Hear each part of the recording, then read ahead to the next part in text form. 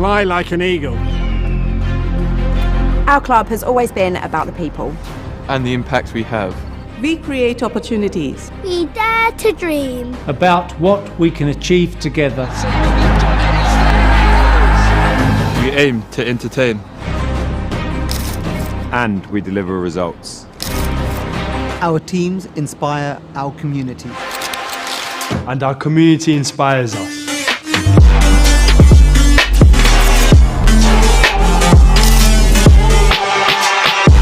We work together to push boundaries, building a better future for everyone. It's our spirit that bonds us. Our members, our partners, our players, our staff, our youth, our community, our county. We are Essex. We are the Eagles.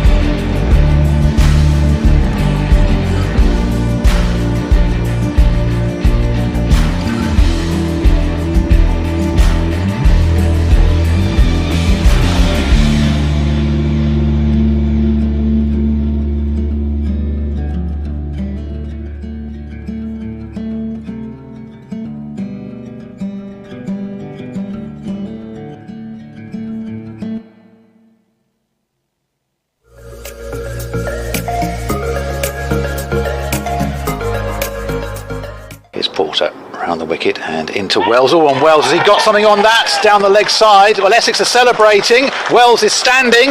The finger goes up. Keeper's got his helmet on right behind the stumps. As Jennings looks to carve, is he being caught behind? I think he has. Keep him warm. Bannon drives through the offside. Nice shot through the covers. Bracewell in again, and well taken, very well taken. Just below shoulder height. It's nice to see if he can readjust his sights here. He does. And off the back foot though, it's played very pleasantly by Villas, who forces that one away. In. And again off the back foot from Villas. This one in front of square, but it's the same result. It's 4 more runs this season. Oh, edged! Oh, brilliant catch! Harmer with a sensational one-handed catch. Shuffling in over the wicket and balls back of a length to Bell, who rocks back and swats the ball away through the onside. Bowls. Loud appeal for LBW, and it's given. We're not in a position to judge, but just the confidence of the appeal and the fact that the umpire didn't hesitate for a microsecond to raise his finger suggested that there was little doubt about that, but he did very, very well at way. And that's cleaned out the ground home. He seemed to play all rounded and over it. Here comes Cook in balls. Oh, it's a top edge by Bell. It's flown over the keeper. He'll get 4 for that actually. Down towards the fine leg boundary. Hartley back on strike. Cook. Balls edged through the slips down towards the boundary for 4 runs. Ball's a short ball, or at least the ball's a back of a length to Bell. He's pulled that beautifully in front of square for 4. Round the wicket. And that's over pitch, played out for 4 runs through extra cover. Harmer has the ball back in his hand, is now, and Hartley's gone for it again and pulls Harmer away powerfully over wide mid-wicket and for 6. Simon Harmer from the river end of the ground. Again the reverse sweep attempted by Hartley. It's Harmer asks for LBW and the umpire agrees. A couple of spots of rain coming back. Short of a length outside the off stump, cracked away to the boundary for 4 runs, which brings up his 50. And he acknowledges not only his teammates but the crowd. Bracewell is in, bowling on Bailey. Miscues that one, but will still come through for a sharply taken single. Will he? No, he's run out. Well, Bell set off very, very quickly, and Bailey seemed to be getting there, whether he's just eased off or not before sliding his bat in, but it's a direct hit from the man at mid-on. As Cook comes in, 188 for 8, the Lancashire score. Into Bell, who edges and is taken at first slip by Sir Alistair Cook, and Bell is out. 60 from 109 deliveries for him, and the end is nigh for Lancashire. They are 188 for 9. Harmer in. Reverse sweep from James Anderson, and he's got all that, and it's gone for 4 runs, 193 for 9. Cook over the wicket, into the right-handed Williams now, 3 slips, crouched down, full delivery, hits him on the boot, LBW, Williams is out, Sam Cook has a fifer, and Lancashire are 207 all out here at Chelmsford, which means that tea will be taken. And in around about 20 minutes time, do rejoin us here. But just to confirm to you, Lancashire 207 all out, and Sam Cook 5 for 42. Anderson in once again to Brown, who is out to the 3rd ball of the Essex reply. He's just guided that straight into the hands of slip. Anderson to Cook, big appeal, Anderson gets Cook. Yeah, that looked pretty plumb from here. Williams moves in and bowls. Loud appeal for LBW, that meets with the approval of the umpire as well, and Essex are 25 for 3. Here's Anderson for Lancashire in, and balls driven through the offside by Lawrence. Time that pretty emphatically. Williams to Critchley, it's driven square. Croft will chase after that from cover point, he won't catch up with it. Williams to Lawrence, and there's more runs there. Little back and across and a nice looking back foot drive through the covers for 4 more. De Grandam into the attack for Lancashire. Ball short and wide and carved away for 4 runs by Dan Lawrence. In bowls.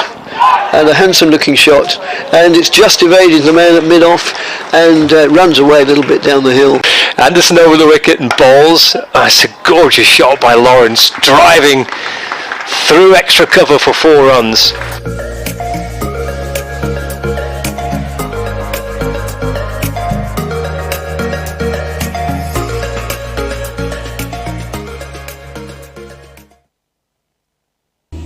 Sam, well bowled today. The first 5 of the season, from the boundary it looked as though you picked up where you left off last year. Yeah, it's nice obviously picking up an early fifer from a personal point of view. Obviously it's a nice start to getting back to Chelmsford as well, familiar conditions, and trying to pick off where we left off last year. And without having the stats to hand, it seems as though for the past number of years you've picked up a majority of your wickets, bowled or LB, and 3 of your 5 today we're going to go on to hit the stumps. Is that something you particularly work on, kind of keeping that off middle stump line, whereas others look for kind of the 4th or 5th stump? I think potentially. I think for me, the way I view it is if you're attacking the stumps, you bring in as many modes of dismissal into play as you can. If you sort of bowl more of a channel line, you are bowling for one mode of dismissal, but there's times in cricket where you've got to be able to have versatility to do different things and change different plans. So I think for me, most of the time here it is attacking the stumps, but there was periods today where we had to go slightly away from that. When the bat starts sort of coming down the wicket, you have to maybe bowl more channel, but it's trying to be adaptable and reading the situation and bowling smart. Yeah, and on the state of the game, sitting on 98 for 3 overnight, that surely represents a good day against a strong Lancashire side. 100%. I think the way Critch and Dan played at the end there was phenomenal. I think to get us into a position at 97 for 3 where we can go on and try and put on a good first innings score puts us in a commanding position, but we know there's obviously a lot of work to do tomorrow to earn the right to do that. They've got quality bowling attack, like you say. It's a strong Lanc side, but we're confident in our batting lineup and the guys we've got in that dressing room to pile them on tomorrow.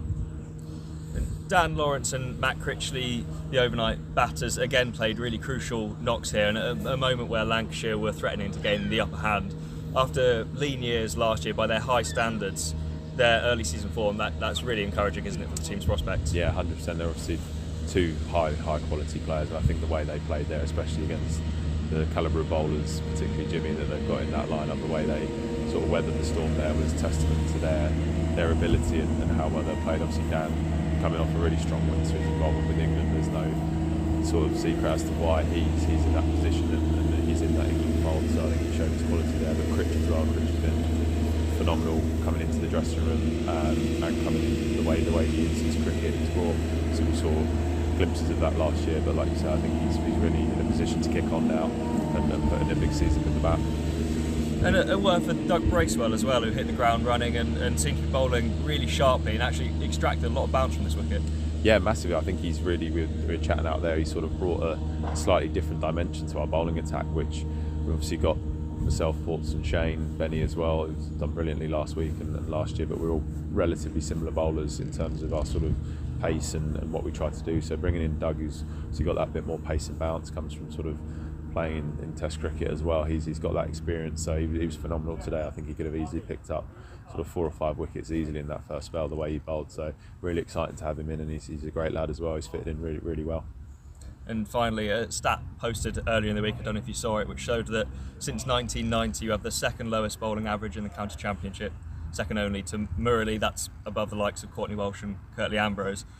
With numbers like that, does it make setting stats-based goals harder, and do you kind of look for goals, I guess, beyond the numbers, beyond picking up 50 wickets under 20 this year? I mean, obviously, like seeing that, you're hard like not to smile and enjoy it. It's something I'm proud of, and to be put in a sort of, to be named with any of those guys is something I'd never have dreamed of. So, but in terms of like the day-to-day stuff, I don't try and look at that too much. Well, I just try and bowl the ball in for as simple as it is. I think the more simple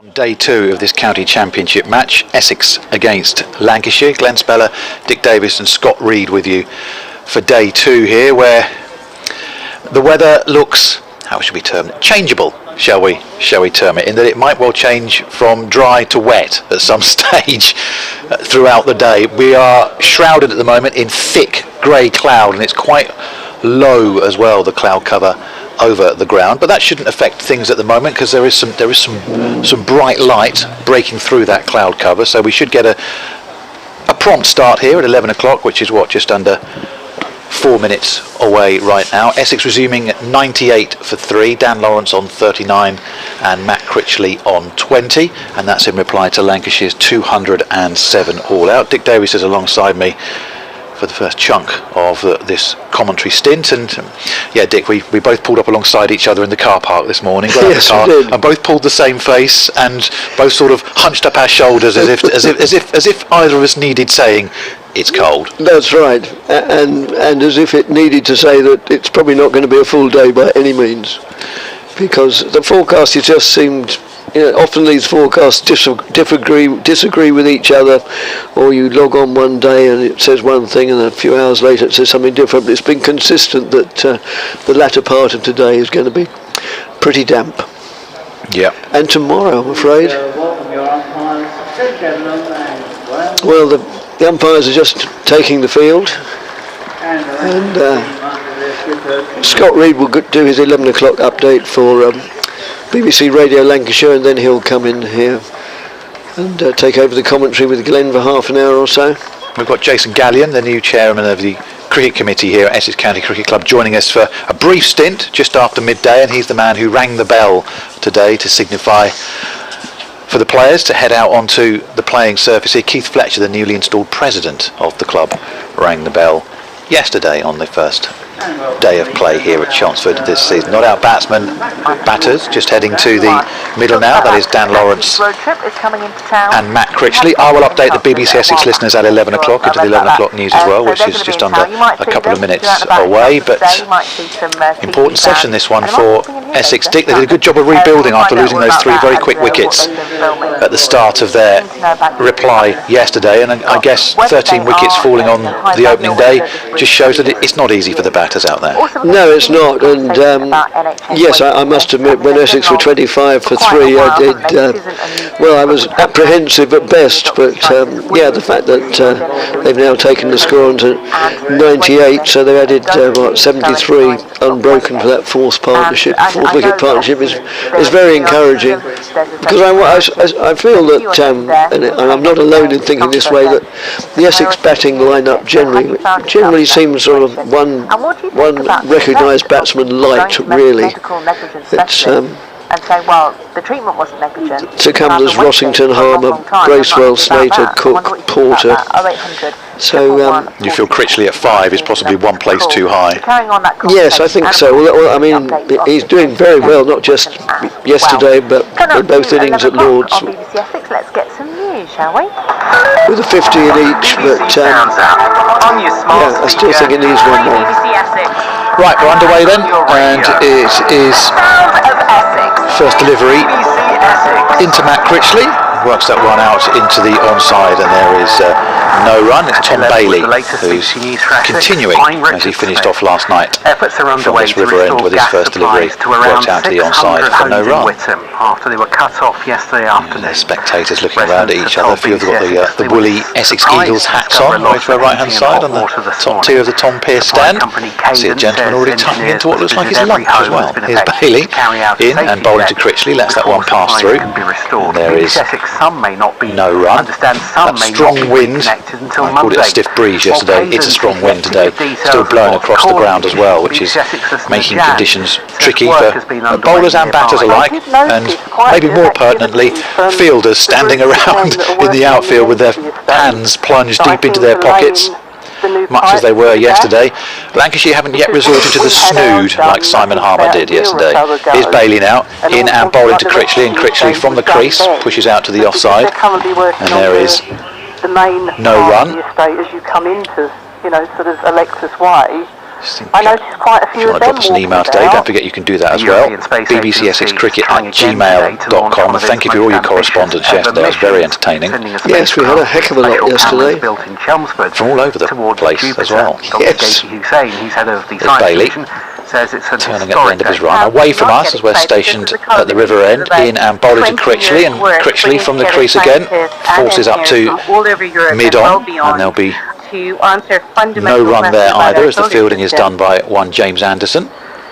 The Royal College of Nursing Got some strapping on that left ankle. He's just pulled his trouser leg over the top of it, one of those sort of Velcro The ballots closing this morning. The result is strappings due that as junior I guess doctors in England just face help strengthen that, final because that's full day the leg of and the their foot and the ankle that he'll be 96-hour landing on walkout, in his which is part of delivery a separate stride. pay dispute. As Bailey, Meanwhile, leaders of watched by Anderson, PRN comes in and Rail bowls to Union Critchley, are plays nice and considering the solidly latest offer from up train to companies mid-off, and there's no run once again. resolving 98 their for dispute 3 over paying conditions. Essex. The move by the rail Replied to delivery Lancashire's group follows 207 weeks all and out. The weeks camera of operator deadlock, in front of us, and then a series of she's come strikes well back to prepared back today. to Bobble last hat, summer. big coat, gloves, the lot. Diversions will be in place on the A12 this weekend. as She was repairs stood out to the there road all day, continue. From bringing tonight, you the road pictures will for the close live stream. southbound from junction 13 at Ingatestone to junction 16 at Billericay until 6 o'clock on Monday morning.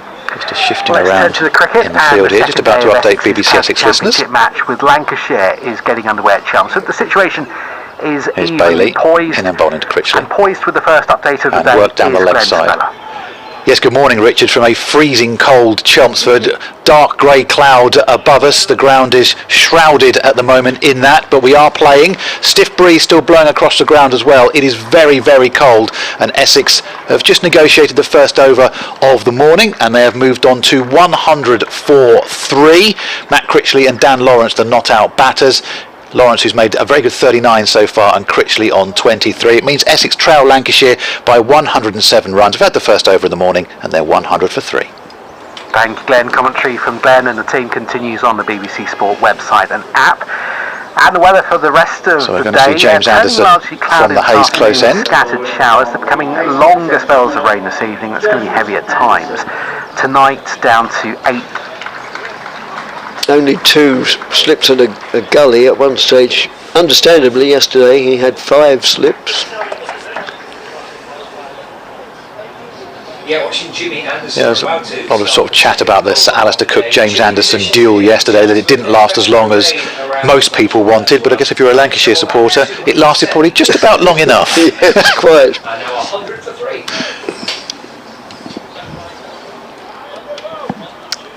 Dick is going to leave us before James Anderson's even delivered a ball. Here's Anderson in from the Hayes close end, in and bowling to Lawrence, and Lawrence on the drive doesn't really get any of that, comes off the toe end of the bat, and it's stopped by that man at gully, who is Tom Hartley.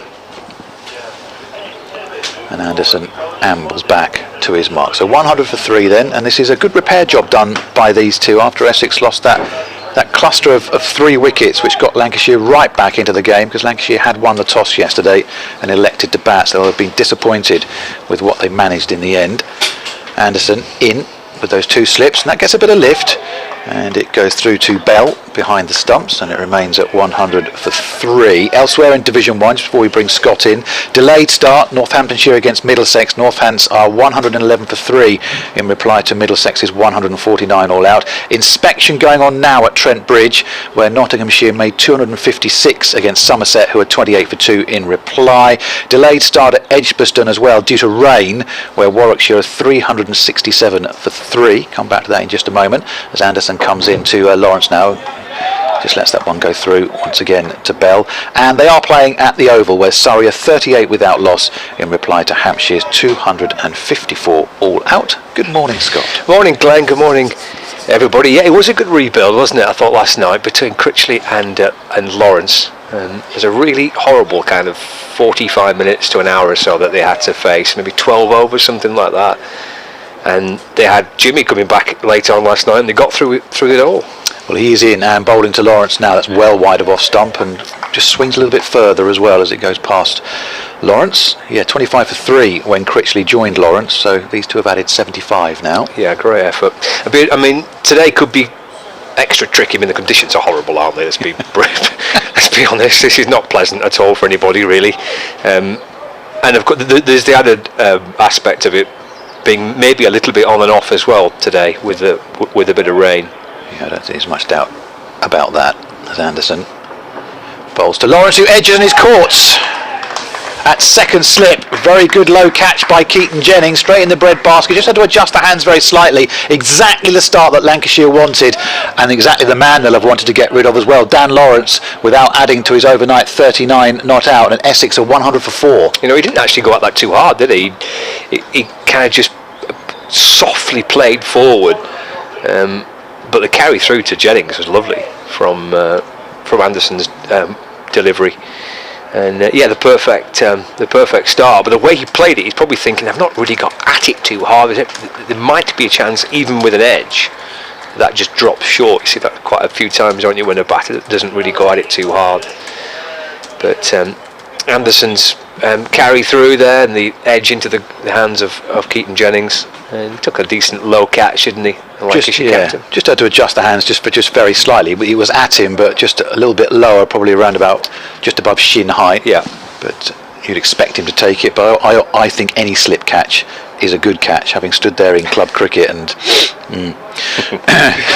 Especially when it's. I mean, I appreciate this is professional cricket, but still, this is not easy. You know, this is a cold day with a bitter wind. Slip catching will not be easy. And the one person, I mean, no bowler likes being dropped, but you don't want to be dropping Jimmy at slip, do you? No. So the captain with a safe pair of hands there, and the third wicket, isn't it, for Anderson? Yeah, 3 for 33 now. Yeah, he's bowled very well. And I said the previous one to Lawrence was wide and went a little bit wider, and just adjusted his line very slightly, but still one, I think, when Dan Lawrence looks back on it, and hindsight's a wonderful thing, will probably feel that he could have left alone in the end, but as you say, he didn't go hard at it. He wasn't trying to flay it away or anything like that. What it's done is it's brought Adam Rossington to the wicket for Essex at 100 for 4, a more than capable operator with the bat, but a big job ahead of him here as he faces Anderson. On the drive is Rossington straight away, bit uppish, but was never going to carry to the man at wide mid-off. It's the end of the over. It's a successful one for Anderson. It's a wicket maiden, and Essex are 100 for 4. I think positive cricket is not the worst option through the course of however long we're out there playing for. I think we're going to get a decent amount in this morning, aren't we? The forecast is for rain later. Sort of mid to late afternoon. Okay. I think is where it properly closes in. We might get the odd shower here and there. I actually think some of the cloud has actually broken up since we've been on air, and there's absolutely no problem whatsoever with the light. And we do have the floodlights here at Chelmsford to augment that as well. And Tom Bailey's going to continue from this river end. Yes, maybe it's just a little bit of kind of a positive approach. It's not the worst option. You'll get that from Rossington, won't we? That's turned into the onside as Bailey starts a fresh over from the river end of the ground. Critchley defends to mid-wicket, and there is no run. I think the phrase probably oft used with Adam Rossington's batting is he's not going to die wondering. He's very, very positive the way he goes about things as well. And he had a good winter in various T20 competitions. Well, you look at of where we're at the game at the minute.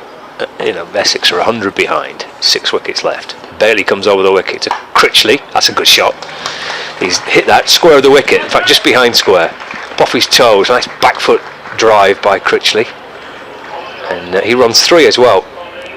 Critchley, so a nice positive approach from Matt Critchley, but you just wonder whether or not could you realistically see Essex going on and getting 150 in front of Lancashire? No. So I agree. So I think there's every chance you try and get in and around Lancashire's first innings total, and then it becomes kind of a one innings match, doesn't it, from there. So maybe a bit of a positive approach is not the worst option. Talking to Dick before you joined us, Scott, and I felt for a while, I'll just pick up this up in a second. Rossington's back on strike. Here comes Bailey over the wicket and bowls. Oh, that wraps him on the pad. Well, the appeal was quite enthusiastic at first, and he kind of quickly fizzled out, certainly from the bowler. We've always felt just for a little while now that Essex are one frontline batter short. If you look at Matt Critchley coming in at 5, and very capable, as we know, really good solid all-rounder, but not too sure how much bowling he'd be expecting to do in this game. So he's effectively in as a frontline batter who can bowl a bit, and he's coming in at 5, and you've got Rossington in at 6. The top order, it just looks a little bit light. 2 slips in place. Bailey with his long sleeves comes over the wicket and bowls foolish ball and driven away by Rossington. He'll probably get 4. Croft at backward point trying to cut it off. Villas in hot pursuit. Oh, Villas does catch up with it. It's ridiculous. They've run 3 and Rossington's thinking, how on earth has that not gone for 4? Linford Christie chasing after it though. Dame Villas. It was a very, very good chase. He wasn't giving that. He wasn't giving that up, because the embarrassing thing would have been had he given it up and the ball had actually just stopped before it hit the rope, because it's running down the hill there as well towards the public stands, but it really did slow up. So there's just a bit of dampness and lushness in the outfield still.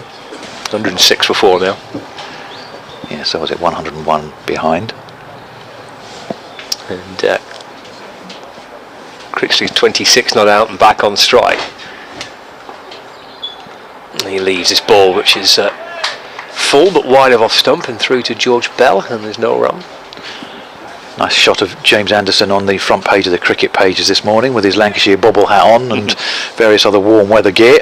Don't forget you can follow all the live text on the BBC cricket pages. You'll get all the news from all the grounds as the day progresses, or doesn't progress in some cases because it's very wet around the country. Yeah, they're off for the day again, aren't they, in Bristol? I was surprised when you said that, Timmy. Bailey bowls to Critchley. Oh, it's a gorgeous shot. Punched through the offside. Velasquez charging after it again, as does Bohannon. And this time it does get full value.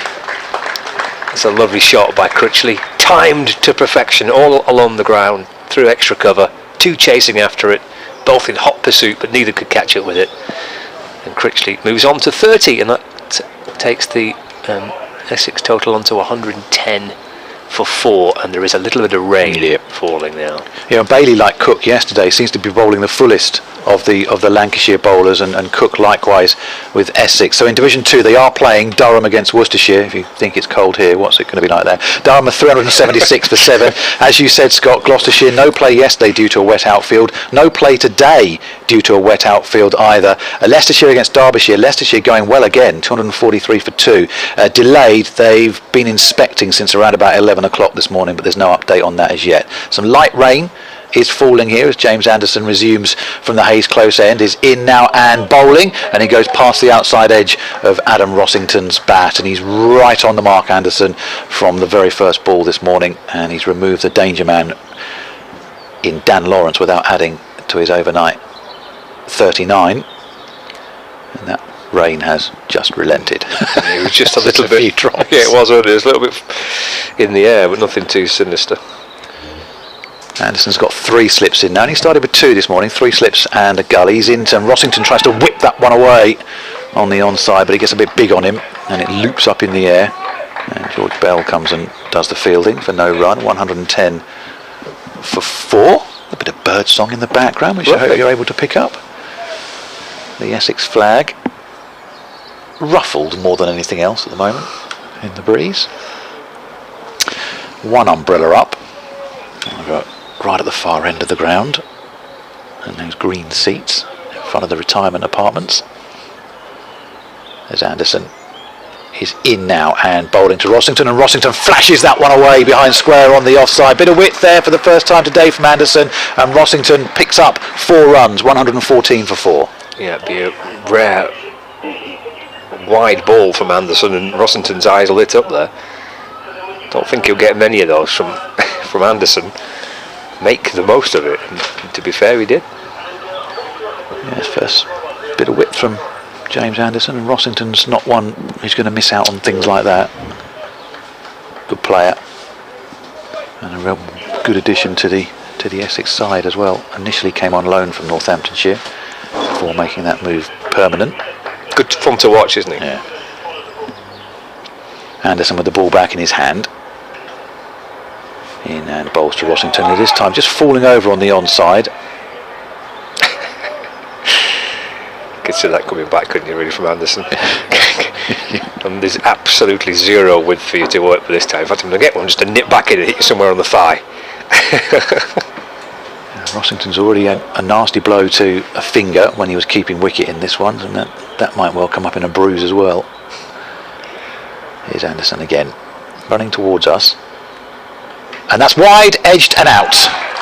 And that was well wide, and it's a catch by Luke Wells, his second of the innings. He took Nick Brown earlier on yesterday, and that was well wide, and Rossington's flung the kitchen sink at it, and in the end got a toe end to it, and Essex have lost 2 very quick wickets here, 114 for 5. So Jimmy bowls a wide ball which Rossington jumps into and carves away for 4. The next one he gets to nip back in, and it wraps him on the thigh, probably leaves a big red purpley mark there, and he has him hobbling away to square leg, and he just dangles another carrot, doesn't he, outside the off stump. Rossington's eyes light up, couldn't resist, and a good catch by Wells. And credit to Wells and to Jennings, because they've taken both opportunities which have been presented to them today, both off Anderson, but won't be wanting anything to be dropped. Margins are quite small in this game, or at least it would appear that's going to be the case. Relatively low scoring game as it looks at the moment. So when you've not got many runs to work with, you can't really afford many drop chances. And Wells and Jennings at first and second have both taken both chances presented to them, and actually that was a good catch from Wells, because the Jennings one was difficult, of course, they all are, especially in these conditions, but it went straight to him. He just had to kind of crouch down a little bit lower, just readjust his hands. Still a good catch by Jennings. That was better for me from Wells. It was away from his body, and it went quicker. Rossington went at it harder than what Lawrence did. So they got to Wells quicker, and to his right-hand side, about just below waist height. So yeah, 2 good slip catches this morning. And Essex are in a bit of trouble here now. Simon Harmer is the next man in. Man who's batting has come along in the last few years. He's been working really hard with the Essex batting staff here, but this is a tall order facing the world's premier seam bowler. James Anderson comes in and bowls to him, and Harmer lets that one go through, and a successful over once again. And Essex are 114 for 5, so they are still 93 runs short of this Lancashire first innings total here at Chelmsford. Glenn Speller, Scott Reed and Dick Davis with you at Chelmsford. BBC Essex and BBC Lancashire via the BBC Sport website and the app, and it's bbcessexcricket@gmail.com if you want to drop us an email today. Yeah, just try and get as near to that 207 as possible. Bring it down to a 1 innings per side contest over the next couple of days, and a bit of a shootout, isn't it, to see who can go and win the game. I think there's enough dry weather for us to get a result here, especially if it's a pretty low scoring first innings for both sides. Could be quite a good fun few days. It's Bailey into to Critchley, who defends into the offside for no run. Mike on the email, I was mentioning earlier on about we had some great emails yesterday from people all around the world. He says, have no fear, Glenn, somebody will be contacting from the Bahamas imminently, says Mike from a dreary North London. Sorry, Mike. Yeah, actually, I'd appreciate those emails from the warmer places today. It would help keep me warm. It'll make me think of somewhere warm and idyllic, and with blue sky and a beach. So I'd love to hear from you in nice warm places. Spread a bit of the warmth to our way. That would be lovely. It's Bailey over the wicket to Critchley, and that's left through to George Bell. Spotted George Bell last night, Lancashire's wicket-keeper batsman. He spoke really nicely about his experience playing here. He says it's one of his favourite grounds, but then again he's only played at 2 first-class grounds in his career, here at Old Trafford. But he got his top score, 60 with the bat, but he said actually he was more nervous at the prospect of keeping wicket to Jimmy Anderson than he was batting, which was quite nice. As Bailey's in, left again by Critchley and through to Bell, and I asked him to describe what it's like to keep wicket to Jimmy Anderson, and he said it's like watching art in front of you. Yeah. He was description. He was lovely, and he had a big beaming smile on his face. He obviously absolutely loved his day, but I quite enjoyed the prospect that he was more nervous at doing something that he's in the team to do primarily than he was about batting. The prospect of keeping wicket to Jimmy Anderson. Nice email from Sam, which we'll get to after this ball. And a bit of sunshine, Glenn, as well. Just a little bit. It's not blinking nice. It's Bailey to Critchley. That's driven out through deep backward point. They've actually pushed Croft from point to deep point, and Critchley works the ball out towards Croft. They scamper back for 2, and Critchley takes his total on to 32. It's now 116 for 5. Sam says, I hope you all have a fantastic game of the day today. Here's hoping for a few Tom Hartley wickets. I heard some cracking stories from some unbelievable places yesterday and thought I'd share my own from the slightly less unbelievable town of Chorley. One time, while visiting Chorley Baths, I ran into the bald eagle himself, Luke Wells, who was chilling in the jacuzzi. I thought it was a funny experience. I didn't speak to him, as quite frankly, I was starstruck, says Sam. Well, next time you see Luke Wells in the jacuzzi, you must say hello. Overcome your sense of being starstruck and say hello to the great man. Critchley waits, Bailey in, balls, just back of a length. That's worked up towards Jimmy Anderson at mid-on when there's no run. Here's Izzy and Joe on the emails this morning. Say, morning all, great to have the live feed. We're watching on YouTube. As always, the commentary is informative and hilarious. So the second part of that, I don't think that's intentional, but anyway. We're stuck in the house on a very dreary day in northeast Wales. It's good to have some cricket to watch. They're in Flintshire, in North Wales. It feels like it's a bit of a dreary day right across the country then, doesn't it, today? Bailey to Critchley. It's jabbed away into the offside. One bounce, straight to extra cover. And there's no run. It completes the over. 2 runs off it, so 116 for 5. Essex, Critchley 32. Harmer only faced 1 delivery so far and is yet to score. Morning to Jeff as well. Says, I'm watching in the sunshine of Israel and enjoying watching Jimmy Anderson bowl. Happy days. I saw quite a few kids waiting outside as I walked into the ground this morning, and I just thought the prospect of getting here nice and early. You don't want to miss anything, do you? Get here nice and early, get in position to watch James Anderson bowling. And they've already watched, and I appreciate probably they're Essex fans, but still, what a great sight. Well, he's in and bowling to Essex's premier bowler Simon Harmer, and that's down the leg side from Anderson, and Harmer can't get anything on it, and Bell takes behind the stumps. No addition to the score. 116 for 5. Yeah, I was talking to John Stevenson, the Essex chief exec, when he joined us yesterday as well. And he says, why wouldn't you want to come and watch Sir Alistair Cook and James Anderson? Make the most of it. They're not going to be around forever, and if you get the opportunity, come and watch them. Here's Anderson into Harmer. Oh dear, that really climbs, and Harmer has tried to get everything out of the way of it. It goes flying down the leg side away from Bell, and nobody's got anything on that whatsoever, and it flies away for 4 byes. 120 for 5. That did bounce out, didn't it? Bell's not the tallest of guys, and he did his best to try and reach for that. It would have been a pretty spectacular take from Bell had he got a glove on that. But that bounced pretty high down the leg side. It's just gone boing, hasn't it? He did, yes. We saw of the bounce on this pitch in this game so far, most of it has been, it would appear, from the Hayes close end. 4 slips in now. Anderson's into Harmer. Harmer trying to just clip that one down the leg side. And Bell takes a tumbling stop, and Anderson turns away. 2 down the leg side. He won't be happy with that. Really impressed with Bell since he's made his first class debut, which came here at back end of last season. So he's played 4 first class matches, and he's only faced 2 teams. He's played Essex twice and Surrey twice. So it'd been quite nice for him to play somebody else, but he looks a really, really impressive young player. Well, he's watching James Anderson run in now, and that one just moves away as it goes past Harmer, and Bell takes. No run once again. 120 for 5, so Essex still trail by 87 runs. They've lost 2 wickets this morning, Dan Lawrence and Adam Rossington. Matt Critchley, the mainstay at the moment, 32 not out. Lawrence made 39, but as I say, didn't add to his overnight score. So last season there was a game at Sedbergh School. Actually, it was the warm-up match before the Essex match, which in the end was rained off. That when you play the national county teams. Just wait while Anderson approaches Harmer once again. That's well wide and taken by Bell for no run. And Lancs TV decided they wanted to mic up a player out in the middle, so we could speak to the player on commentary, which was great. And they picked George Bell to put the microphone on. Now, I'd never spoken to George Bell before, and for the first time we handed over to Bell, so we're describing the action, and we cross out to the middle there, speak to George Bell. Let's get a little flavour as to what's going on.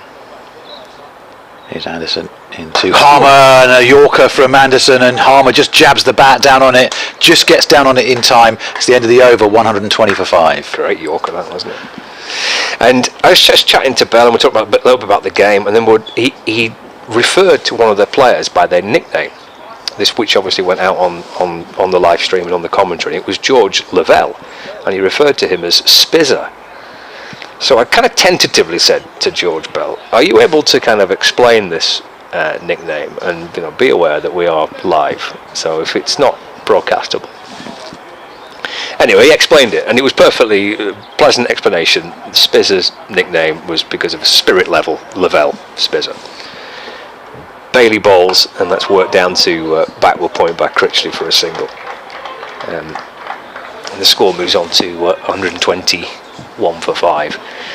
And then I continued the conversation about nicknames with George Bell, and asked him what his nickname was, and then instantly regretted that. Right. Because you're never quite sure what you're going to get when someone's surname's Bell. So we quickly moved on from it. But he was a lovely lad, and he did his part on the player mic beautifully. And I'm pleased to see him doing so well. Rabbit in headlights. So don't ask. Yeah, it was my own fault. What am I doing asking these questions live on the commentary? Bailey from the river end, 2 slips and a gully. Balls, and that's edged and taken by Wells, and Harmer goes for naught. And a little fiddle at that just outside the off stump, and Wells with the catch. Harmer out without scoring, and Essex lose their 6th wicket, 121 for 6. That seemed almost an afterthought from Simon Harmer. Shall I play at it? Shall I not? Oh, I've played at it. Oh, look what I've done. I've edged it straight into the slip cord, and yeah, very, very disappointing. Good morning to listeners on BBC Sports Extra as well. Your desperate search for some cricket has landed here at a grey and overcast Chelmsford and a cold Chelmsford, but Lancashire are warming things up nicely. They've reduced Essex here to 121 for 6, taking 3 wickets this morning, and Matt Critchley is still out there for Essex, and he's going to have to do the bulk of the run scoring now. I just refer you back to earlier comments about Essex looking as though they're one frontline batter short at the moment. A morning to Ron in a sunny Beverley in Yorkshire. He says, did anyone bring up or mention the Colin de Gronholm incident in any of the post-match interviews yesterday? When I saw it, although it looked quite jovial, it was one of those did that just happen moments. I can't ever remember something similar happen before, says Ron, an exiled Essex fan up in Yorkshire. Well, what Ron's referring to is Colin de Gronholm throwing the ball back, having fielded it on his follow-through and hitting the batter, and as a result 5 penalty runs ensued.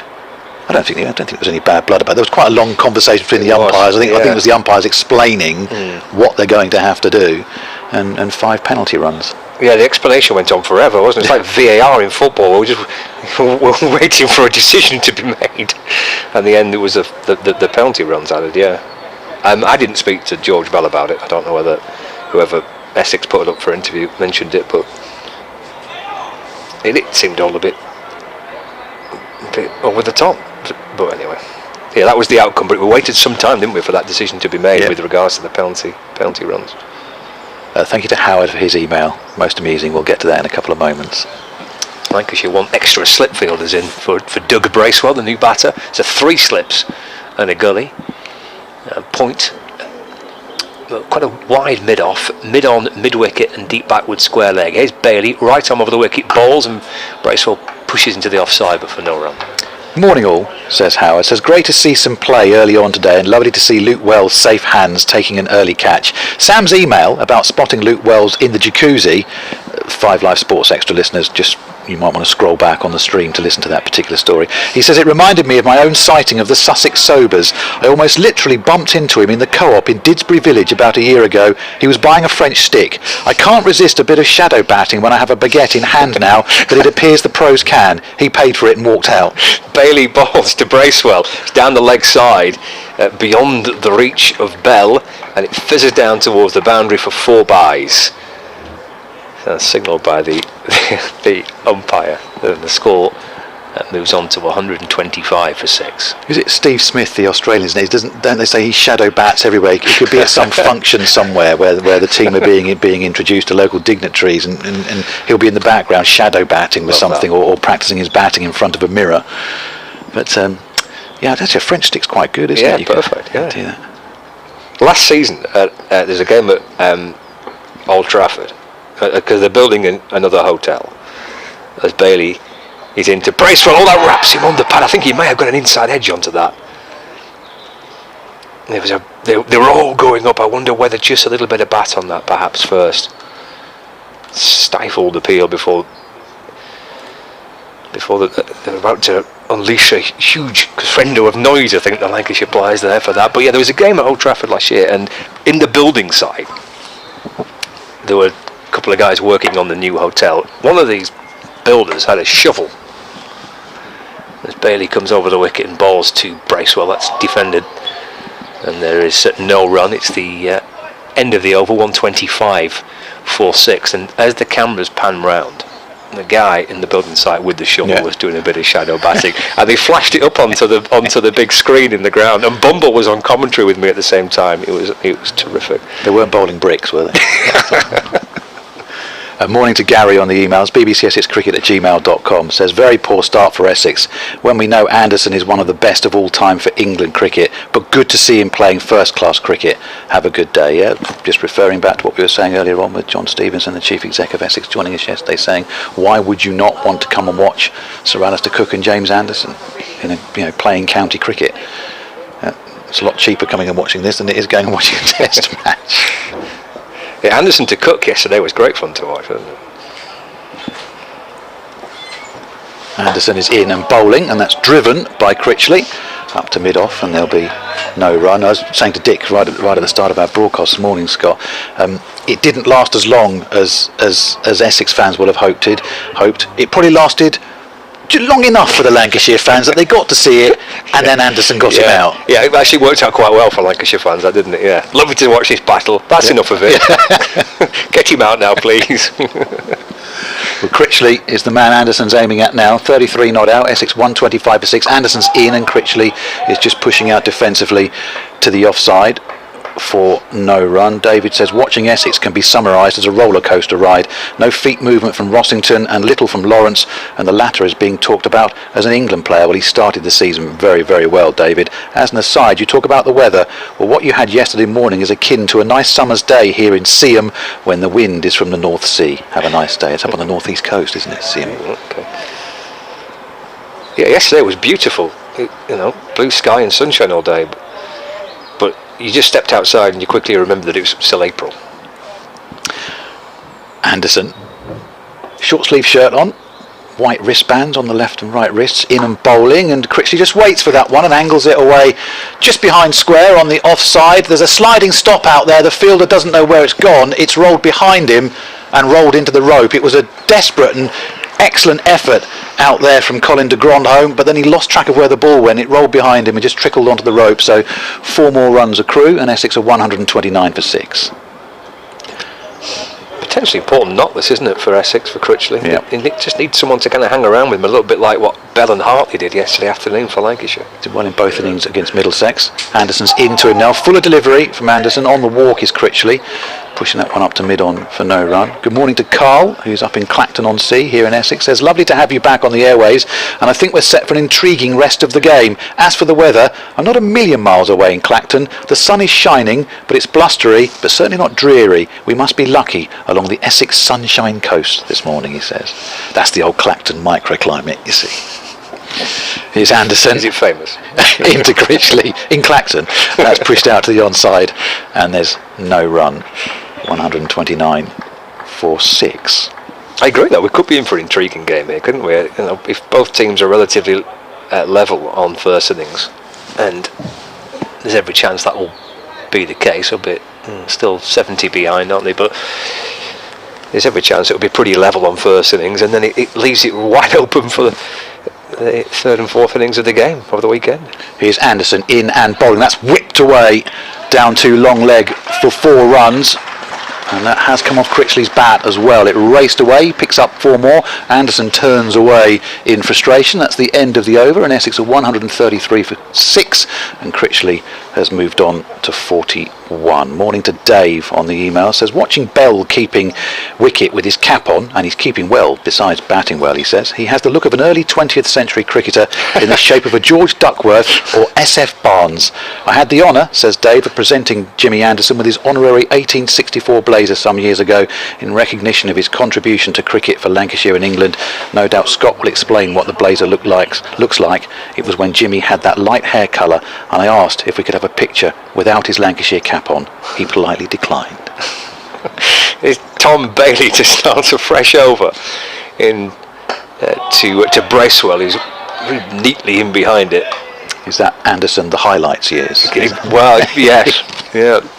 Well, he had another go, didn't he? Quite recently, he had a flash of blonde, didn't he? Not maybe a couple of summers ago, but he's had various different colours, hasn't he, over the years?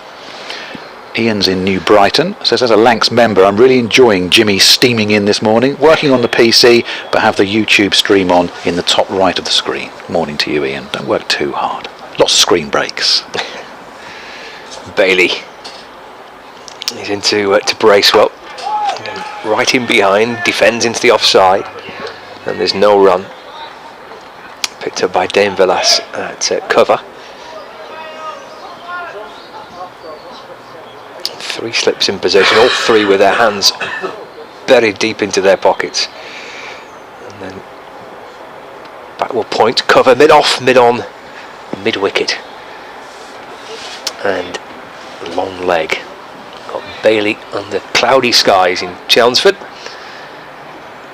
Starts his approach again from the city end. Balls to Bracewell, who leaves this ball. It shoots through and into the gloves of Bell. And there's no run. Mike's back on the email. Says, not as glamorous as the jacuzzi story, but I took Mum to glorious Arundel a few years ago, staying at the hotel next to the station, and Luke Wells joined our breakfast room. Very nice. Fella?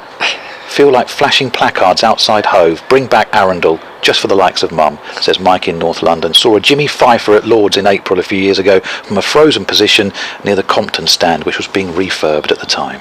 Bailey to Bracewell, forward defending. Easing the ball away into the offside. A couple of bounces before it reaches Velas at cover, no run. It's the rites of passage, isn't it, as a county cricket supporter, commentator, player, the early parts of the season. It's where you do the hard yards in the hail and the snow and the biting wind. And then reap the reward in midsummer. Loved the picture yesterday on the BBC Sport pages of Simon Harmer and his snood. Yeah, he had it covered most of his face for most of the day, didn't he, yesterday? Bailey in, it's a low full toss actually, which in the end is going to spear away down the leg side. And George Bell has to go skipping away to his left to catch the ball. Here's Peter from Wellington in New Zealand. Says, not long ago I was watching Jimmy struggle against the Black Caps in that epic test match. What a difference a couple of months make. Keep up the good work with the commentary, says Peter. Yeah, first game of the summer this for James Anderson. Having missed the opening round last week, so this was always penciled in as his return. And I think the plan is for him to play again next week at Taunton. And then Lancashire have a week off, and then he'll play again at Trent Bridge against Nottinghamshire, and then possibly against Somerset again. I think he wants to try and play 4 times, he said, before the test series start. Bailey to Bracewell, trying to work it out towards the leg side.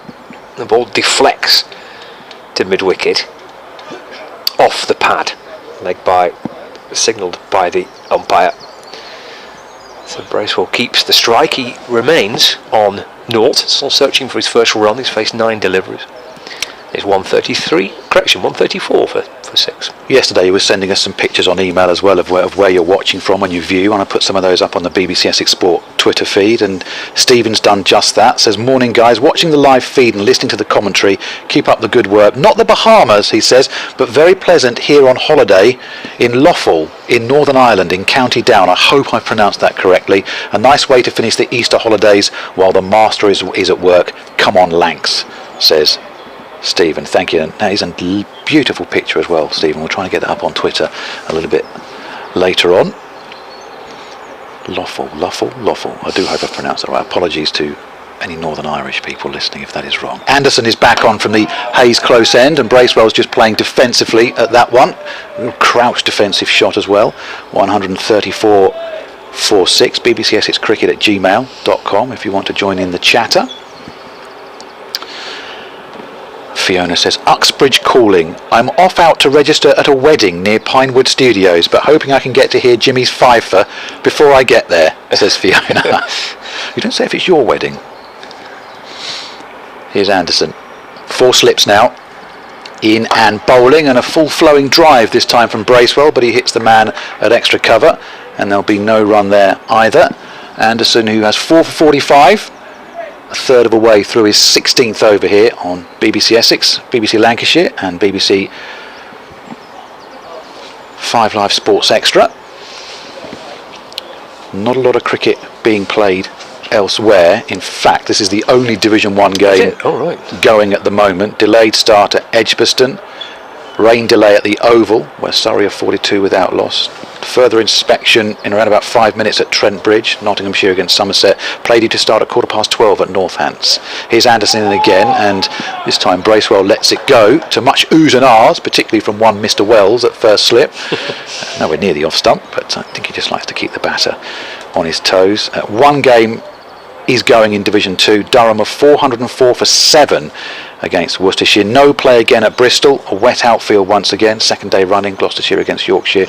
And further inspection in around about 20 minutes between Leicestershire and Derbyshire, where Leicestershire are 243 for 2. This next one gets Bracewell off the mark. Somewhat awkward shot, which goes down to fine leg. And he'll come through for the single, and he has his first run in an Essex shirt, and they move up to 135 for 6. Yeah, it came back into Bracewell, that didn't he? Kind of had to fend it off his hip almost. Gets him going. Fiona's back on. She says, not my wedding. I'm one of the registrars. She said, thank you, Fiona, for clearing that up. We like to get closure on every single story. Keeps me awake at night otherwise. Here's Anderson turning in the not too far distance and in and bowling, and this time Critchley is on the drive and calls Bracewell through for a well-judged single. There is an attempt at the stumps, but Critchley was well home, and the score moves to 137 for 6, and Critchley goes up to 43. Yeah, he did judge that well, because mid-off's quite wide. He's in that position that you see quite a bit now, where he's not quite kind of cover and not quite mid-off. He's kind of flirting between the two, Josh Barnes. But anything straight to mid-off, they probably should be a single, and that's what they took there. They've got a bit of blue sky now.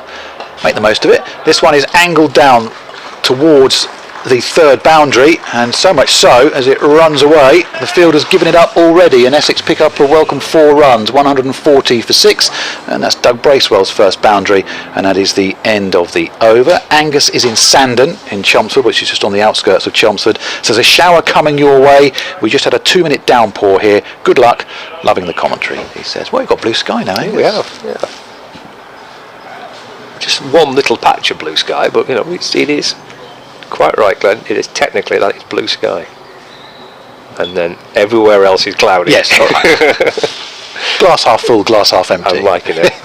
I should be more half full. But no, at least a little bit of sun's coming through, because it just takes the edge off the chill for the spectators inside the ground watching. Plenty of bobble hats on today. Bailey in. And down the leg side to Critchley. One-handed take by George Bell.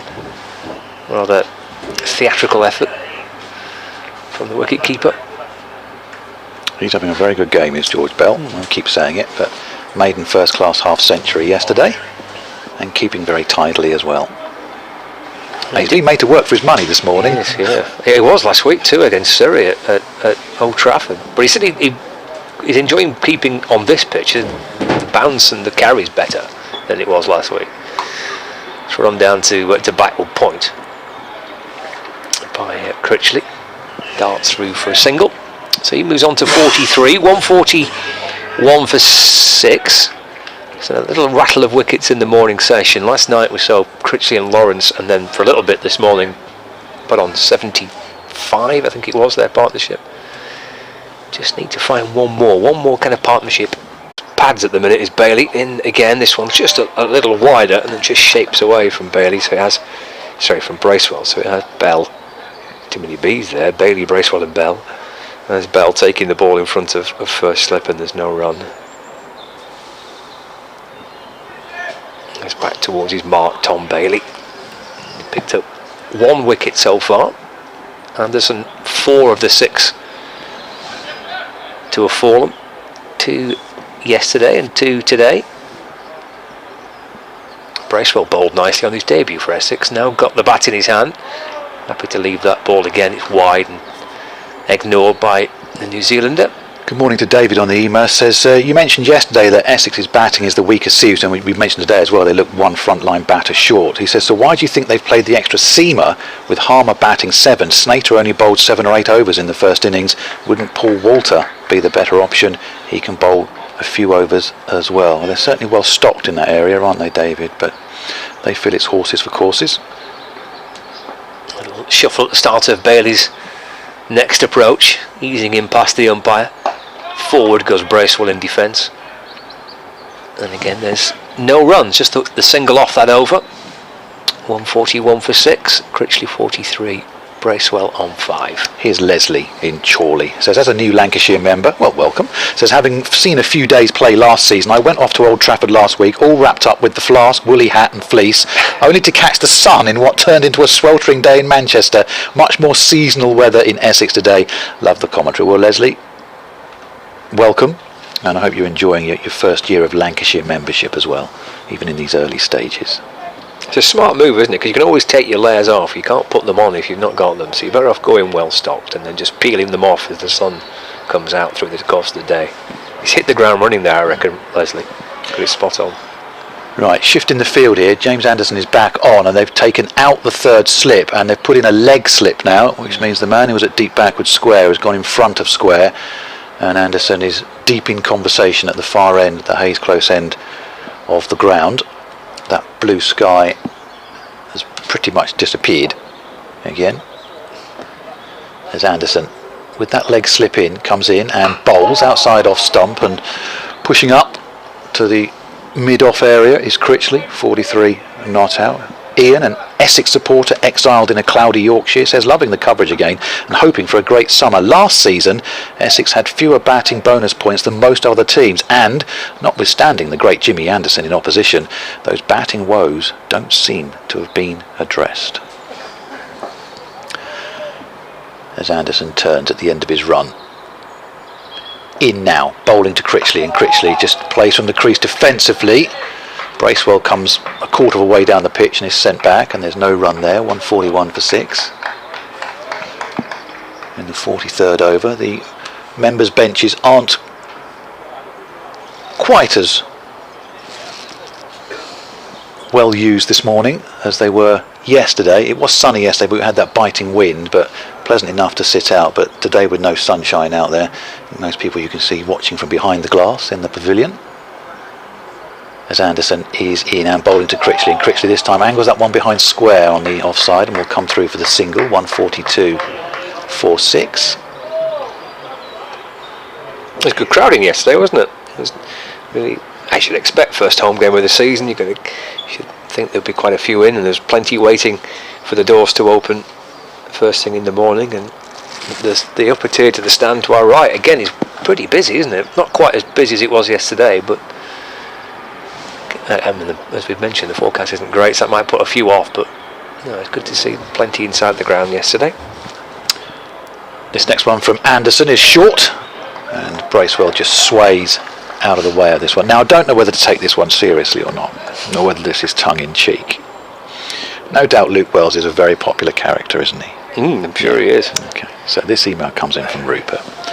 It says, weather doesn't look great today. Hearing all these Luke Wells stories made me coincidentally remember my Luke Wells encounter. I remember I was in the Grand Canyon skydiving, and by all chance, who do I bump into but Luke himself, as Anderson comes running into Bracewell. Oh, he plays and misses at that one, and it's through to Bell. I remember how nervous I was before the dive, but seeing Luke put me in such ease. Seeing the Lancashire opener roar through the Arizona air was such a great sight to witness. It was an incredible day, and that's why I always refer to it as the time I met Luke Wells rather than the time I went skydiving. Anyway, enjoy the game and have a good day.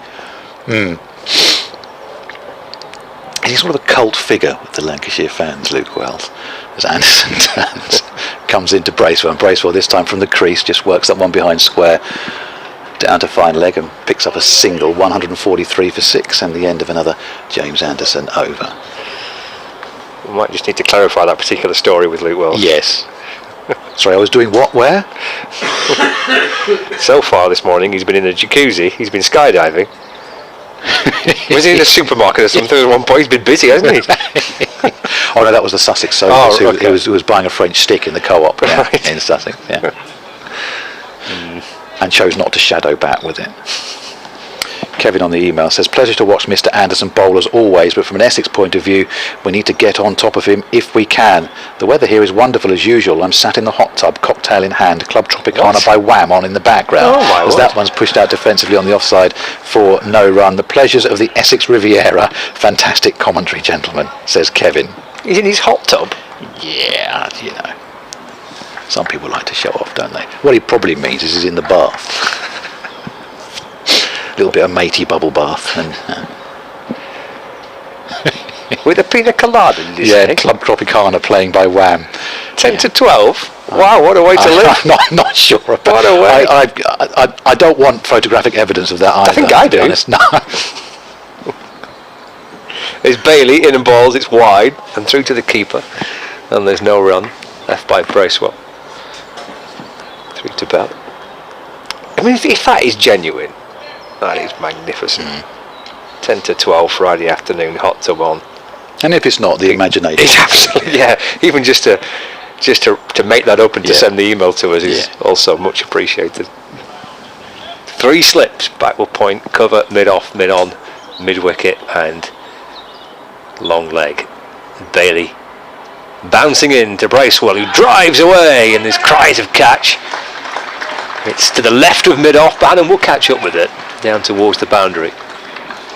Bracewell comes back for 2, and the first real expansive looking shot we've seen really from Bracewell. He's been very cautious, he's been good in defence, he's been trying to get right in behind Bailey as much as he can, offer some support to Critchley, but just freed up his arms there and takes a couple. 145 for 6. These two have bowled unchanged, haven't they, for thick end of an hour now, Bailey and Anderson. Off the back foot and punched into the offside by Bracewell, but for no run. You see, so here's a question then. This is one that I quite often ask myself. So Doug Bracewell's played international cricket. He's a lower order batter. But is he a better lower order batter because he's played international cricket? Or is he just a lower order batter and it doesn't matter who's bowling to him, they've got every chance of getting him out? Because you've faced better quality bowling during your career, does it make you a better lower order batter? I think kind of logic would suggest it would do. Bracewell waiting for, there's a slow ball from Tom Bailey, and he's flicked it away off the pads down towards fine leg. Will Williams makes up the ground coming from deep backward square, and Bracewell adds a couple more to his total, so he moves up to double figures, up to 10, 147 for 6. So for example, if, let's pick a couple of lower order batters, if Jamie Porter and Tom Bailey went and played minor counties cricket, would they smash the ball all over the park? Or went out and played club cricket, would they smash it everywhere because they played county cricket? I reckon Bailey probably opened the batting. He's got 1 ball left of the over, in ball, but the new Essex president, one KWR Fletcher, sat in the media box to our left hand side. I'm surprised he's not on a riverbank somewhere fishing, because that's where he normally is. Does like his fishing, does Keith? Rang the ceremonial bell yesterday. Jason Gallion rang it today. Just moving around of positions in the Essex setup here as well, with those 2 new appointments. And we are going to have a change of bowling at the Hayes Close end. So Anderson 453 from his 17 overs and 5 maidens, and it's Will Williams who is going to come on from the Hayes Close end. He just has a little practice just to test his run up, because he bowled from this river end yesterday. So he's moved ends. And Anderson's had a very good morning. And Williams are 1 for 22 from his 7 so far. Bowled okay yesterday, nice and solidly.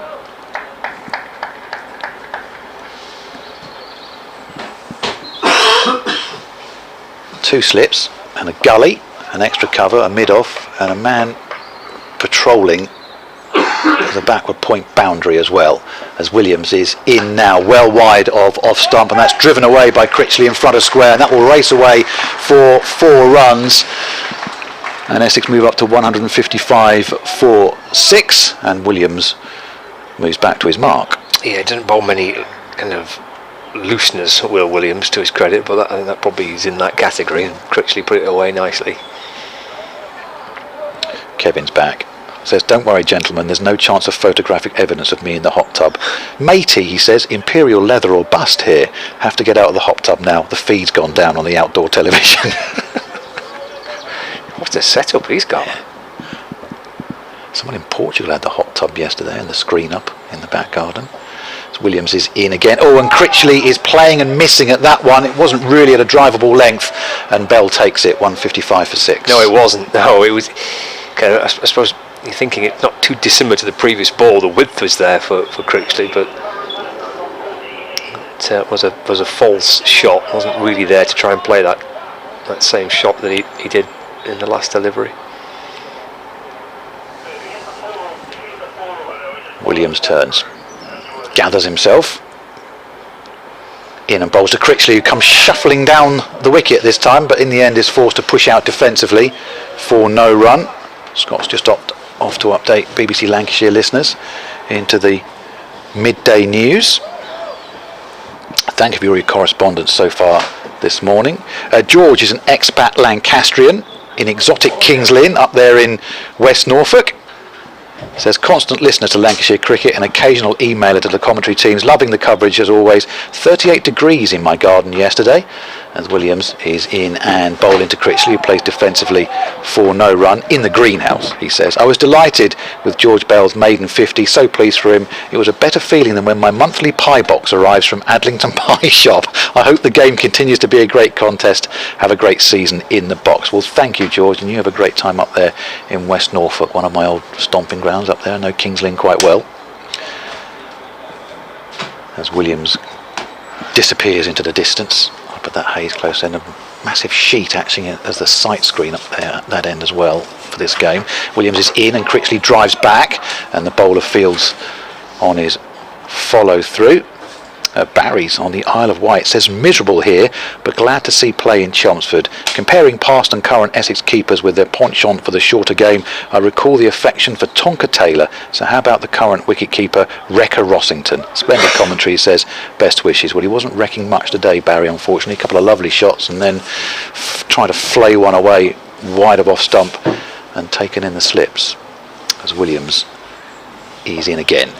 And Critchley again is down the wicket, but working that one behind square on the onside, and they'll come through for a single, 156 for 6. Decent shot, that one.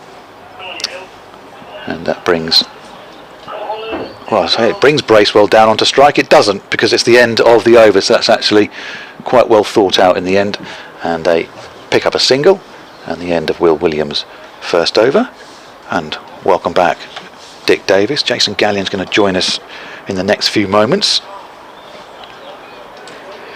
Good morning, Glenn, and good morning, listeners. So keep your emails coming, bbcessexcricket@gmail.com. We've got through all of them so far this morning. Thank you very much indeed. Wonderful to hear from you. Lucy's a Lancashire fan in Swindon. Says, I'm listening from work. No Luke Wells here. I'm sure he'd quite happily come down, Lucy, and help you out, whatever it is you're doing. Change of bowling at this river end now. Colin de Grandhomme is on. Yes, who conceded 5 penalty runs yesterday by hurling the ball back at Matt Critchley. I'm not convinced, actually. Well, I suppose it's still potentially dangerous, but I don't think it was in venom. I think it was just frustration.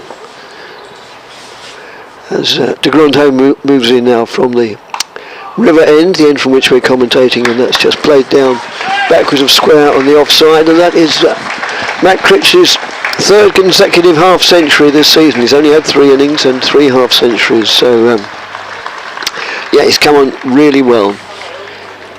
Yeah, we're talking about the Essex frontline batting possibly being a top 1 batter light, with Critchley coming in at 5, but he's done a very good job in all 3 innings so far, but you can't keep relying on him. No, quite. De Grandhomme in again, bowls, and that's played solidly by Bracewell. So just 1 game going on elsewhere, and that's in Division 2, where Durham have now reached 416 for 8 against Worcestershire. No play again today at Bristol, wet outfield, and delayed starts everywhere else. No play before lunch at Edgbaston, Warwickshire against Kent. That one has just come up, and the same at Trent Bridge, Notts against Somerset. De Grandhomme in again. Bracewell nudges that down to long leg in front of the executive boxes, and they go through for a comfortable single. Some good news, they're due to start at Northampton at 12:15. Northamptonshire 111 for 3 in reply to Middlesex's 149 all out. Middlesex's batting woes continue. Slight delay while Critchley adjusts his pads, I think now. Might have been his boot, but it was down in the lower part of his right leg. Just takes fresh guard from the umpire and moves in and bowls, and played out on the onside. I think Critchley's the only player on the field who has a short-sleeved shirt and either only a sleeveless sweater or no sweater at all. They breed them tough in Derbyshire, up in the Lake, not the Lake District, the Peak District. De Grandhomme in again, and that's nudged down backward of square on the offside for a comfortable single. So trail by 48 runs here, Essex at the moment. A clatter of wickets this morning, which really set them back. I did ask Keith Fletcher, the new president of the club, if he'd care to come in and join us for 5 or 10 minutes, and and that's play and a miss outside the off stump, goes through the wicketkeeper. And unsurprisingly, he said, no, he said, you've known me long enough, it's not my style, I keep a low profile. And that really sums up the man completely.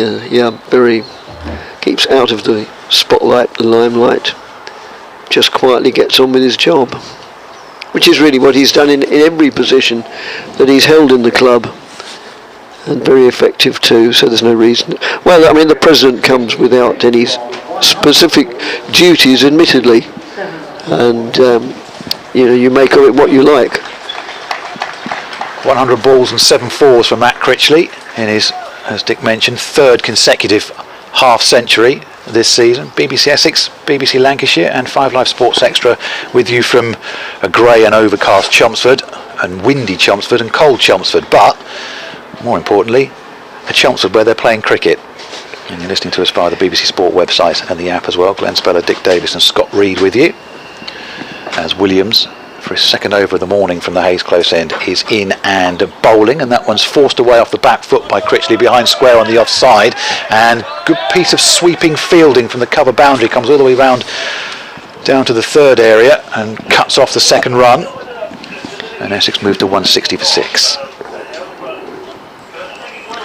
Of course, as Glenn said, we've got Jason Gallion coming in, the new chairman of the Essex Cricket Committee, who we've spoken to several times on BBC Essex in recent years. He's in charge of coaching at Felsted Public School in the county, and he coaches Saffron Walden Cricket Club.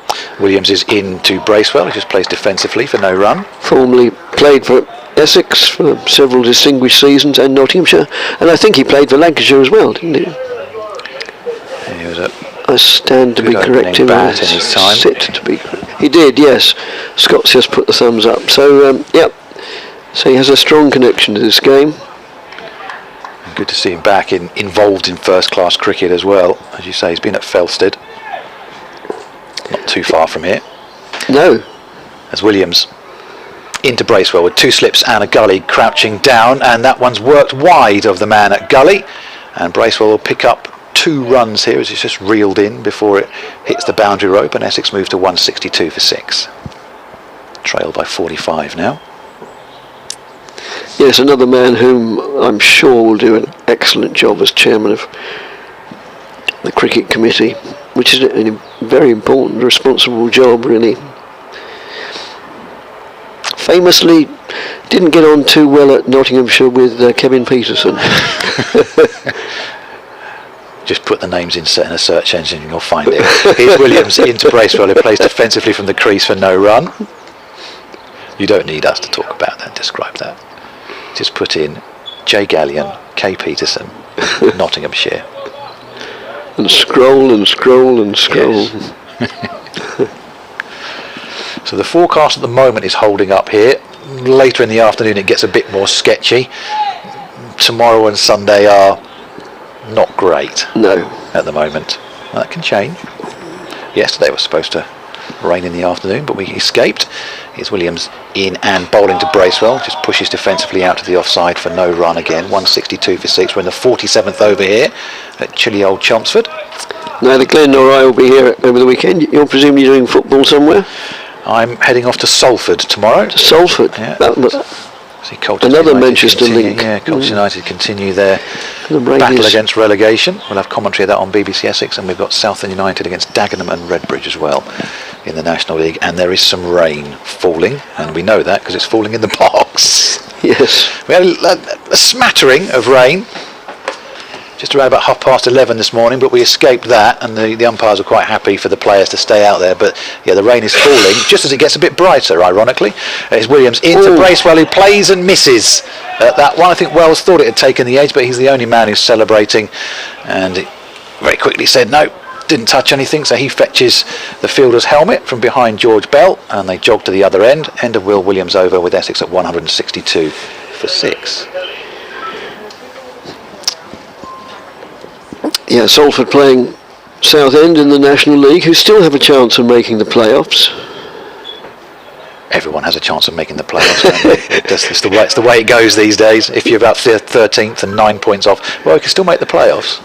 Yes, there are so many lines on a league table now, aren't there? The chosen few are those who don't come in any category, really. It's a bit like American sport. You've got to be really bad not to make the playoffs in American sport. Yes, as de Grandhomme moves in and just played back to the bowler.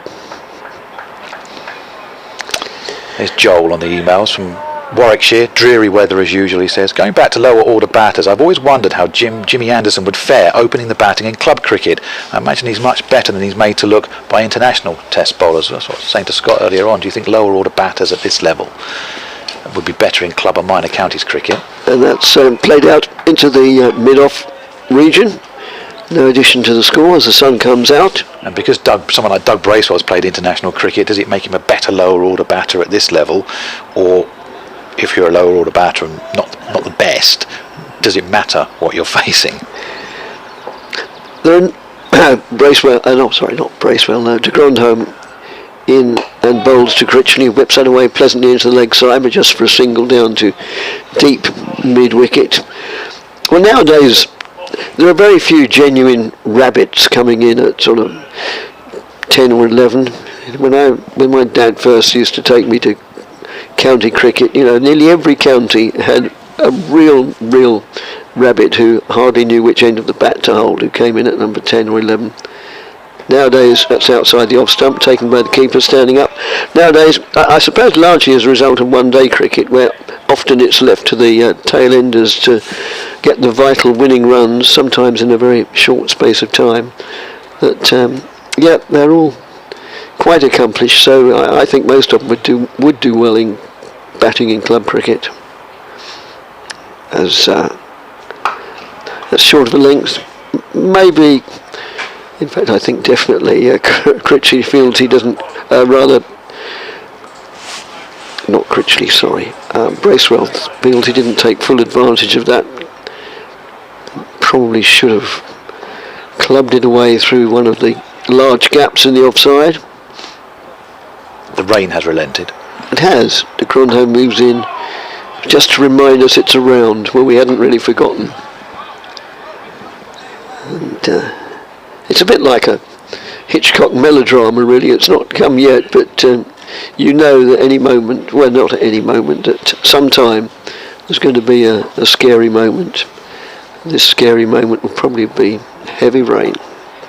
Well, these two have done a very good job of repairing the damage. They've added 42 runs since the fall of that 6th wicket. It was Simon Harmer who was out for a duck, edging Bailey behind. The other men to fall this morning, Rossington, who was caught by Wells, like Harmer was, in the slips off the bowling of Anderson, and Lawrence, who was caught by Jennings, the Lancashire skipper, without adding to his overnight 39. He looked in ripe form yesterday. Dan Lawrence striking the ball beautifully, following up his century against Middlesex last week at Lord's, but couldn't go on today, edging Anderson into that slip cordon. Williams is going to continue from the Hayes close end. He's going to be bowling to Essex's overseas signing, Doug Bracewell, a late call-up after the injury to Will Sutherland, which meant he couldn't fulfil his stint here.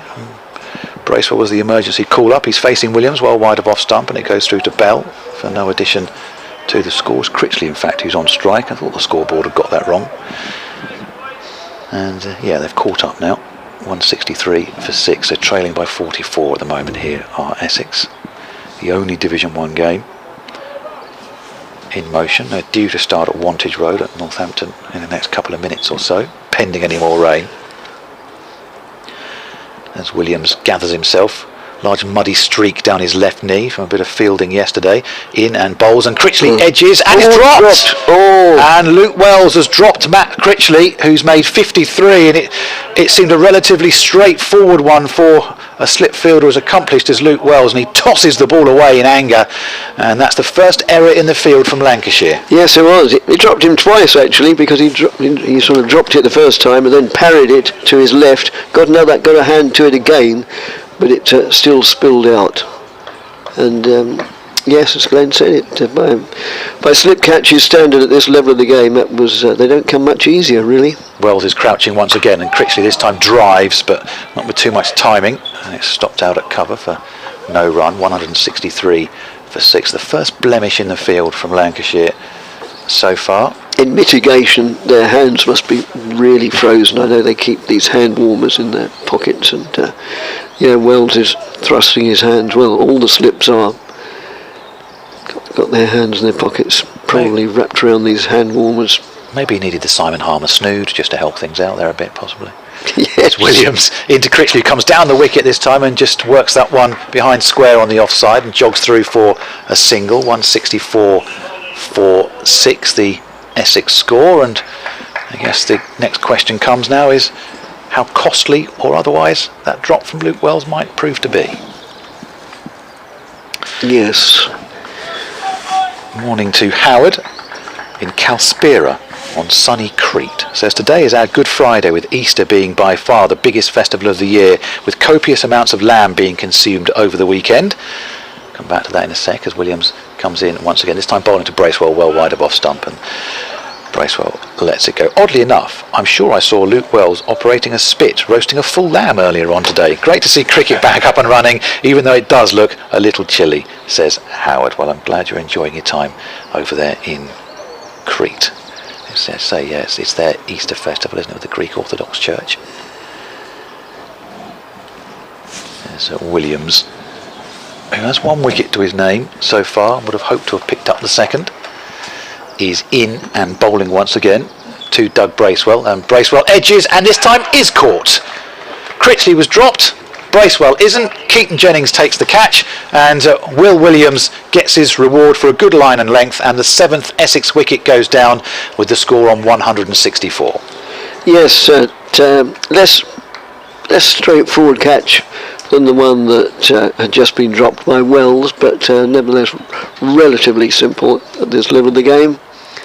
And in a way it's poetic justice, except that it's the other batsman, Bracewell, so that gives Williams his second wicket.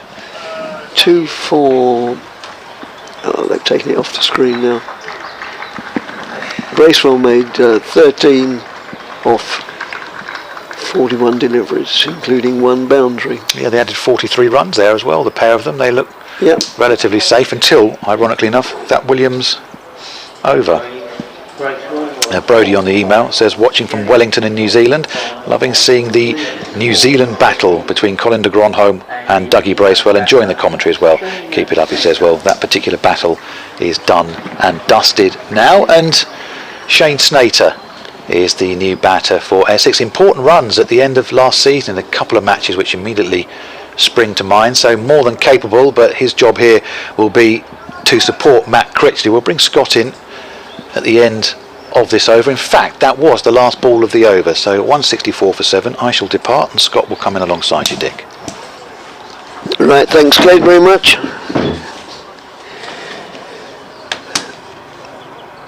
So Essex, well, their first target I suppose will be parity, which is still another 43 runs away, and then hope to build a little bit of a first innings lead, but it's all about taking small bites rather than enormous great helpings at this stage, which is clearly going to be a low scoring game anyway. Now one of the umpires just come back from the scoreboard area. Oh no, it's not just the scoreboard area. Although no, if he'd wanted to go for any other reason, then their own facilities are a few paces nearer. Oh well, perhaps he's lost the key. So de Grandhomme about to bowl from the River End, the River Can. Though the city is called Chelmsford, it's the River Can which flows just behind us, and very close indeed. And de Grandhomme moves in now. Bowls, and that's played confidently and competently by Matt Critchley. And Scott joins me. Something that I had an email from one of my colleagues who writes for the Times, who said, why is it that Matt Parkinson's not playing? I thought you might know, as that's played very straight. It's the stumps at the bowler's end. Well, they've just not picked him. Just not picked him. Right. Okay, there's nothing more to it than that. No, he played last week and he's not been selected this week. It's as simple as that. Okay, I will forward that. Well, no, actually, the gentleman in question is probably listening because he's not quite sure where he's meant to be reporting today, but the odds are that there's no play. And that's just nudged down to long leg. I think he said surely he can't have been dropped. Oh. Well, I think they call it rotated now, don't they? Do they? I think that's what they call it, yeah. Even with slow bowlers? I think so, yeah. I think dropped is a word they don't like to use. That's one of the many words we don't use nowadays. Yeah, exactly, yes. yeah. Oh, and appeal for LBW, quite confident, but doesn't meet with the approval of the umpire.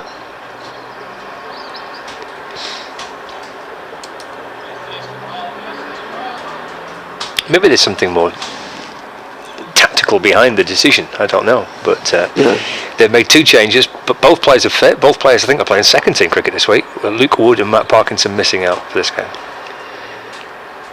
And that's just played back to them. I'm glad in all the many years when I played club cricket, such euphemisms didn't exist. You know, if I was in that position, then the captain would give me a ring during the week and say, sorry Dick, but you're dropped for this week. He didn't say, oh, it's your turn to go on rotation. Would you have felt better had he said it that way? No, because I know what he meant. That's just played out square on the offside, no addition to the score.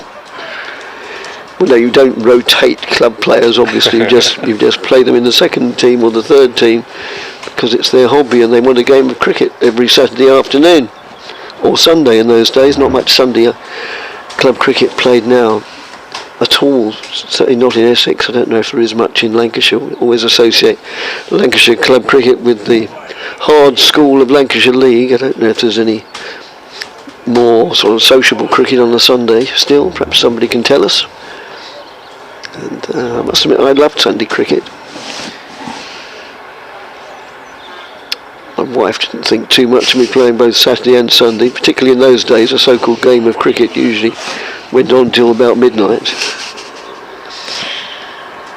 There's Will Williams running in with 2 slips in place, and that's dropped into the offside, and Critchley gets through for a quick single. He came a step or 2 down the pitch there to Williams and just eases the ball square of the wicket for 1. And the score moves on to 166 for 7. Critchley moves on to 56 not out. Important, vital runs here for Essex potentially, if it's going to be a case where both teams are relatively well matched after the first innings. Lancashire 207 all out. Essex are 7 down. They've got 166 on the board. Snater on strike, 3 slips now. So Luke Wells, Keaton Jennings and Tom Hartley. Hartley, the left-arm spinner, coming in for the leg spinner Matt Parkinson this week. So Williams to Snater is left. And taken by George Bell, and there's no run. And we've got Tom Bailey at backward point and Stephen Croft at cover. Josh Bohannon at mid-off. Jimmy Anderson at mid-on. Colin de Grandhomme at mid-wicket. And Will Williams coming back in towards us with Velas down at fine leg. Williams bowls wide of off stump again, left by Snater.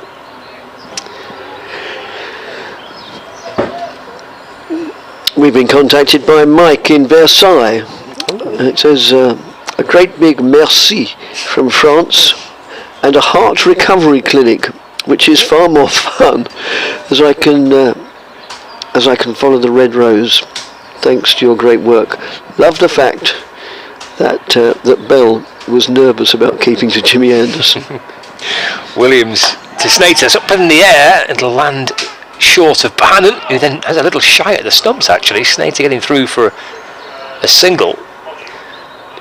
Yeah, it kind of looped up to the right of Bohannon, who's quite wide at mid-off. I don't think it would have carried even had he been in kind of a regular mid-off position. Snater gets 1 run, so he gets his first for Essex in this match. 167 for 7. Yeah, George Bell last night saying that he was more nervous about keeping wicket to Jimmy Anderson than he was about batting. So that was quite nice. And then he described it. He said it was like watching art. I asked him what it was like to keep wicket to Jimmy Anderson. But Williams to Critchley, that's defended, and there's no run. So yeah, he enjoyed his day yesterday with the bat and then with the gloves. It's a quirky thing, isn't it? He's played 4 first-class matches, but he's only faced 2 teams. He's played Essex twice and Surrey twice. Yes. Next week at Taunton, it'll be for the first time someone different for him. It's a very encouraging start to his first-class career. Critchley takes a step down the pitch again to Williams and plays it with his back foot off the ground. Defends it back to the bowler. End of the over, 167 for 7. Critchley has 56 and Snater just that 1 run so far. Mike in North London says, I remember Phil Tufnell looking like a world beater, opening the batting in a joint benefit game around Enfield for a Middlesex and Essex player. May have been Neil Foster, and I'm groping for the Middlesex player. Oh, I see, yes. To be fair to Tufnell, I did witness a blistering 70 odd at Lord's. But yeah, Tufnell was what they in now modern cricket I think they call a one-dimensional player. His fielding wasn't exactly world class either. De Grandhomme moves in and bowls, and Snater just a bit of bat, a bit of pad, a bit of thigh pad, nudges it round the corner. No addition to the score. We've had an email entitled Parkinson from John. He says, I think Parkinson was replaced by Hartley partly because Anderson replaced Wood and Lanks wanted a decent batter at number 8. Fair enough. And that's outside the off stump, a flamboyant, somewhat lavish shot outside the off stump, but fails to pick up any runs. And Kevin emails again, which I'll tell you about after this delivery from de Grandhomme as he moves in now. Right arm, powerfully built man, and it's thumped into the keeper and caused him some distress. It wasn't the stomach, it wasn't the knee, but it was somewhere between. And he's bending over now and taking a deep breath, quick audit, and everything seems okay. Oh, and that reared up more than probably the batsman expected from just short of a length, and Snater plays it fairly competently and then comes down the wicket and gives a little prod to what he thought was the offending patch of turf.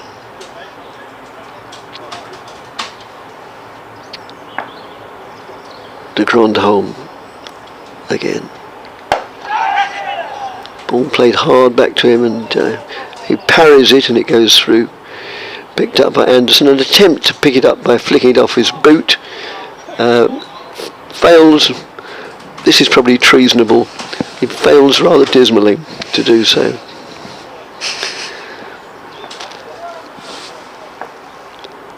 As de Grandhomme moves in again and bowls. And that's played out to Anderson, who fields it at mid-on, end of the over.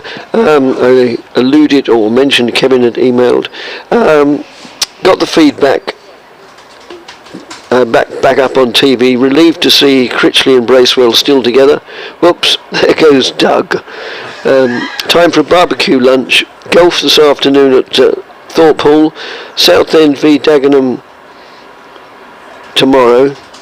Back home in time for to see Delta Work win the Grand National. Another event in Lancashire. This is our friend from the jacuzzi, isn't it, this? Yeah. Yes. So Southend are playing Dagenham tomorrow. I got it all wrong when I thought that Salford were playing Southend. Salford must be playing Colchester.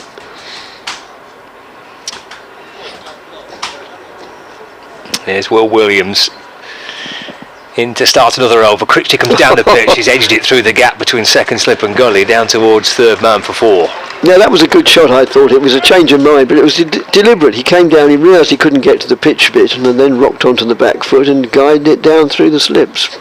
So, I thought that was a very good bit of cricket then. Well, he's picked the gap out beautifully then, hasn't he? If that's he the case, did. yeah. Whether he picked the gap up or was I deliberately didn't give him that much credit. Yeah, Wells and Jennings at first and second, and there's a gap to Hartley, and he's worked it perfectly between the two of them. He comes down the wicket again and whips it away on the onside this time, just backward of square. They go through for a single, they'll think of a second, but it's certainly not there for the taking. And it certainly wouldn't have been, as a splendid throw from de Grandhomme comes in right beside the bails into the gloves of keeper George Bell. And as with yesterday, emails coming thick and fast. Nigel's is the next one, ready to be read out.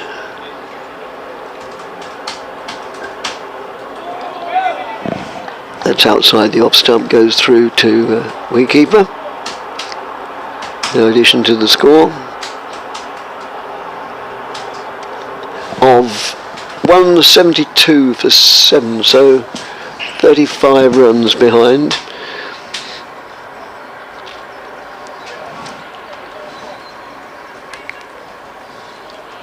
And Williams trudges off into the distance at the Hayes Close end.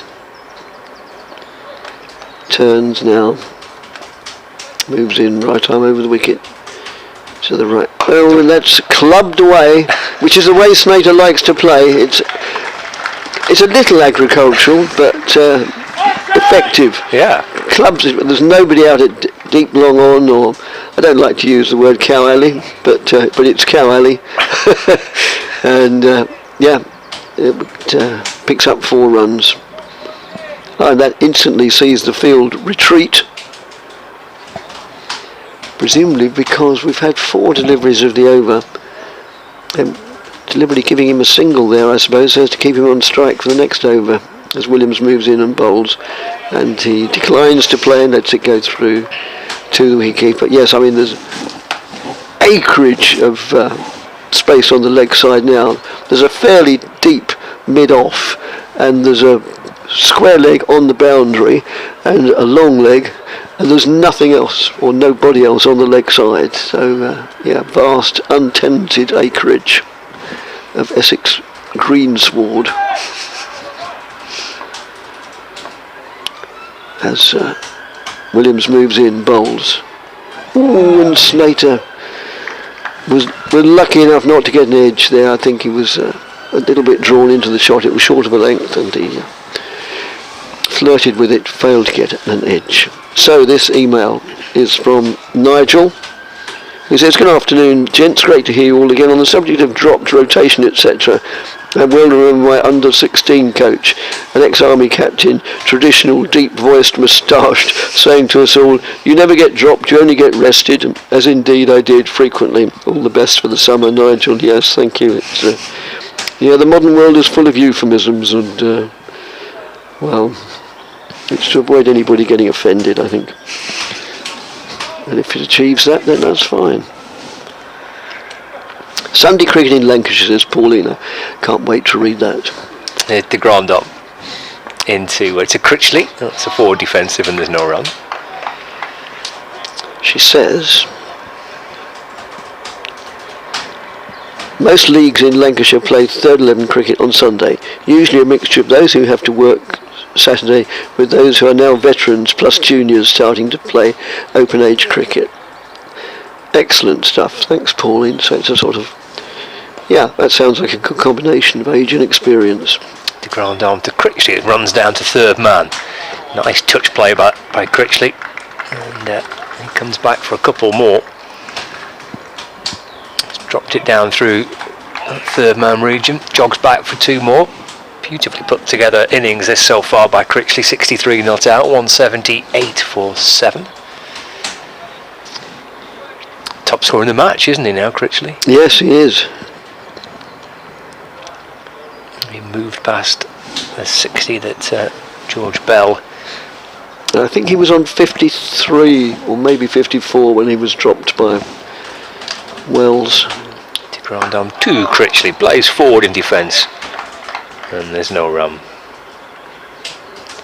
Bohannon's at mid-off to field. I should expect he's going to got visibly more confident as the innings have gone on, but he's played with a great deal of purpose. He was really positive yesterday in attack and defence. I thought it was a terrific effort yesterday to get through to the close of play, both him and Dan Lawrence last night. It's a tricky period. Gone on to Critchley again, down the leg side, stopped by George Bell. Yeah, so impressive contribution this, and vital runs for Essex. And they are. Still have a chance of maybe pushing in front of Lancashire, still with 3 wickets remaining. 178 for 7, so 207 is what Lancashire made. So, perfect so far by Critchley, who's forward in defence, and there's no run. Picked up by George Bell, who comes from behind the stumps to scoop up the ball. Critchley as I walk out towards square leg. There's 2 slips in place. A deep point, deep square leg, fine leg. And then short mid wicket, short cover, mid off, mid on. For Colin de Grandon from the city end of the ground. Over the wicket to Critchley. Drives straight down the ground, stopped by the bowler. And there is no run. Hit that pretty firmly. Probably thought he did. There's a chance of 4 runs for him, but it's a good stop by de Grandon. End of the over, 178 for 7. Yes, thinking along lines of when people are dropped or not. I can remember some years ago, Essex had an overseas player called Brent Scott, or was it Scott Brent? It's one of those names I never knew which way round it went. And I think it was New Zealand or maybe Australian, anyway, somewhere south of Croydon. And I got into the ground, and I think it was a committee member said to me, almost first thing he said apart from hello, was, "Do you know they've dropped Scott Brent?" And I said, "No." He said, "He's not in the team today." Oh, right. So I was going through the teams, and I mentioned listeners may have noticed that Scott Brent wasn't amongst those that I just listed. Apparently he's been dropped. And I'm not sure if Graham Gooch was in the ground. I think he was, because he was part of the setup. We knew Graham very well in those days, and he was very, very accommodating to us. And that's well, technically that was a drop, but it was a fielder whom Scott will identify did incredibly well to get a hand to it. Stephen Croft, because it was leaping high to the right, like the proverbial goalkeeper trying to keep it out of the top right-hand corner of the net. Failed to cling on, and it went through for a single, but it was a valiant effort. But there again, in the harsh world of professional cricket, I suppose technically that counts as another chance. And Essex move on to 179 for 7. Come back to that Graham Gooch tail in a moment. Field adjustment sees a third man posted for Critchley, who is on 63. As Williams moves in and bowls to him, and comes down the wicket slightly. Again, a change of mind, looking to drive, then looking to play it down towards third man, finishing up, not getting an edge. And anyway, Graham Gooch, as I say, who was a very good, not servant, quite the opposite, we were a servant of his, but we had a very good relationship on BBC Essex, and he came into the box, so he must have been there, and he said, during the tea interval, he said, "Not happy about what you said there, Dick." He said, "Scott Brent, he wasn't dropped." He said, "He's got a slight niggle." And that's just played down the offside. He said, "You really ought to check your facts before you go on air." So I apologised and said I thought it was a reliable source. Thinking, well, niggle is another euphemism, yes. And anyway, but Graham Gooch has a memory of an elephant. I don't. And about a month later, Essex were playing at South Church Park, which sadly they don't play at now. And I drove into the car park at the same time as Williams moves in and bowls, and again Critchley comes down the wicket to him and plays out with authority down to mid-off. And Graham Gooch came in at the same time, parked right next to me, so we got out of our cars at the same time. We were getting stuff out of the booth at the same time, and turned to Graham. I said, "Good morning, Graham, lovely day," or something like that. And he said, "Good morning, Dick. Yes, it is a lovely day." He said, "But I'm still not happy what you said about Scott Brent last month." So I thought, oh dear Lord.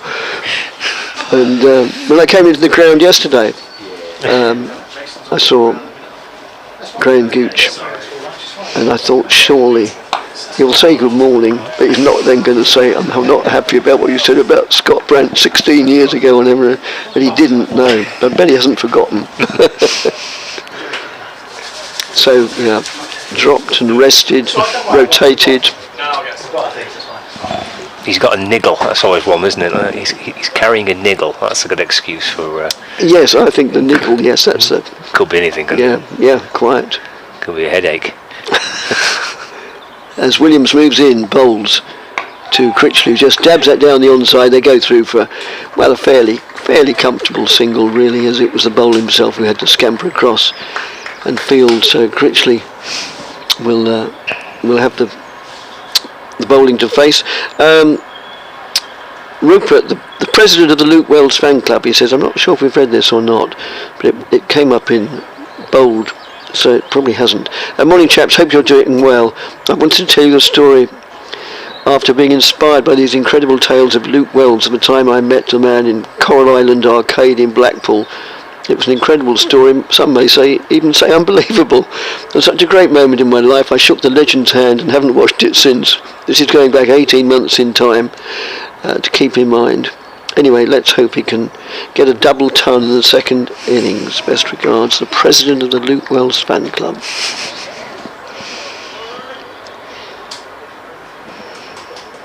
Rob Jones has just come onto the field as 12th man for one of the Lancashire players as de Grandhomme starts a fresh over.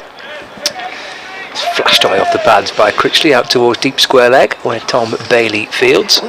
Yes, and they're piling up the emails. We'll try and get them in, and thick and fast they came at last. What's that from? Walrus and the Carpenter, I think. Owen Roberts says, can we get a shout out for Scooter? Oh, sorry, I'll come back to that. De Grandhomme to Snater, that's the defensive push to mid-off, no run. He says, can we get a shout out for Scooter and Beep about to go on tour? Yes, well, Scooter and Beep. You know who you are. Nobody else does, but I hope you enjoy your tour. Scooter and Beep. Yes. Terrific. De Grandhomme over the wicket to Snater. Has he edged it behind to Bell? He has, yeah. He's gone for 6, and de Grandhomme picks up his first wicket of the innings. And Lancashire, Essex lose their 8th wicket. They are 181 for 8. Sharp catch by George Bell, standing up behind the stumps, and de Grandhomme benefits from the excellent glove work from George Bell. And Snater departs, so Essex now 8 down, 181 for 8. And they resumed 3 down this morning. They were 98 for 3 at the start of play this morning. 181 for 8. So if another wicket falls now, there's every chance we'll potentially push lunch back a little bit longer. Yes. If that's required. But an effective morning with the ball for Lancashire. Right, sorry. It's okay, go on. Yeah, it gives me an opportunity to come up with another one. Just wanted to say a big hola from Malaga on yet another sunny day. Weather doesn't look too good there in Chelmsford, though I do hope it brightens up a few chaps. Looking forward to seeing how this match unfolds. Looks like an absolute corker of a game. Take it easy, gents. Adios, Malaga Donald. Thanks, Malaga Donald.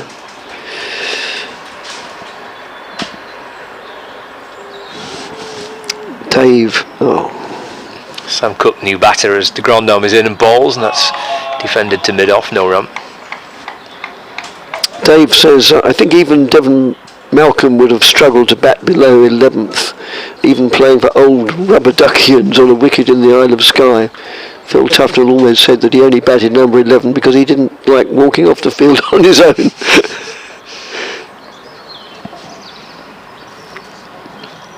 De Grandhomme to Sam Cook. It's worked to mid-wicket where Tom Hartley fields, and there's no run.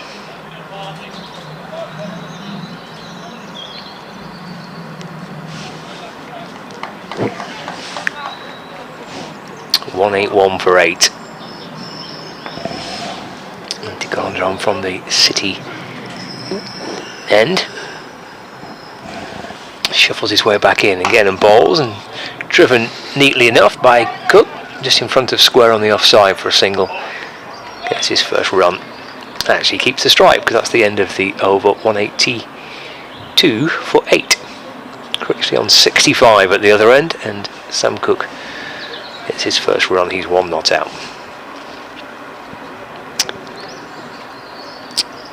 Bradders in Norfolk, late of Norfolk, a longish email.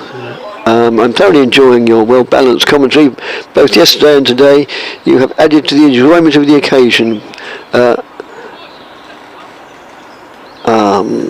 I'll miss out the next bit if you don't mind. We don't talk about rival organisations. I'm now living in Dorchester, Dorset, where it's been raining steadily all day. In my playing days at a very low club level, I hasten to add, I was playing for Sovereign Chicken in Suffolk. Sovereign Chicken sounds like a work firm, presumably. Our wicketkeeper Morris. I'll come back to that after this delivery from Williams, which is played confidently enough by Sam Cook. Trickles out in the offside. Our wicketkeeper Morris was a reserve fireman and featured in the most amazing incident I've ever witnessed in any form of cricket. We're on tenterhooks here. We were in the field.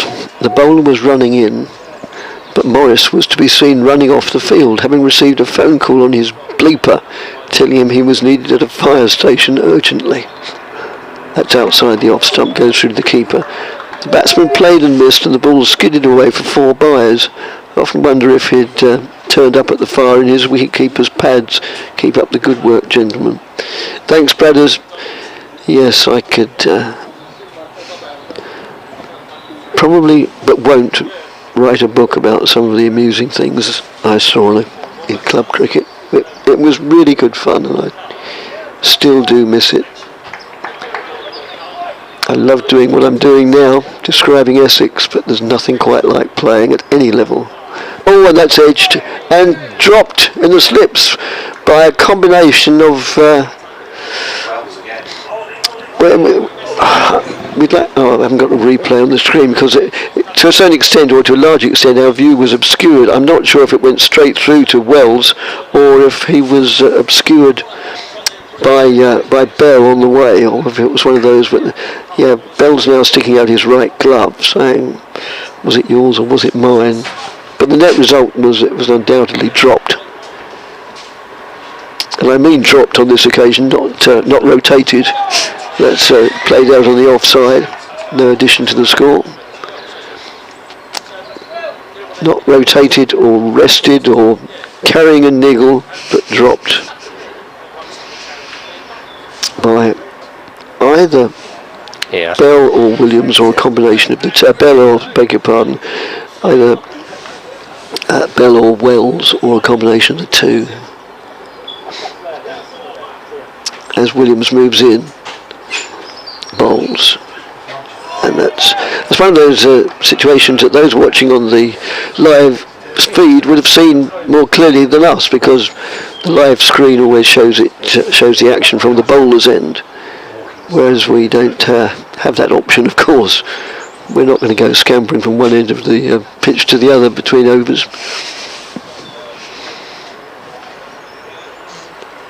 So Essex move on to 184 for 8, a deficit of 23, as Williams moves in and bowls, and that's played solidly and defensively. Trickles out in the offside by Cook.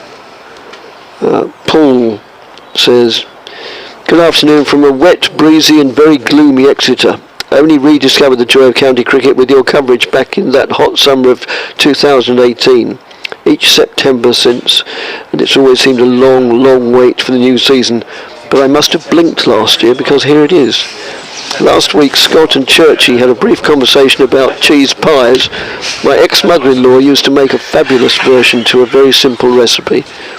The base was homemade short crust pastry, then a layer of coarsely grated boiled potato, followed by finely chopped raw onion. The final layer was sliced." I hope you're getting all this, listeners. "The final layer was sliced cheese, after which the homemade puff pastry would be sealed on." And the players are going off the pitch, unsurprisingly, because the weather is getting distinctly unpleasant. The rain is coming, or the rain has arrived, and you can't help but feel that it will be a little while before we're back on, because we look away to the right from where the weather comes, and it's just solid grey. And if nothing else, we can't say it's a surprise. It's what they've been threatening for several days, and well, was it Max Bygrave said, "To prove it, I'm here." So Essex are on 184 for 8, which means they are 23 behind, and with 2 wickets in hand. So it's always a shame when rain stops play, but it's an added shame today because it's so finely and interestingly balanced, isn't it? It is, yeah. I think hopefully if we get enough breaks in the weather forecast today and over the course of the weekend, I think we should be in for a good finish to the game. And at this point, as you say, Dick, it's hard to really call, if anything, if either team has an advantage. Probably not. It's pretty even. No, quite. It's appropriate that you started talking about cheese pie, because that'll be lunch now, won't it? So. Well, it is more or less. It's only about 7 or 8 minutes. So obviously they're not going to come back before lunch anyway. So for now, we'll call that a day. We'll get back to the emails when we come on air again. And thanks as ever for listening this morning. And hopefully we'll have more for you to listen to and to watch later in the day. So from Scott, from Glenn, and from me, Dick Davis, then thank you for listening, and we hope to have the opportunity to talk to you again soon.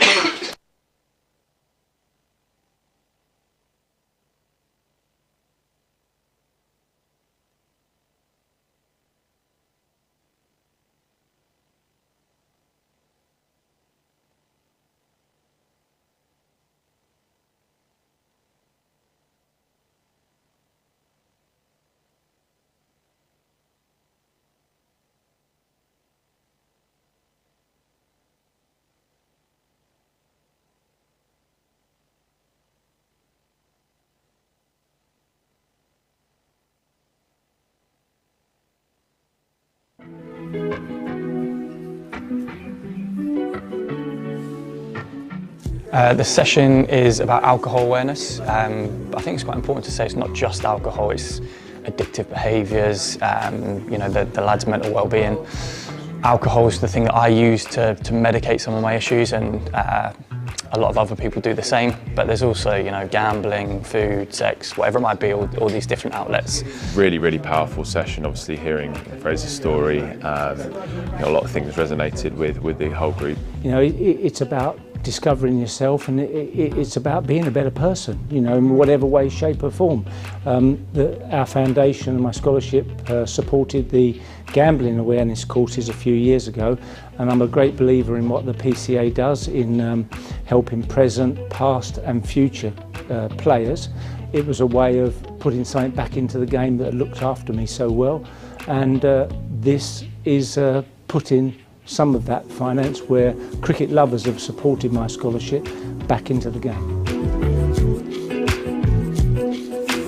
I think one of the things, obviously, as a sportsman, you do miss out on a lot, and you sort of, when you do have the chance to have a drink or go out with your friends, it feels like a sort of release, but actually realising that that might not be all that it's good for. Especially with cricket and enjoying successes and having a beer afterwards, I think sometimes it can be missed, sort of the relationships that alcohol impacts, especially at home or with your family. You know, he spoke a lot about regret and waking up the next day, and I think that sort of really hit home. My big thing is not letting people hit rock bottom. If I can help someone get to a stage where they don't get divorced and lose jobs and marriages and relationships, and they can take a look and go, you know what, I think I need to change my drinking, then that is, you know, more worthwhile than anything else I can do. It's one of the great benefits we get through the PCA, being educated, being able to hear about other sportsmen's stories. They give us all the opportunity to be able to lead and improve ourselves, so we're very grateful for their support. So the game needs to move forward and needs to improve, and with the course that you saw today and other things in terms of the way you treat people, the way you deal with people, the way you look at people is very important, and the game needs to move on with that.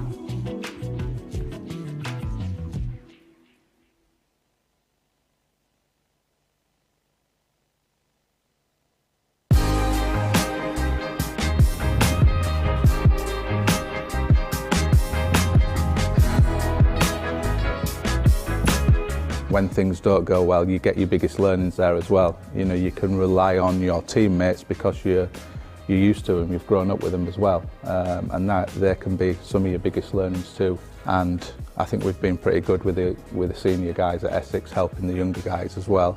And then you want the younger guys seeing that, and when they get to a senior level, you know, doing the same as well and helping the younger guys as they come through. But I think you owe it to yourself and the rest of the team and the professionals that every session you come in, you train smartly, train with a focus and train to get better. Ultimately we're here to win games of cricket and win trophies, that's what we all want to do. But you get that by every individual trying to get better every single day.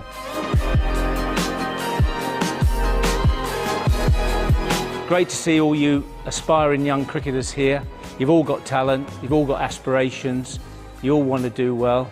It's about using that talent. As Anthony said, when you practice, you want to practice to improve. And your goal always should be to come out of practice a little better than when you went in. So practice your good habits in here, because that's where you improve, okay? And above all, enjoy yourselves.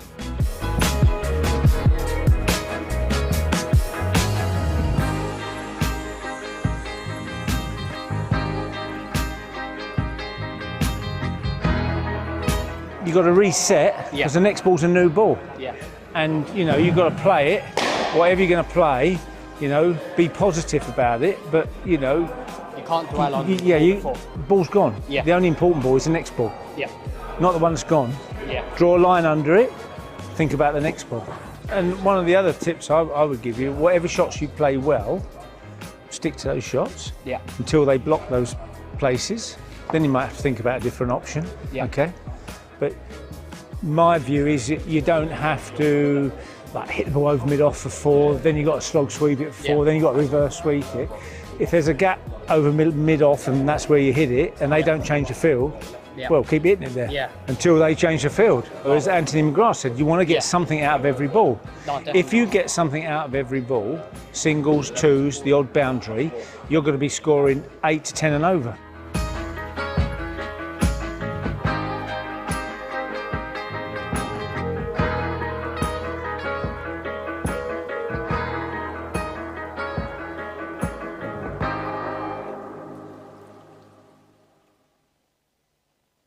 Fly like an eagle. Our club has always been about the people. And the impact we have. We create opportunities. We dare to dream. About what we can achieve together. We aim to entertain. And we deliver results. Our teams inspire our community. And our community inspires us.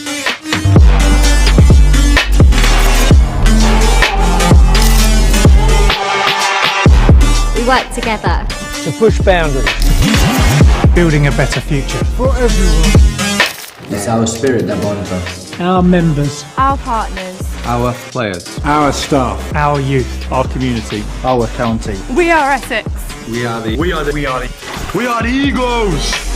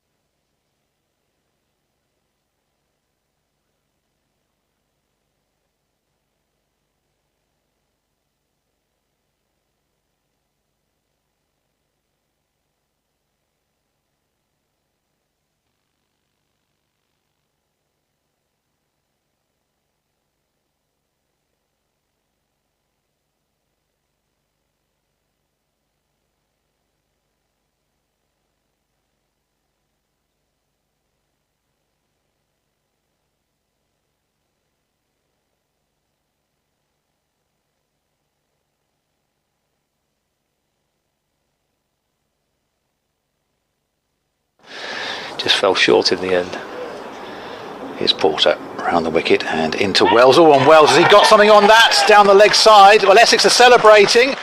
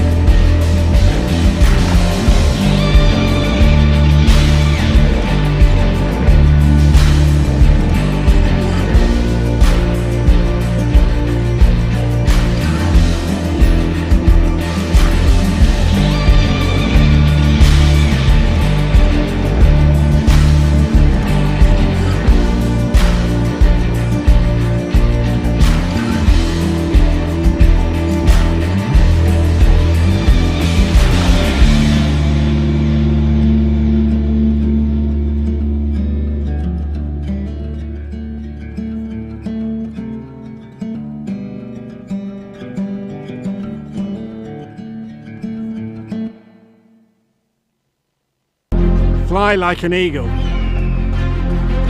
Our club has always been about the people. And the impacts we have. We create opportunities. We dare to dream. About what we can achieve together. We aim to entertain. And we deliver results. Our teams inspire our community. And our community inspires us.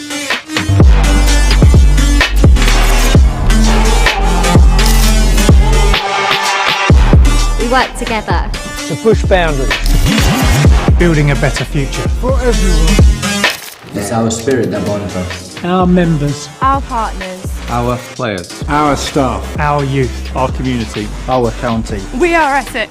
We are the Eagles!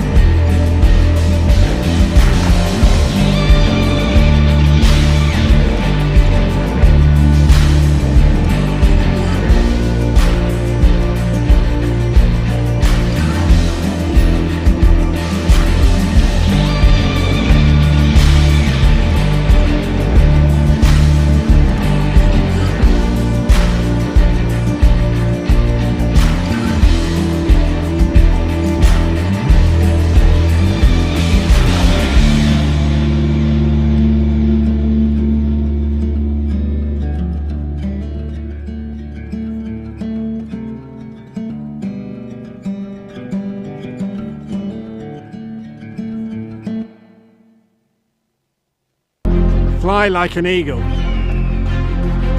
Our club has always been about the people. And the impact we have. We create opportunities. We dare to dream. About what we can achieve together. We aim to entertain. And we deliver results. Our teams inspire our community. And our community inspires us.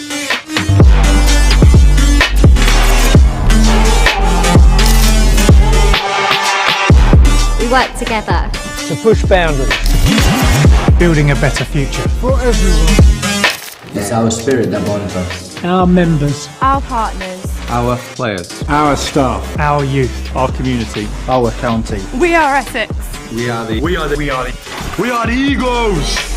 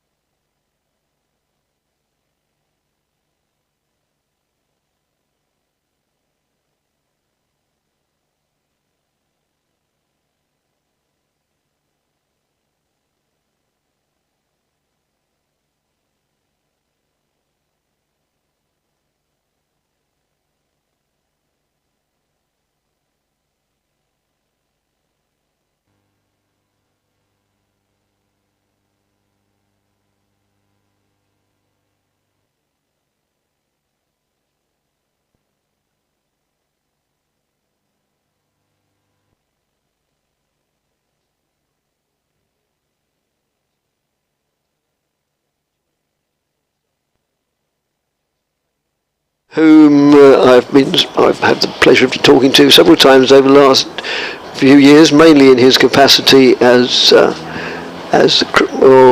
I'm very bad with titles, and he'll tell me what it's really called, but sort of the boss of cricket at Felsted Public School, just a few miles up the road from here, and also helps with the running of highly successful local club, Saffron Walden. But most importantly, and unanimously from public social media, everybody's delighted about his appointment as chairman of the cricket committee. So congratulations, if that be the word, unless it's a sort of it's not a poison chalice, is it? Well, I hope not, but thank you. and welcome to the job, and welcome to our humble abode again. So when did you hear about this appointment?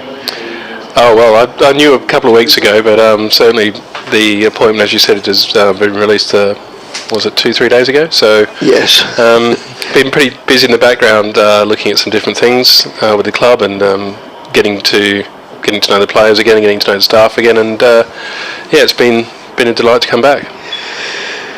And we must describe every ball, as we're always almost contractually agreed to. A loud appeal for LBW from the very first ball, and it doesn't meet with the approval of the umpire. It bounces down the leg side for leg by. It's Williams bowling from this end. Will Williams, he has been bowling from the far end, but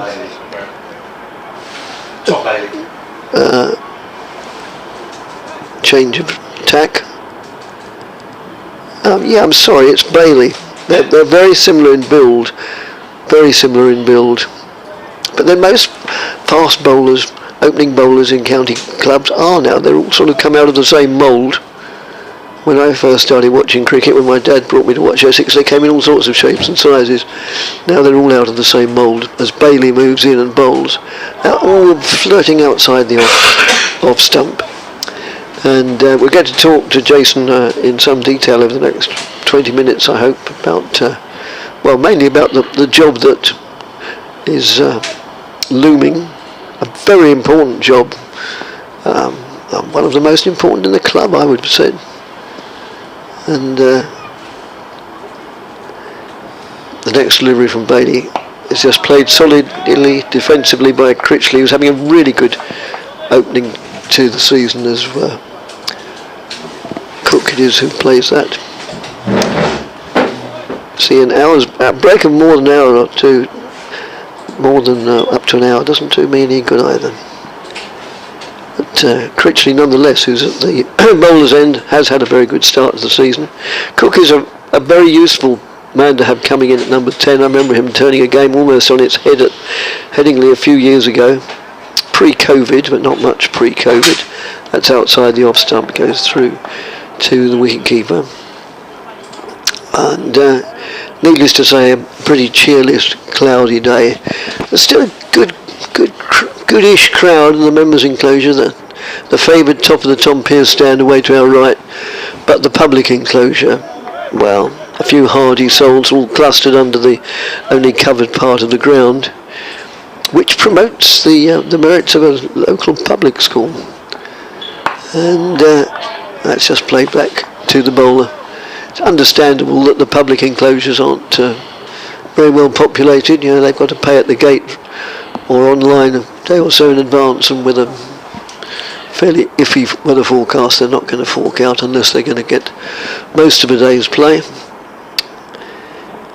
So a very interestingly poised game at this stage, very interestingly poised, with 185 represents a deficit of 22 with 2 wickets in hand.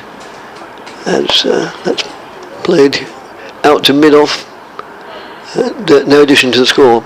Right, Jason, first of all, is chairman of the cricket committee, does that have closely defined limits, or is it really what you make of it?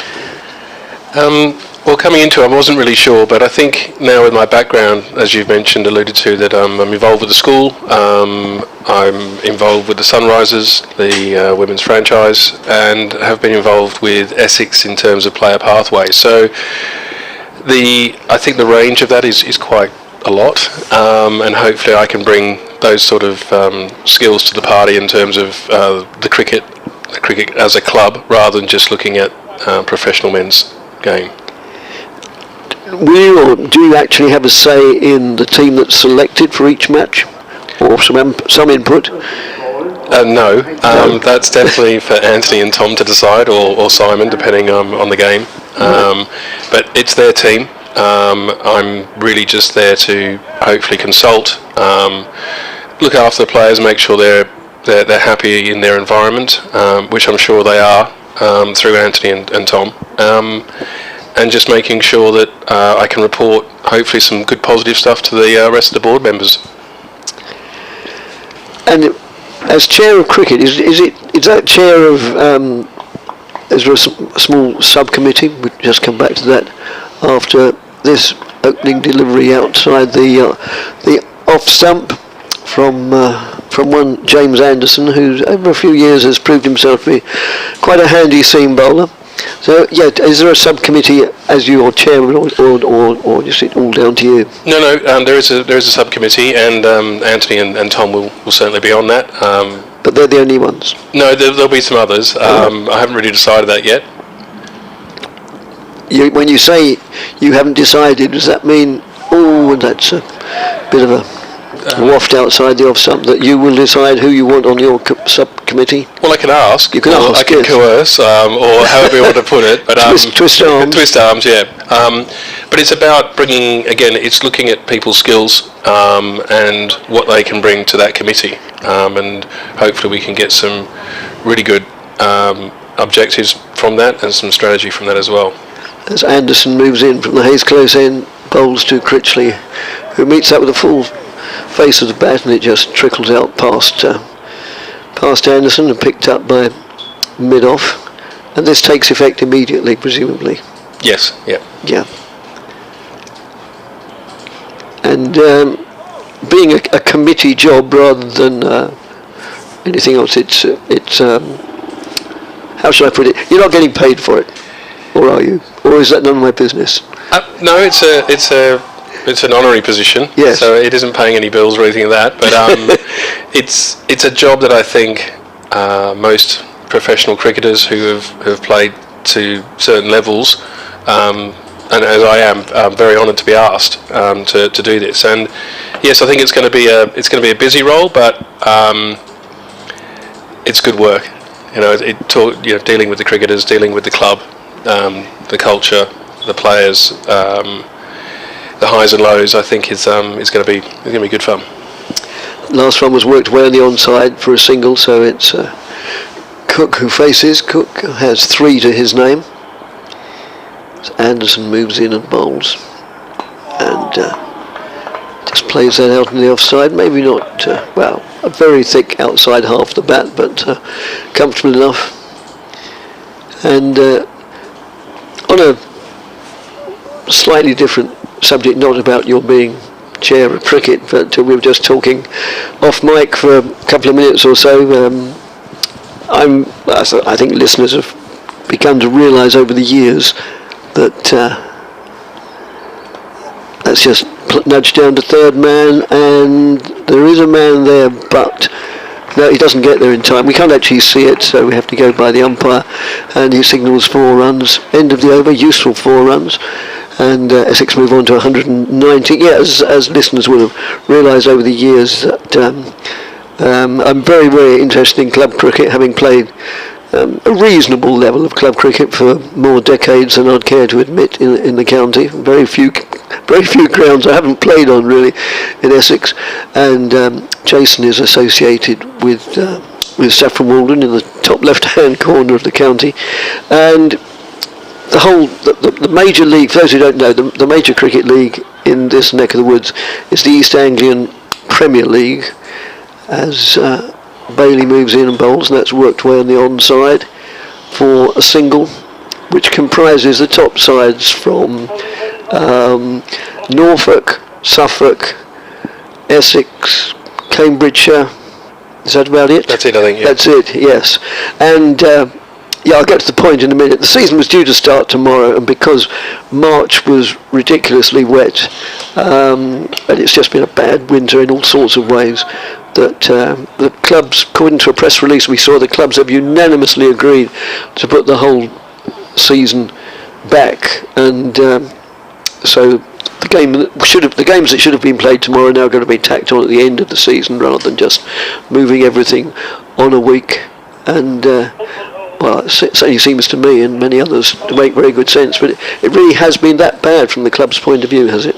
Yeah, I think that it's not necessarily saying, look, it's a lovely day here and we've got some lovely cricket being played out here in the first class game. It's your recreational sides and your groundsmen who can't get onto the grounds to actually produce wickets. So the preparation hasn't been done, and I think it's a logical thing just to delay that and play the next game in September.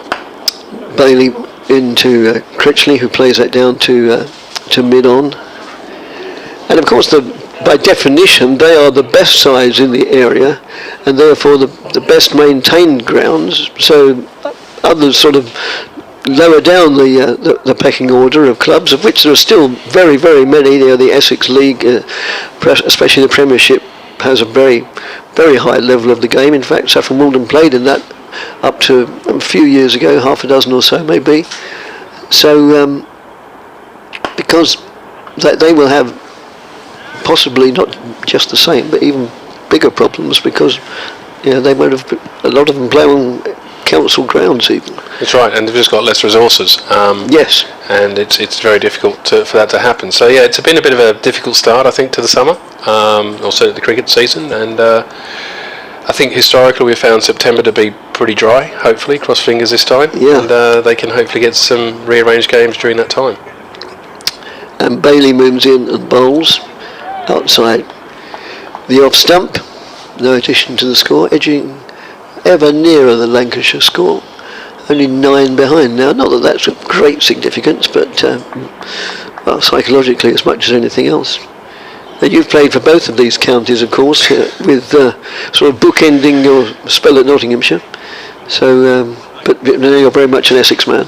Yes, very much so. Yep, good. I've been here long enough now. So I'm not sure I'm an Essex man. Probably it doesn't sound that way, but no. So Bailey moves in. Or is it a man of Essex? I don't know. Well, yeah. I don't think it's like Kent, where they have men of Kent and Kentish men, is it? Separated by Ashford, I think it is. End of the over, 193 for 8. And even, I mentioned sort of right at the beginning that you're in charge of cricket at Felsted, just up the road, and even they were due to have a game today, which is washed out. Yep. So it's been really difficult. We had a little bit of pre-season with the first 11. We've managed to get on some non-turf pitches, but there's no chance of grass now for certainly another week. And term starts next week, and we've got a couple of games. So hopefully that gives the groundsman time to prepare those wickets. But yeah, it hasn't been easy for, I don't think, anyone really this time of year. Certainly with the forecast and the conditions. There was a very, very interesting post I saw on social media, and I know you have to. Social media is very much a two-edged sword, and there are a lot of very bad things about social media, but there are some very good things as well. That's edged down to the boundary, and Essex move on to 194. And one interesting post I saw, actually from a former Essex player, was talking about young players, which you've been involved in and are still very much. Come back to that, and that's played down to third man for another boundary. So Anderson getting I wouldn't say getting stick, because they've been guided rather than hit, but whoever they are, you've got to play them at face value, and if a delivery comes down that merits that sort of shot, then you've got to play it. Reputation does you so much good, but you mustn't be overawed by people who have this reputation, albeit one for still being one of the finest bowlers in the world. I will get back to the point I was going to raise, I promise, or threaten, as Anderson moves in and bowls. That's played defensively. Yeah, this former player of Essex was saying comparing the academy system that so many counties have, and players, promising players get into the academy and play all the way through. His line of argument, as far as I can make out, was that's not as good as playing a really good level of club cricket where you're actually going to learn more than just the sort of the technicalities and the theory of the game, but actually more match practice. Where do you stand on that? Well, first of all, it depends on the player themselves and where they're playing. So if they are playing Premier League cricket, fantastic. And if they are one of the better players and they get the opportunity to bat and bowl at that sort of level, I think that's really important. Academy players will be playing club cricket. They're not going to be fast-tracked, well, unless they're very, very talented, fast-tracked into the first team. So their weekend cricket will be club. That's just nudged down to third man as well, where there is a fielder posted, so it's only a single. And I suppose the other thing is that if the academy boys are training with second team players and playing second team cricket, which means you might have a couple of first team players playing in those games, they're then also getting that experience as well. And again, going back to club cricket, we don't know how experienced these guys are, can they develop them, and again, I think opportunity is really important for them. That's just worked well on the onside. So these two building in a low-scoring game, and Lancashire made 207, and Essex obviously aren't going to make a monumental score. But in a low-scoring game, all runs are very, very welcome, and this lower order, which may well see to a lead of sorts. Every run could be vital in the end. And there's often talk about. I've sat out amongst the crowd when I so love watching Essex play cricket or any cricket. I mean, I would have gone to watch some club cricket tomorrow since I'm not working, but there's no club cricket, so I'll either be here or I might be watching my rugby team play their last home game of the season. That's a different story altogether. And all that was in the air and hung tantalisingly. And I think. Well, no, it's not a serious injury. No, at the moment, it looks a bit, with all due respect, a little bit melodramatic. But the fielder went down on a knee and felt it with some considerable concern. I can't. I won't name him. And next delivery comes in and bowls, and a new up-and-coming prospect will come along, and it'll be announced that he's joined the academy, or he's joined the club as a youngster, and the coaches are working to perfect his game. And the cynics, and we all know there are plenty of cynics in the crowd. There are plenty of cynics in life. They'll say, "Oh, the coaches, they'll soon coach any natural ability out of him." You mark my words. It's a dangerous, or not a dangerous, a difficult combination, isn't it, to sort of keep natural flair but also direct them in the right path? Yeah, I think you're right. I think you can't have every player playing the same. No. And each batsman has their unique scoring abilities, as it were, or if they want to play the format we're looking at now, maybe have really good temperaments to grind it out. So, coaching will be a big part of, or technical coaching will be a big part of it. As Bailey moves in and bowls, and that goes through to the keeper. I think I can't give Cook the benefit of playing deliberately inside the line, but he's a number 10. He's doing okay. But yeah, you've got a situation where if they're going to come and represent Essex in the first team, and playing against world-class bowlers like we're seeing today, then they've got to also have that ability to combat that as well with their natural abilities. So trying to combine the both would probably be the perfect formula. And or a similar-ish delivery, except that Cook sort of walked after it. It was a bit outside the off stump, and still went through to the keeper, who has a couple of slips keeping him company. And also you've got to realise that if they do start playing in this sort of level, that they're going to be analysed. So their first year, no one really see them. They play, and in the second year, there's a lot more information about them, where they get out, where they score their runs, and oppositions will plan accordingly. So coaching has its part to play, as well as the natural ability of the player. And Bailey moves in. A slower delivery and a rather sort of lofted delivery is helped on its way down backward of square leg for a single. The end of the over with Essex 202, just 5 behind now, behind the 207. And at a certain level, wherever the game might be, cricket, football, rugby, golf, the amateur player and the good player just wants to get as good as physically as good as perfecting that game as he can at the higher level of any sport. I mentioned golf in passing, maybe it applies there more than anywhere else. The mental approach is, if not equally important, it's still very important, isn't it? Yeah, very much so. As Anderson moves in and goes through the keeper. So is the mental part of cricket in this case part of a recognised coaching agenda? It is. As I say, it's probably more the guys up in the changing room will know more about that, but they will have their own. They'll have their own person to help them in terms of the psychology of the game and helping them to develop and get better that way.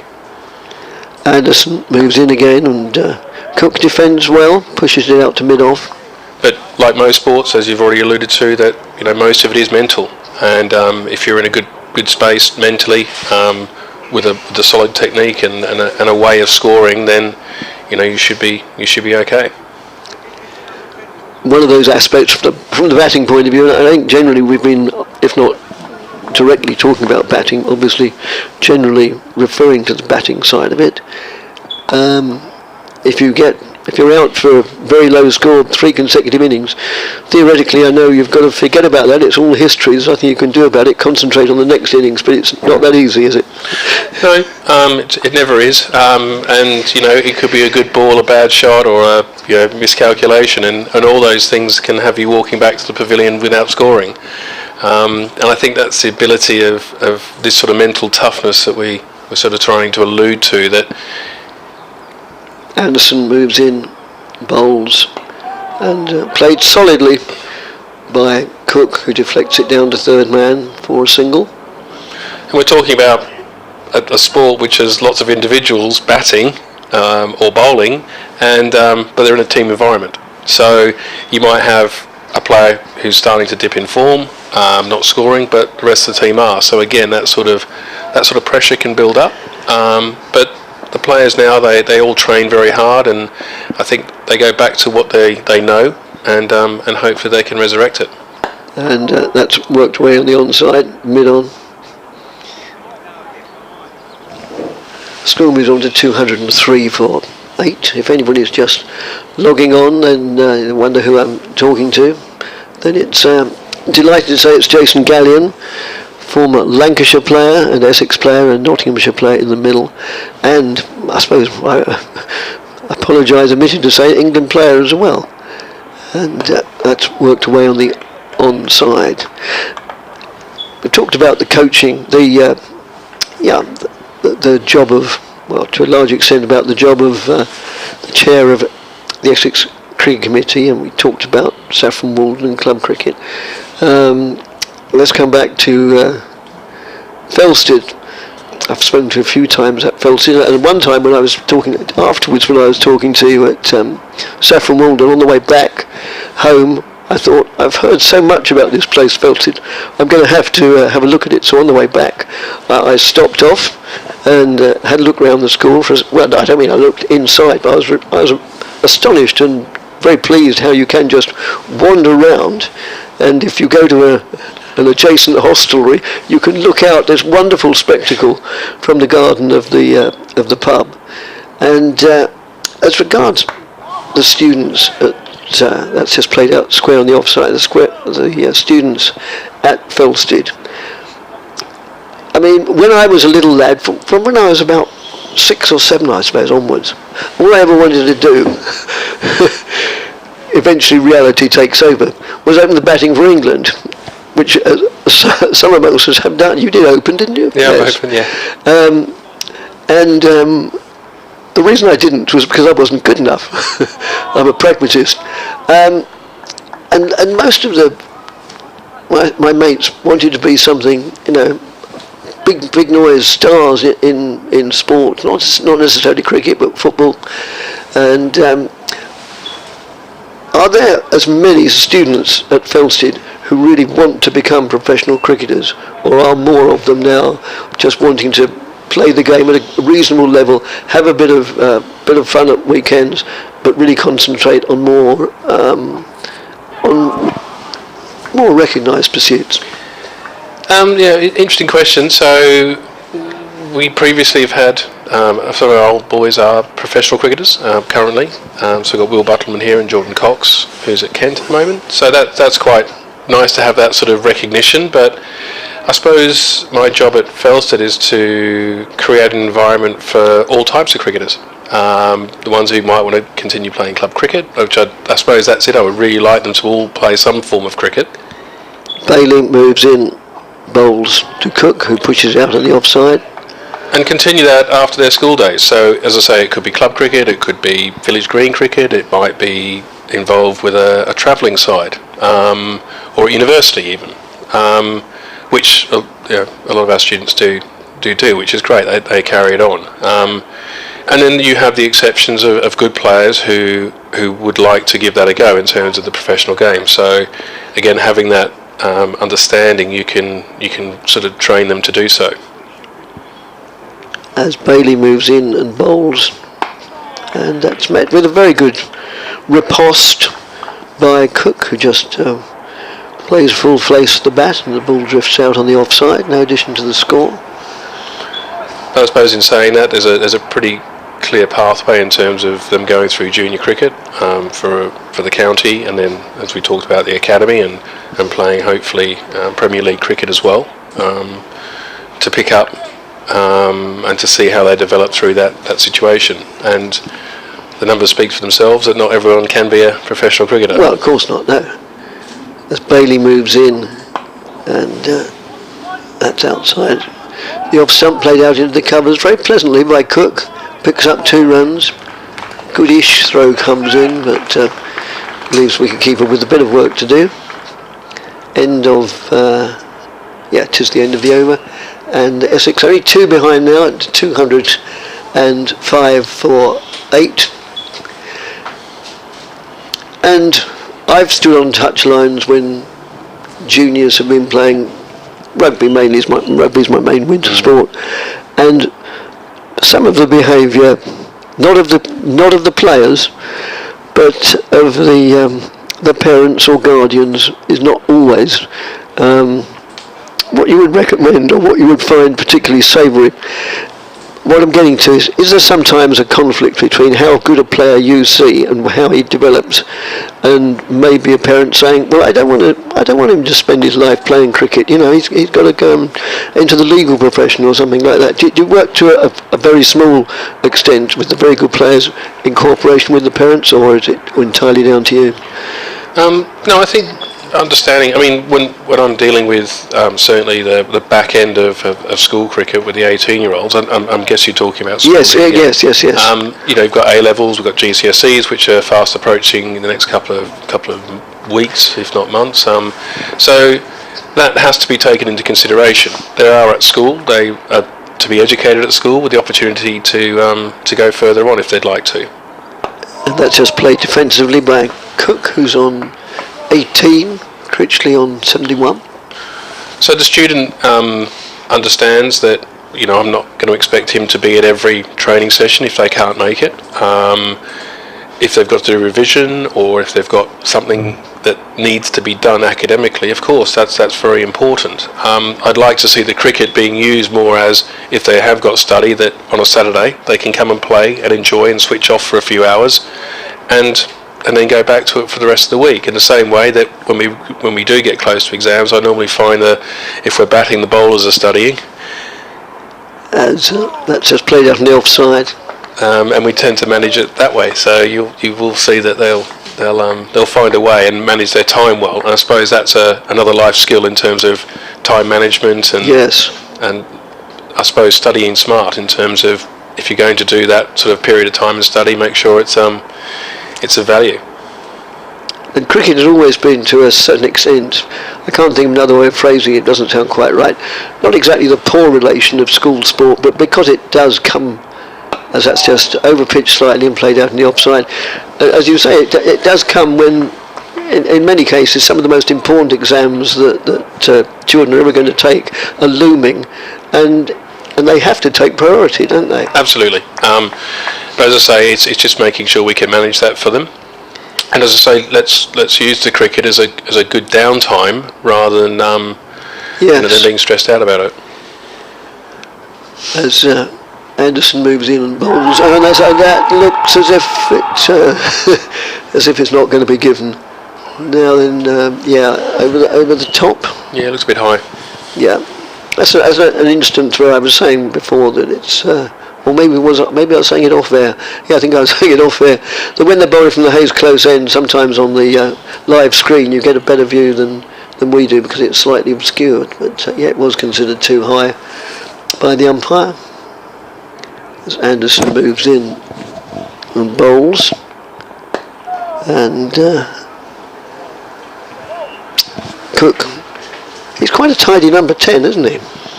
Yeah. It looks. As I say, we're trying to get as close as we can to the total, and any lead I think will be a good lead on this pitch. So hopefully every run will be pretty vital, I think. But no, he looks pretty solid, doing a good job for Mr. Critchley there. Yes, he is. He has had a remarkable. Well, no, not to say remarkable. That suggests it was sort of unexpected, but a very good start to the season. 2 half centuries at Lord's last week, one of which I had the pleasure of watching, and now 71.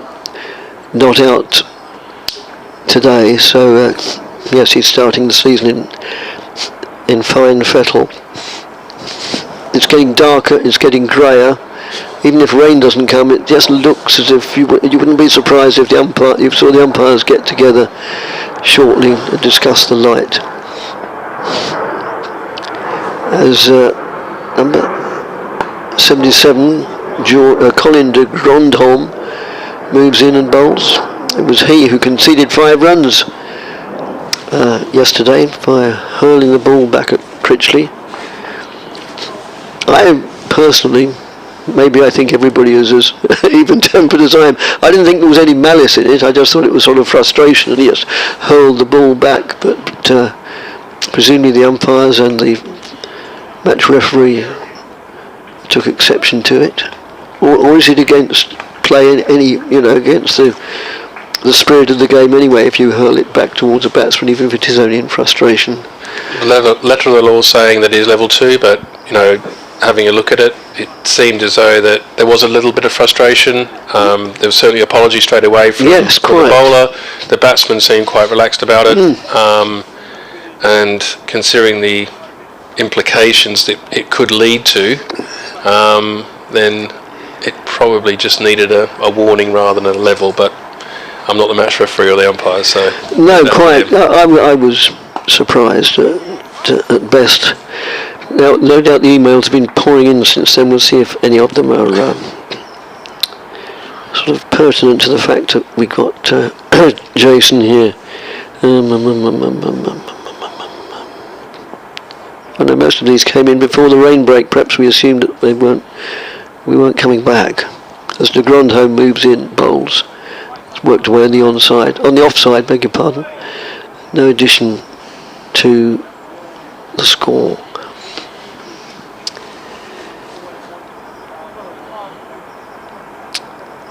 So you see plenty of, obviously, well, I hope you do, because it shows that there's there's a lot of talent around it. It's going to be a challenging task, this chair of Essex cricket. It's not going to, it's certainly not going to be a sinecure, is it? No, and I've also got to try and manage, as I've said, I've got to manage my term time. Well, yes. Saffron Walden, and as I've alluded to, working with the Sunrisers in the women's game. So there's lots to do.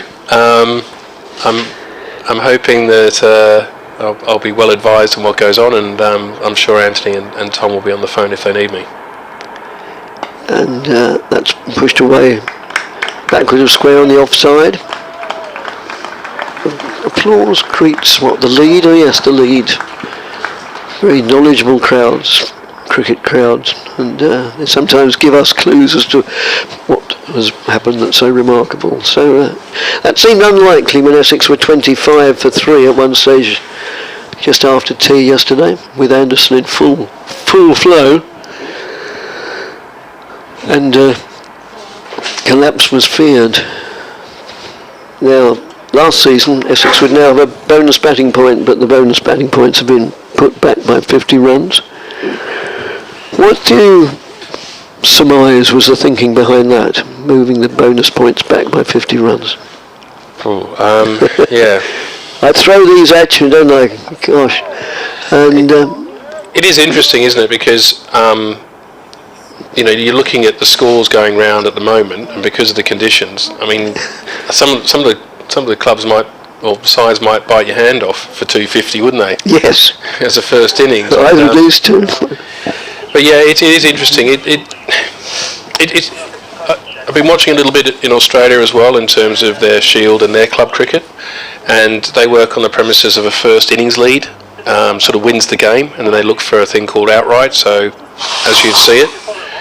So it'd be interesting to see if they thought that first innings lead would be points rather than actually trying to get to a total, which might create a good environment for if we're trying to develop Test cricketers, then Test batters in particular, because I think that most of the bowling points gets earned, and you can see that the way it's being bowled out. But yeah, I don't know the thinking, whether they think that the sides are scoring quicker, heavier, faster. It just seems a sort of strange move. But the guys who do the laws of cricket, the guys who do the points for the championship, they'll know best. They'll have the data. They'll have the analysis for their reasons why. But yeah, I just think sometimes when you look at this and something like first innings and putting your pride on that would certainly be a way of maybe looking at maybe changing the format of the bonus system. Yes, it probably. I think in Essex's case, I can't imagine it making that much difference to the way they played. Admittedly, they got fewer. I think they got fewer bonus batting points than any other side in either division last year. So it doesn't really probably affect them that much. There was quite a long delay there while the helmet was replaced for previous delivery. It hit Critchley on the helmet. And I think they've turned the lights on as well. Yeah, they've turned the lights on, yes. No issues with light now? Well, no, except when it takes over from natural light, which is one of the many things about this game. I find, I've said it many times, the longer I watch this game or play it or get involved in it, I sometimes think that I understand it less and less. And one of the things I'm still not fully sure of is when the lights become so helpful that they're too helpful, and then they go off. But we'll find out because I'm sure it will happen, and that's just played out on the onside. Yes, talking about the advance of the pushing back of the bonus point system. Tuesday, just before the season started, so about 10 days ago, Essex had their press day, as most counties did, and for the most part, you just go round and you talk to any of the players you like. And sometimes there's a little bit of a rota drawn up. But Alistair Cook, in fact both the Cooks had a sort of mini press conference where we all sat round a table and asked him questions in turn, and somebody asked him as Sir Alistair Cook, what difference he thought it would make to his game and Essex's approach to the game, that he wasn't even aware that they'd been changed. So he'll carry on batting his own way, and it served him well over a number of seasons. And that's just played down to But if you took something like this in particular, that Lancashire might press harder to try and get that first innings points or whatever you want to call it. But yes, they're just at the moment cruising. They're quite happy to give Cook the majority of the strikes. So in periods they're setting the field deeper to try and bowl more balls at Cook, when actually they could have been a little bit more attacking, had a go at trying to get the first innings lead and pick up some points, where at the moment it's just a little bit, they're just sort of waiting for a mistake to happen. Yes, quite. So quite a few changes to the field. We now have what I would call an old-fashioned leg slip. I believe it goes by a different name now, but most aspects of life have different names for things that have been in existence for centuries. That's just played out in the offside, no addition to the score, as it gets progressively gloomier despite the lights. Somebody said that once the lights, under these circumstances, once they cast very distinct shadows of the players, then it's becoming too much to the batting side's advantage. And so that's the score of 210 for 8, and so Essex have a lead of 3 runs. Well, as I say, that was unexpected for a very long, this time, certainly this time yesterday. And well, it's been a great pleasure talking to you, Jason, as it always is in your various different capacities. You're probably going to have to put up with me even more often this season now that you have 3 distinct, well, I was going to say separate capacities, but obviously they overlap in many respects. But thanks very much for popping in and talking to us. And I know you're going to be a busy man this season, and we wish you every possible success in with all 3 of your hats on. Thank you very much, and thank you for having me. Oh, it's always our pleasure. Thank you. And in a moment I'll be joined by Glenn Speller, and there'll also be just a moment, and not much more than a moment, when we're off air, because I got these microphones in sort of the wrong plug holes, which confuses me a little bit. So just for, well, we'll wait till the end of this over, or we might be able to work it out. It's not beyond the wit of man, maybe. Let's work our way down on the leg side for a boundary. And no, I'm sure we can cope with the fact that I'll have to come clean there and admit it in front of Glenn that I've got the microphones round the wrong way. So I do apologise. It's really not a problem, Dick, because at the end of this over, if you slide out, Scott will come in, and Scott and I will sort out the mess that you've left us in. Yes, quite. Yes, you say it's not a problem, but I know it'll be put down in your little black book. Oh, you've got a separate book. Don't worry about that. I bet. That's funny. So the headmaster at my old school. Oh no, not you again. Yes, volume 3. Yes. I'll get my PA to go and get the files. As de Grandhomme moves in and bowls, that's down the leg side. Well, if not stopped, well taken by the keeper. And we're really very lucky at Chelmsford. We keep getting. Hopefully we haven't gone on too long about how bad the weather is, but and bored you to tears with it. But it is pretty inhospitable. But at least we've got play, which is more than most of the grounds can boast. That's runs of some denomination, nudged down towards the sycamore tree, and leg byes indicated by the umpire. We've got the windows shut at the moment, not unreasonably, in case the weather starts blowing in, and they're slightly tinted, so it does make it seem slightly darker than what it is. And I know I'm not sat outside like the fans and the spectators are here, but it's actually a bit warmer than you probably think it is. Right. And that's hoisted away down to long leg for a single. I mean, I say it's warmer than you think when we've got the camera operator in front of us and she's got gloves, bobble hat and a big thick winter coat on. Yeah. But it's maybe not as cold as it was certainly this morning. I'm surprised the weather's held off for as long as it has this afternoon. Yes, I took pity on her this morning and took her a cup of tea when I was off there. At lunchtime she said how grateful she was and could she count on it happening throughout the rest of the day. So I now feel almost morally obliged, and that's worked straight into the hands of Bailey at mid-wicket, and Cook is out for a very diligent, a very useful 20 runs, They came together when the score was 181, and it's now 219. So they've put on 31 runs, which could prove vital in a low-scoring game. Is that a good opportunity to swap? If you so wish, Dick, we'll untangle the mess you're going to leave us in, yes. And you can go and get yourself a well-earned cup of tea, and maybe yes, offer the camera operator out the front a cup of tea as well. Let's get this right. Thank you, Dick. And thanks to Jason Gallion as well for joining us. Hopefully you found that chat of interest, the new chairman of the Essex Cricket Committee here, Jason Gallion, formerly of Lancashire, formerly of Nottinghamshire, formerly of Essex, and good to see him back involved in first-class cricket once again. Dick was mentioning he's very much involved in the club scene, the East Anglian Premier League, and with the wonderful club that is Saffron Walden. So Scott will come in and join us in a couple of moments' time. He's been listening patiently.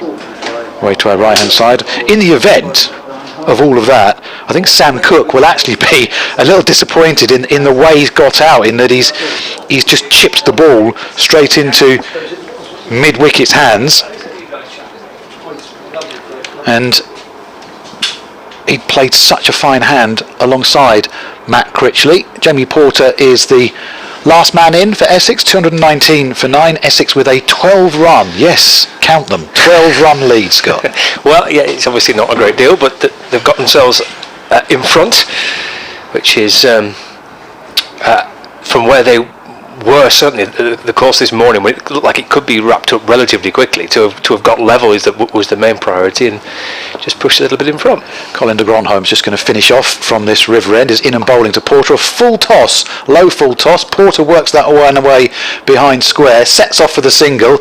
Matt Critchley says, I don't think we'll be taking that. It was the last ball of the over. It's the end of de Grandhome's over, a successful one for him, and Essex at 219 for 9. Well, unless we get an extraordinary final wicket partnership here, both sides are going to be, as we kind of predicted this morning, pretty much level on first innings, and then it becomes, over the course of the rest of today and into the weekend, just how these two teams do second time round with the bat. It should be really a really decent game. I think if the weather plays ball, and so far it has, hasn't it? We've been quite lucky today. If we get good weather over the course of the weekend, we could be in for a really interesting finish. And I think actually one of these games when it's slightly low scoring and there's not a great deal between the teams, it makes a win for either side kind of quite significant if you're able to win tight games. You kind of look back over a course of a season and you look at games that you win comprehensively, and that's great, but it's often the closer games, isn't it, that you get in front and actually get over the line, and that you look back and think that may have been a key match. So it could be one of those as we go through the season, that one of these two teams will look back and think that was a really important win against a potential title rival. Will Williams is on from the Hayes close end. He's got a slip in place as well. Critchley on strike.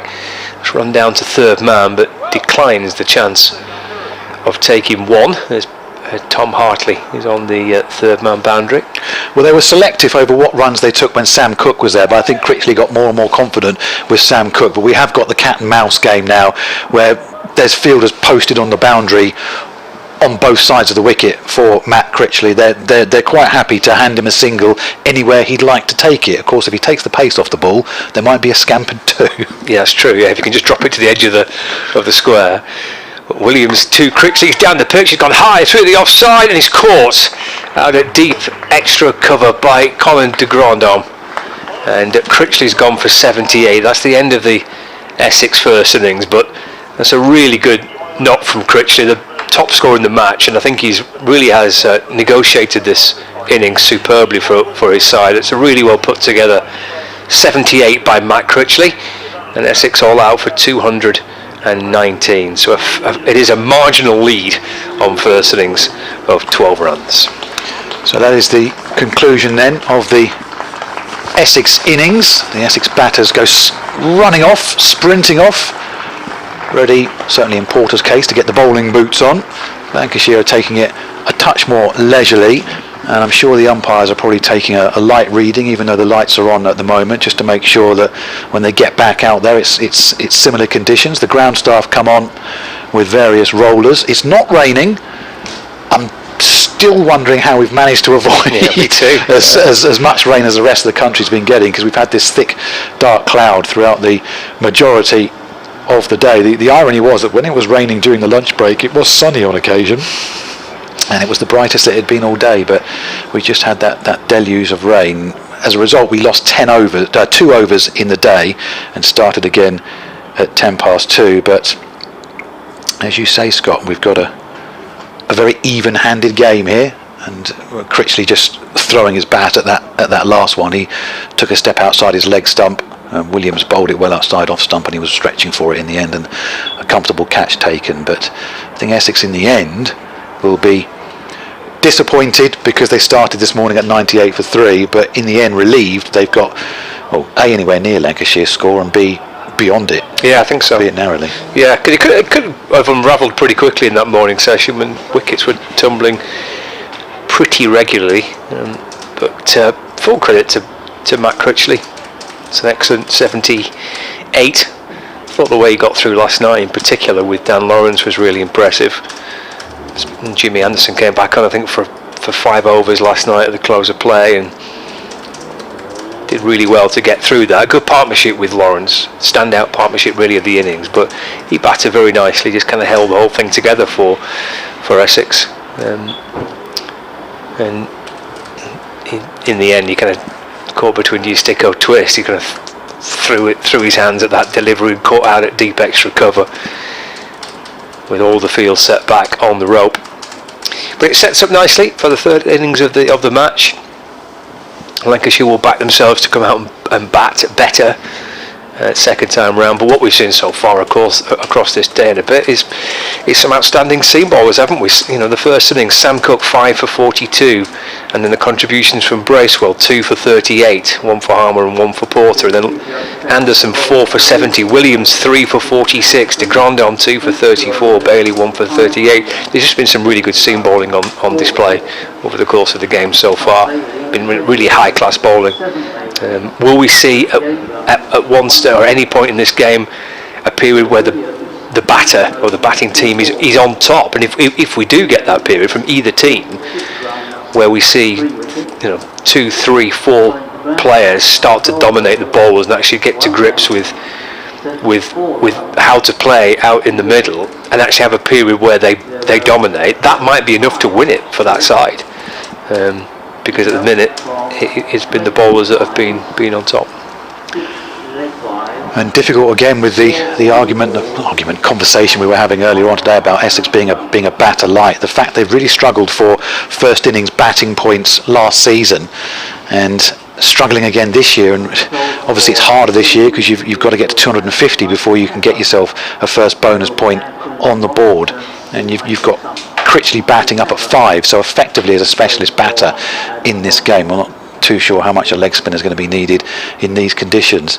And Essex might well just want to take a look at that, given as well the fact that their top order in these first 3 innings of the season has by no means fired, and they've had to rely on solitary contributions. You would say Dan Lawrence's century and Critchley's half century in the first innings at Middlesex, Critchley with a second successive half century in the second innings at Lords and a half century here.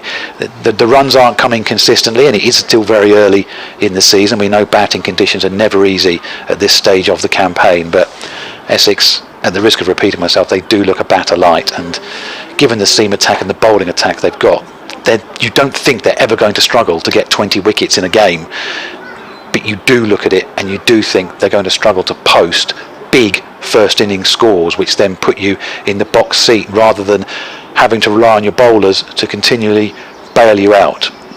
One thing I'm very happy to report is that the Simon Harmer snood is back out there and very much in evidence. If he was cold yesterday, heaven only knows how he feels at the moment. bbcessexcricket@gmail.com if you want to drop us an email as well. I know a fair few of you were emailing while Jason Gallion was on with Dick, so we'll get through a few of those, so thank you for your patience with that, but I hope you'll agree that what Jason had to add and had to talk about, and same with the Essex Chief Exec John Stevenson yesterday, is interesting and just gives you a different aspect of things and of life at a first-class county cricket club.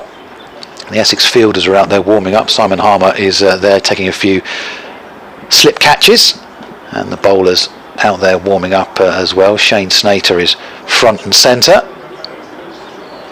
The lights, I think Dick uses a good word. He says the floodlights augment the light, don't improve the light. So it's just to keep the players out there and keep them playing. Ground staff working really hard on this strip here at Chelmsford. So just to reiterate then, Essex all out eventually for 219.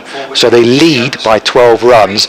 78 for Matt Critchley, the last man to go, and doing the bulk of the Essex run scoring, and did just such a good job to stitch together that Essex lower order. Sam Cook, good hand of 20 as well to help out with Critchley, but they'll be disappointed.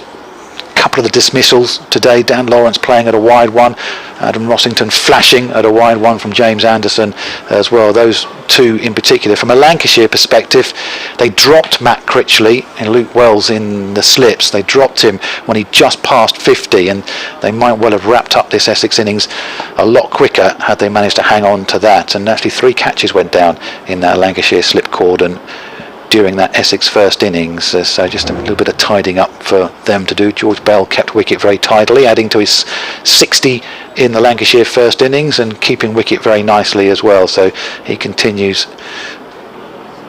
just to grow his reputation, a burgeoning reputation that he has, having come into this Lancashire side. Ben Debenham and Graham Lloyd, the umpires, are heading back out to the middle here. All the Essex players are out there going through various warm-up routines, and ground staff just beginning to head away from the strip, having remarked the lines, etc, etc, and the roller is out there as well, and we're going to get a prompt start, Scott. Yeah, which is great. The light must be slightly questionable, but the floodlights are on, so we can use them as an extra aid. But yeah, it's I'm really lucky to have managed to have had pretty much an uninterrupted day. A slight delay just before lunch, and then a little delay which after the lunch break. Only lost 2 overs in the match for weather so far. Tea, by the way, is 20 past 4. That will be kind of irrelevant to overs left in the day. So 20 past 4 the tea interval, and it's what we said yesterday morning and what we said this morning. This will be pretty tricky again, won't it, for the batters? And Keaton Jennings and Luke Wells walk out to the middle. There's been some exceptional bowling on show, and they know what they're going to get from Porter and from Cook, and then from Bracewell and from Snater as well. Luxury of options for both captains, actually. Tom Weston for Keaton Jennings. Every option they've got is a high quality option, and it'll be another testing period for the batters under lights as the players head out. Little huddle for the Essex boys, perhaps just to keep warm. Maybe there's a few motivational words in there as well, but maybe it's just to keep warm. And Wells striding out to the middle, short sleeves on, with a ferocious twirl of the bat, and then lagging 15 yards behind is his captain, Keaton Jennings. And 2 umpires in conversation. The ground staff start to slowly edge off the playing field and reversing their little tractors and rollers back to their huts away to our left hand side. Plenty of supporters stood up, rubbing their hands, Essex caps on, woolly hats and big coats today. But the game has bobbled along at quite a nice pace, and we're kind of only halfway through day 2, and we're into the 3rd innings of the match. So I think because we're advanced, even if we get plenty of weather around it, we're so far advanced, I'm pretty optimistic there will be a result for one of these two sides over the course of the next couple of days. And a key one too, as I mentioned, these tight games. If you get out on top of these kind of games where there's nothing between the two teams, and you speak to captains and coaches, and they always say it's the tighter victories, the ones that are difficult to win, rather than the kind of comprehensive wins are the ones that they remember the most. Yeah, and you say remember the ones that there was a close one here with Essex against Kent a couple of seasons ago. Sam Cook helped Essex get over the line. A close one down at Taunton as well, where Adam Rossington put his hand up in that match. We've got some valuable runs. That was a really close one as well.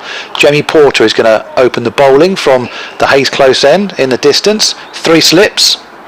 and he's in and bowling round the wicket now to Luke Wells, and Wells just squares up and plays defensively out to the offside for no run. We'll get through some of your emails as well as the afternoon progresses, because they have been coming in while we were chatting to Jason Gallion, including Jeffrey from Ilkeston. Says all these stories about meeting Luke Wells remind me about when I met Matt Critchley in the Waitrose in Long Eaton.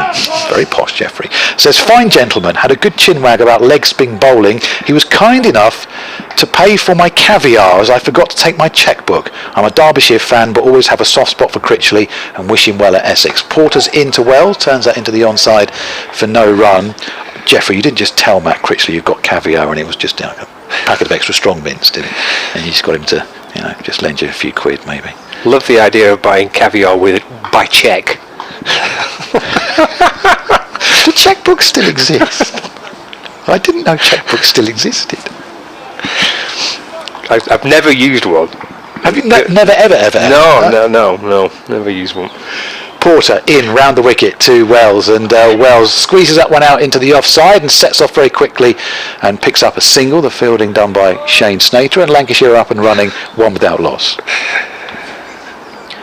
Here's Kevin, who's up in Bury St Edmunds in Suffolk. Lovely town that is. Always does very well in the Britain in Bloom competitions, does Bury St Edmunds. If you're ever around that part of Suffolk, Scott, do pop in and see the cathedral. It's a beautiful part of the world. Says no rain here, sunny but windy, enjoying the commentary as usual. I'm going to get back on my Sam Cook for England campaign. I know we're blessed with many good seamers in this country, but I think Cook definitely deserves his chance. More on that in a moment as Porter comes around the wicket and goes past the outside edge of an on the walk Keaton Jennings, and it goes through to Rossington. How long will it be before we see... Actually, is that Rossington keeping wicket? It's not, is it? No. No, you're absolutely spot on and quite right. That is not. He had that finger problem, Rossington, didn't he? He had the finger problem in the first innings. So Adam Rossington has not come out to keep wicket here for Essex. More on that in a moment as Porter comes around the wicket and is into Jennings, and that's worked behind square on the onside, and they come through for a single. Kevin goes on to say, I can't understand why Essex haven't signed an overseas batter, as this is what we've been crying out for over the past few seasons. We don't need any more bowlers, as we have tremendous youngsters like Allison coming through. I know Critchley's had a great start to the season, but we definitely need a quality middle order batter. Thank you, Kevin. I'll get off my soapbox now. Here's Porter again. In full delivery, which Wells plays back down the pitch, and there is no run. 2 without loss is the Lancashire score, and there's a few spots of rain just dotting around out there at the moment. There's been a few dots of rain spotted around for most of the day, hasn't it? Just every now and again getting a little fall of rain. Yeah, Michael Pepper is keeping wicket for Essex out there, replacing Adam Rossington. Yes, that was a finger injury. It looked like he picked up on the first day, wasn't he? He was keeping wicket, standing up behind the stumps, took a bit of a blow to the finger, but then didn't seem to trouble him for the rest of the innings. Obviously came out and batted, but clearly just not quite right to keep wicket. Pepper with the gloves. And here comes Sam Cook from the City end, right arm around the wicket, balls onto the pads of Keaton Jennings. He's looking to try and just flick it away to mid-wicket. And no bat on that. The umpire signalling a leg by, but he's bowling around the wicket to Jennings, shaping to play at leg side. Maybe the umpire feels that's just sliding down the leg side. First a chance for Cook to have a bit of a shout. He did bowl beautifully in the first innings. I think the fact that Pepper behind the stumps ended up almost a wide fine leg, diving, tumbling, trying to stop the ball, probably tells you that wasn't going to hit the stumps. The rain is getting harder. Yeah, bowlers are being pushed up. As Cook is in and bowling, and Wells defends to mid-wicket. There's no run. The two umpires are looking at each other, then looking up to the sky, then looking back again. Thanks to Luke on Twitter at BBC Essex Sports. Says massive well done to Stuart Kerrison and the team at Essex Cricket for managing to get the ground playable after all this bad weather. Many ground staff up and down the country have been fighting to get games on this week and have had to accept defeat, and I think they're accepting defeat here at the moment as the rain just gets a little bit harder. The light is okay, but unfortunately the wet stuff is falling, although looking away to our left it's quite a bit lighter, and looking away to our right over the pavilion it's quite a bit lighter, so this might just be a short sharp shower. But with Essex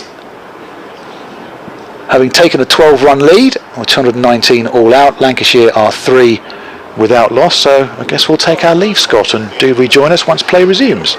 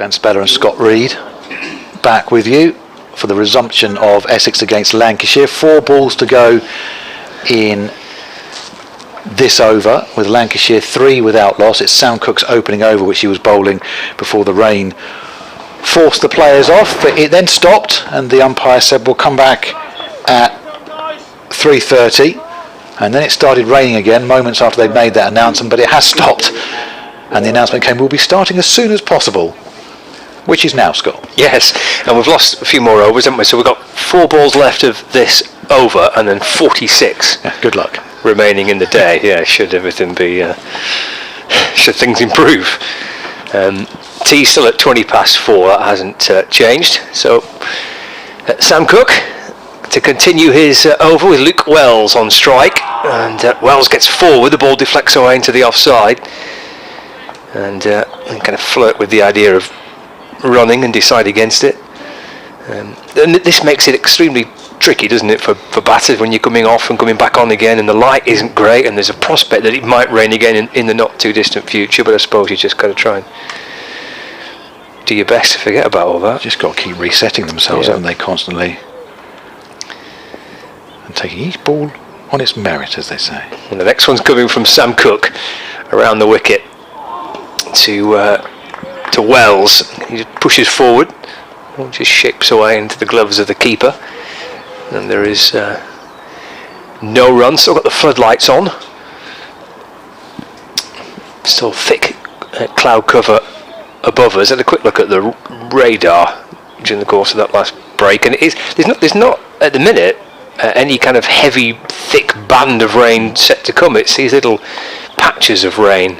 The heavy stuff seems to have missed us, or at least it has for the time being. Cook to Wells, trying to get forward again, just took the bat inside the line, I think, of that. Through to Pepper, who's keeping wicket, so he's got the gloves. Adam Rossington with a finger injury, so he hasn't taken to the field, so Pepper on his 12th man duties with the gloves.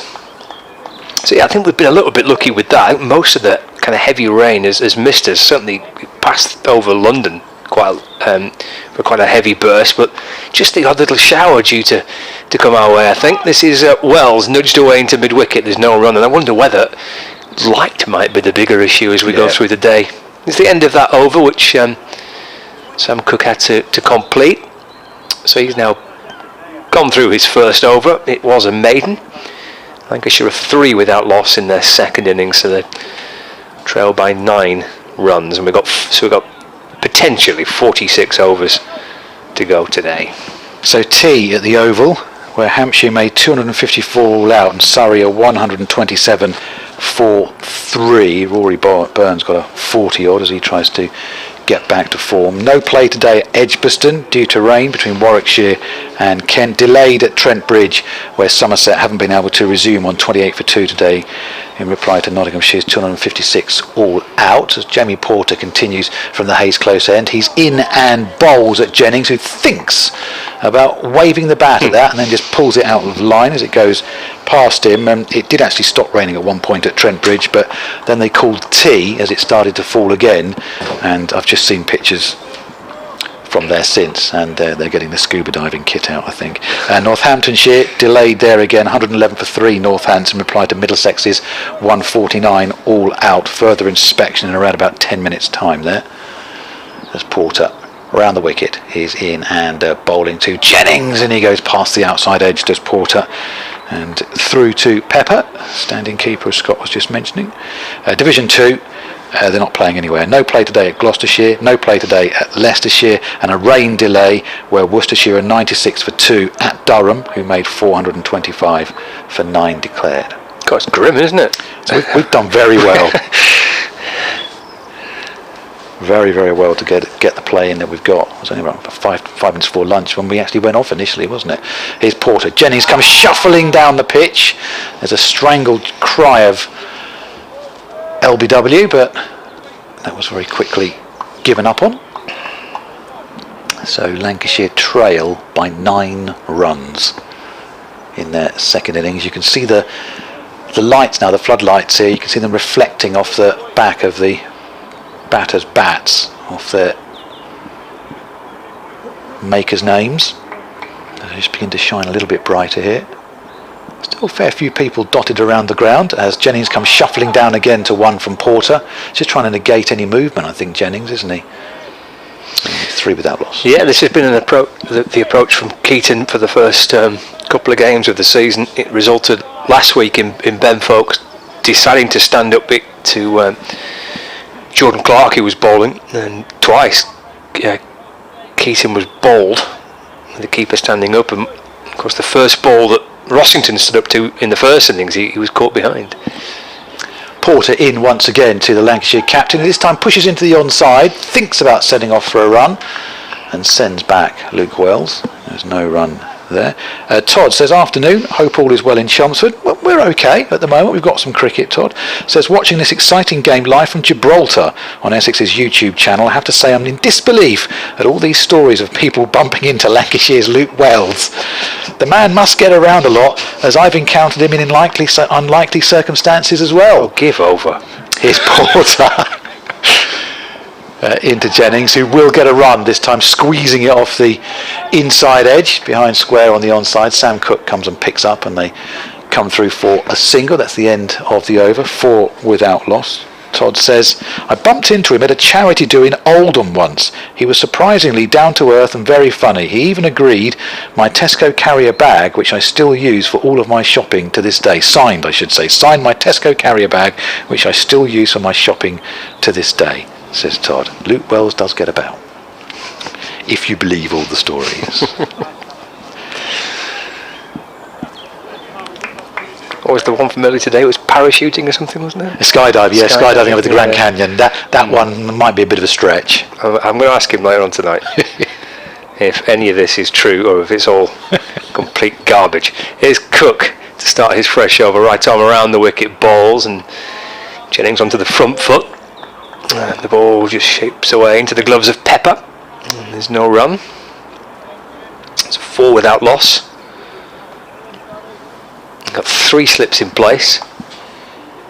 Alistair Cook and Simon Harmer and Dan Lawrence, the 3 slip fielders.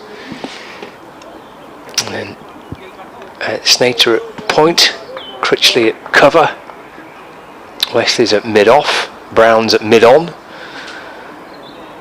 There's Cook to Jennings, that's worked off the pads to the left of mid-wicket and down towards the square leg boundary. Lovely timing, actually. Little flick off the pads for 4 runs through square leg. Doug Bracewell in a mid-wicket position. It went to his left-hand side, and Jamie Porter, who's on the fine leg boundary, couldn't sweep round to cut it off. So a boundary for Jennings. He moves to 5, and Lancashire move on to 8 without loss. Afternoon to Harvey. He did send this an hour ago, but he says, I'm enjoying watching the Essex-Lancashire match from the comfort of my Airbnb in Vancouver. Very nice. Sam Cook to Jennings. Ooh, bounced a little bit. Jennings doesn't offer a shot. The ball just springs up with decent length and into the gloves of Pepper, and there's no run. Max says, I'm listening to the coverage today from Grenada in Spain whilst getting some university revision in on the side during my year abroad. Can't tell you how good it is to have cricket back, and I'm looking forward to another cracker of a season. I'm invested in this match, he says. Can't wait to see which team comes out on top, although my fantasy team needs some Harmer second innings magic to revive the rain-affected games. Cook to Jennings, little step forward again and defends with his bat just a fraction in front of the pad, and the ball works its way towards Bracewell at mid-wicket, and there's no run. Max goes on to say, the only thing which could possibly increase my excitement for the summer ahead would be Darren Stevens being picked up by a county, although that seems rather unlikely. Even Superman Darren Stevens will have to give it up at some point. Yeah, that was a story that ran through the course of last season, wasn't it? And the season before that, and the one before that. Here's Cook to Jennings. A short ball, actually. Puts one in short when he sees Jennings advancing down the pitch. Just ducks underneath it. And then turns back into his crease and walks away to square leg. Luke Wells at the non-striker's end. A few shadow shots, and Jennings twirls the bat around again. Settles back into the crease. Porter his little pile of sawdust at the top of his mark. And receives the ball from his skipper. And sets off again, scampering up to the crease and bowling. And Jennings plays forward the ball, again goes past him and into the gloves of the keeper to complete the over. 8 without loss, Lancashire in their second innings. And just that took 4 runs, that nice little flick off the pads for 4 by Jennings coming from that Sam Cook over. Thank you to Michael for his email as well. bbcscricket@gmail.com says, wonderful to be curled up out of the wind and enjoying the dulcet sounds of Scott and Co. doing your usual impeccable job of commentating on Essex against Lancashire. I'm still here, one of the regulars, he says, the expat Lancastrian holed up in the market town of Tavistock in Devon, and looking forward to a thrilling summer of cricket. We had Jason Gallion on a little bit earlier on in the afternoon, the new chairman of the Essex Cricket Committee. Michael goes on to mention something about Jason, which we'll get to in a couple of moments, because Jamie Porter is about to bowl his 3rd over from the far end, the Hayes close end, as it just darkens slightly above us.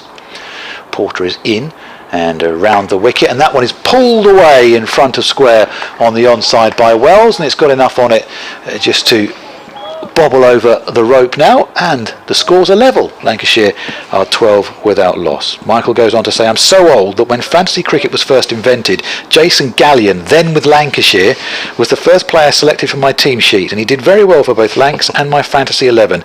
I never managed to win anything, but that was always my fault rather than Jason's. I occasionally wondered over the years what became of him. I for one was sorry to see him go, and it pleases me he's still in our wonderful game. I'd like to wish him well in his new role and hope he thoroughly enjoys it. Thank you, Michael. Thanks for getting in contact. Glad you enjoyed listening to that chat as well. Here's Porter in and bowling to Wells. Big shout for LBW here, and given! Luke Wells has to go, and someone's going to need to tell him you have to go, because he's standing there and he's standing for several seconds, but he has to go and he's out, and Lancashire are 12 for 1. Yeah, Wells first to go. Always important breakthrough, Wells. You feel like for a team, if you get into Wells or Jennings early, pretty sure that might be reflective of most opening partnerships, but these two in particular, when they get going, they take some prizing apart, really. Wells was disappointed having to make his way back towards the Lancashire dressing room, but his work with the bat for this game is done. LBW for 5, and Lancashire lose their first wicket at 12 for 1. And Josh Bohannon will be the new batter out. Not yet seen a replay of that, so I can't really offer a view on it, really. He got quite a long way across, but he was always aiming leg side, and I think he thought Porter round the wicket to a left-hander. He obviously thought he was quite safe in making that trigger movement across his stumps, but the finger went up. I think he also paused as well, because he actually wasn't looking when the finger went up either. So that's probably why he just stood for a few moments, although the jubilant celebrating Essex players all around him probably would have told him enough, look, unfortunately your time at the crease is over. So 12 for 1, so effectively 0 for 1 Lancashire here, because it's basically a 1 innings game now. Yeah, lead of 12, wasn't it? Yeah. I tell you what, if we get these 43 overs in today, which I think is probably unlikely, but if we did, I mean, Essex could be batting again, because it's been that type of match, hasn't it? The game was bounced along at a pretty sharp pace. We see so many games like it now, don't we? Unless you get an absolute road of a pitch. Yeah, and we had a couple of those here last season, Kent and Yorkshire games, but other than that, the games did move along a pace. So Porter is bowling to the new man in, who is Josh Bohannon. 12 for 1 is the score. Porter's in, just shapes that one back a little bit, but starting it well outside off stump, taken by the replacement wicketkeeper Pepper, and there's no run. Thank you, Martin, as well. Granada in Spain. Grenada is West Indies. Thank you very much. Pleased you're enjoying the commentary, though, from wherever you're listening to us. I was going to say this afternoon, but given the places we've heard from this week, this morning, tonight, this evening, tomorrow,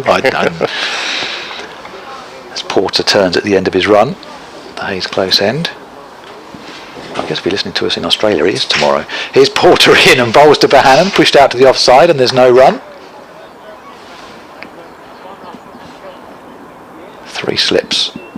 Simon Harmer's got the snood on, but it's just around his neck. He's wearing it more a bit like a cravat at the moment, rather than having it pulled up over the back of his head that he did. Love that. Little cravat. It's not part of my wardrobe, it's just for the want of a better word, really. I like it. Yeah. Used to work with someone who used to wear a cravat every day. Should have more cravats. I might start wearing them myself. Here's Porter. In and bowls to Bohannon, he just covers up defensively from the crease, and there's no run. 12 for 1 is the score. It almost became a theme. He just had a variety of cravats, and he'd come in a different one virtually every day. I don't think they were ever in fashion, were they, as opposed to out of fashion? It's just something that someone decides to wear. I like the idea of it. I like the idea of wearing them. I'm not quite sure I could pull it off, really. But what if Essex or Lancs do a club cravat? Here's Porter in and bowling to Bohannon, who pushes back to the bowler on his follow through, and there's no run. I can't imagine there's a lot of call for them. Probably not big sellers in the club shop. It is the end of the over, incidentally, if you were wondering. Lancashire are 12 for 1. Club badge on your cravat. Yeah, I like it. Sponsor's logo on it as well. John on the email says, Lancashire supporter calling here in a very wet Bristol. I can't pretend it's sunny and warm, but it's most definitely not. To think I got sunburn in Manchester last Saturday. Was thinking of popping to Chelmsford tomorrow, but the weather's putting me off. Thank heavens for you and the fantastic live stream. Excellent commentary as always. You do a sterling job. Thank you, John. And he says, thank you all. John, I'm glad you're enjoying it, and you couldn't pretend it was sunny and warm in Bristol, because the fact they're not playing at Gloucestershire and haven't for 2 days, we'd probably see right through that story. Sam Cook for Essex bowls, and that works away from Keaton Jennings. Actually bounces quite sharply, and taken by Pepper, who finishes across Alistair Cook at first slip.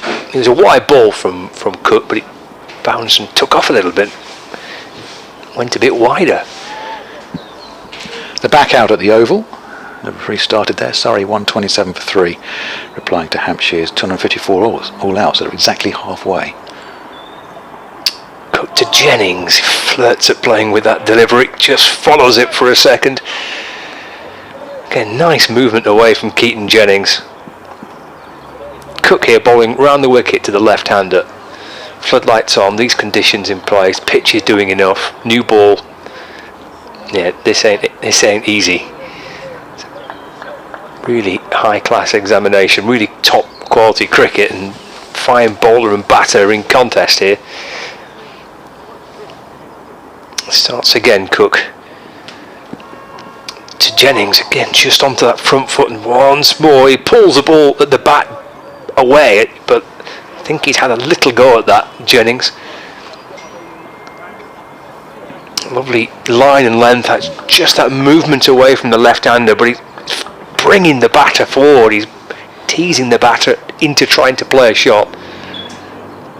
It's terrific from Cook. Mentioned it earlier in the game. Mentioned it yesterday about Cook seems to be the one who's bowled the fullest of all the bowlers in this game, and he's getting a bit of reward.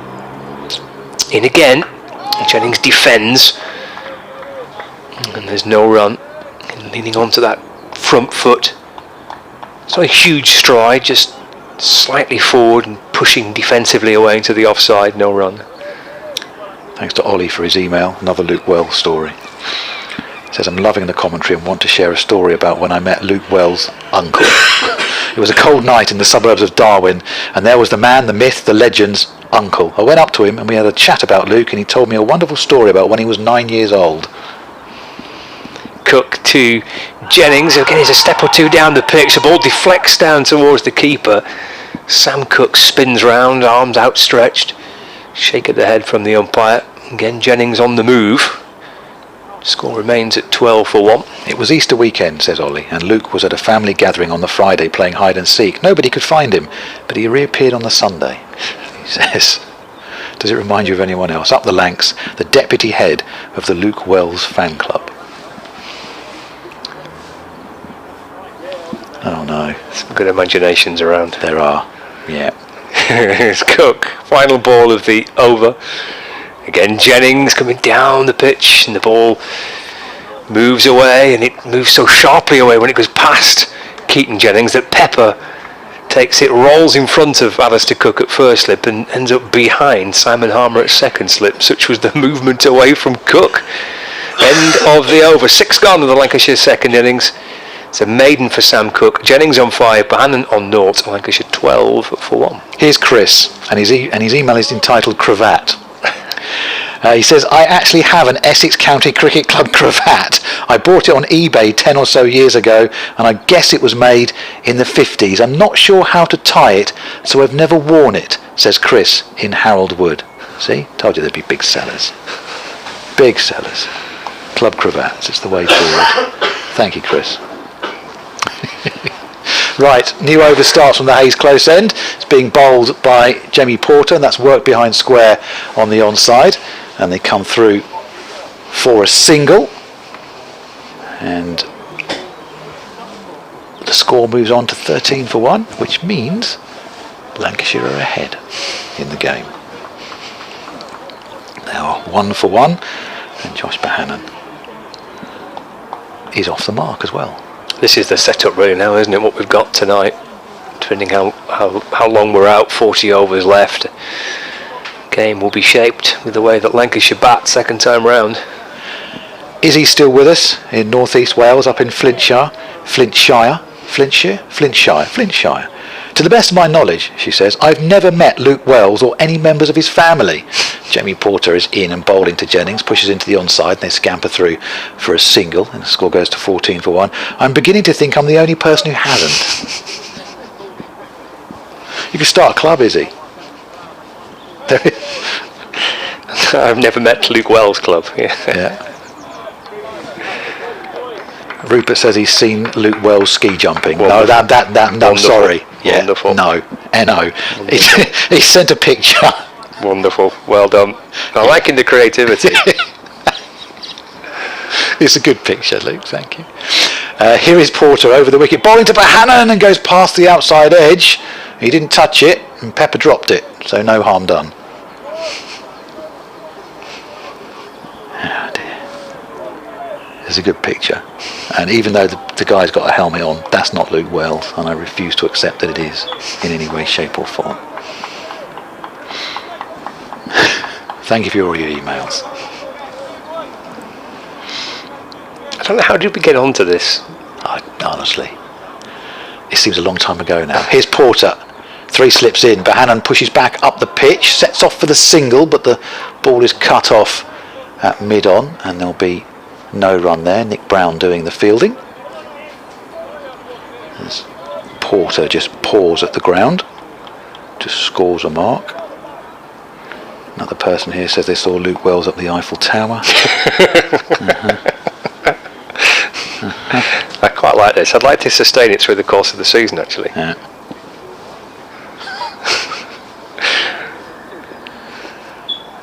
Porter turns into Bohannon and just plays defensively and squeezes it into the onside, but there'll be no run there either in the gloom of Chelmsford. But dry Chelmsford, 14 for 1. Lancashire lead by 2 runs. Philip says, Essex supporter, previously from Ilford, greetings from Hong Kong. It's 11 p.m. at night and reasonably warm still. Love the cricket and the very clear coverage. Fantastic start with the Middlesex win and looking good in this one as well. I can't share anything about Luke Wells, he says. Here's Porter. Into Bohannon. Bohannon just plays defensively from the crease, and there'll be no run there either. Decent enough over from Porter, and Lancashire at the end of it are 14 for 1.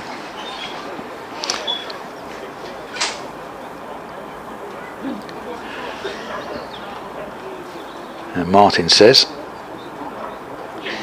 currently in London, we've been spared rain for 20 minutes, he says. Yeah, well, they're playing at the Oval at the moment, aren't they? He's in Hyams Park, is Martin, at the moment. No rain there, he says. It seems to have mostly skirted around us. We've had a couple of sharp showers, but other than that, we've been very lucky to escape. And actually, it's probably a bit lighter than we think it is, Scott, because these windows are slightly tinted where we're stood behind at the moment.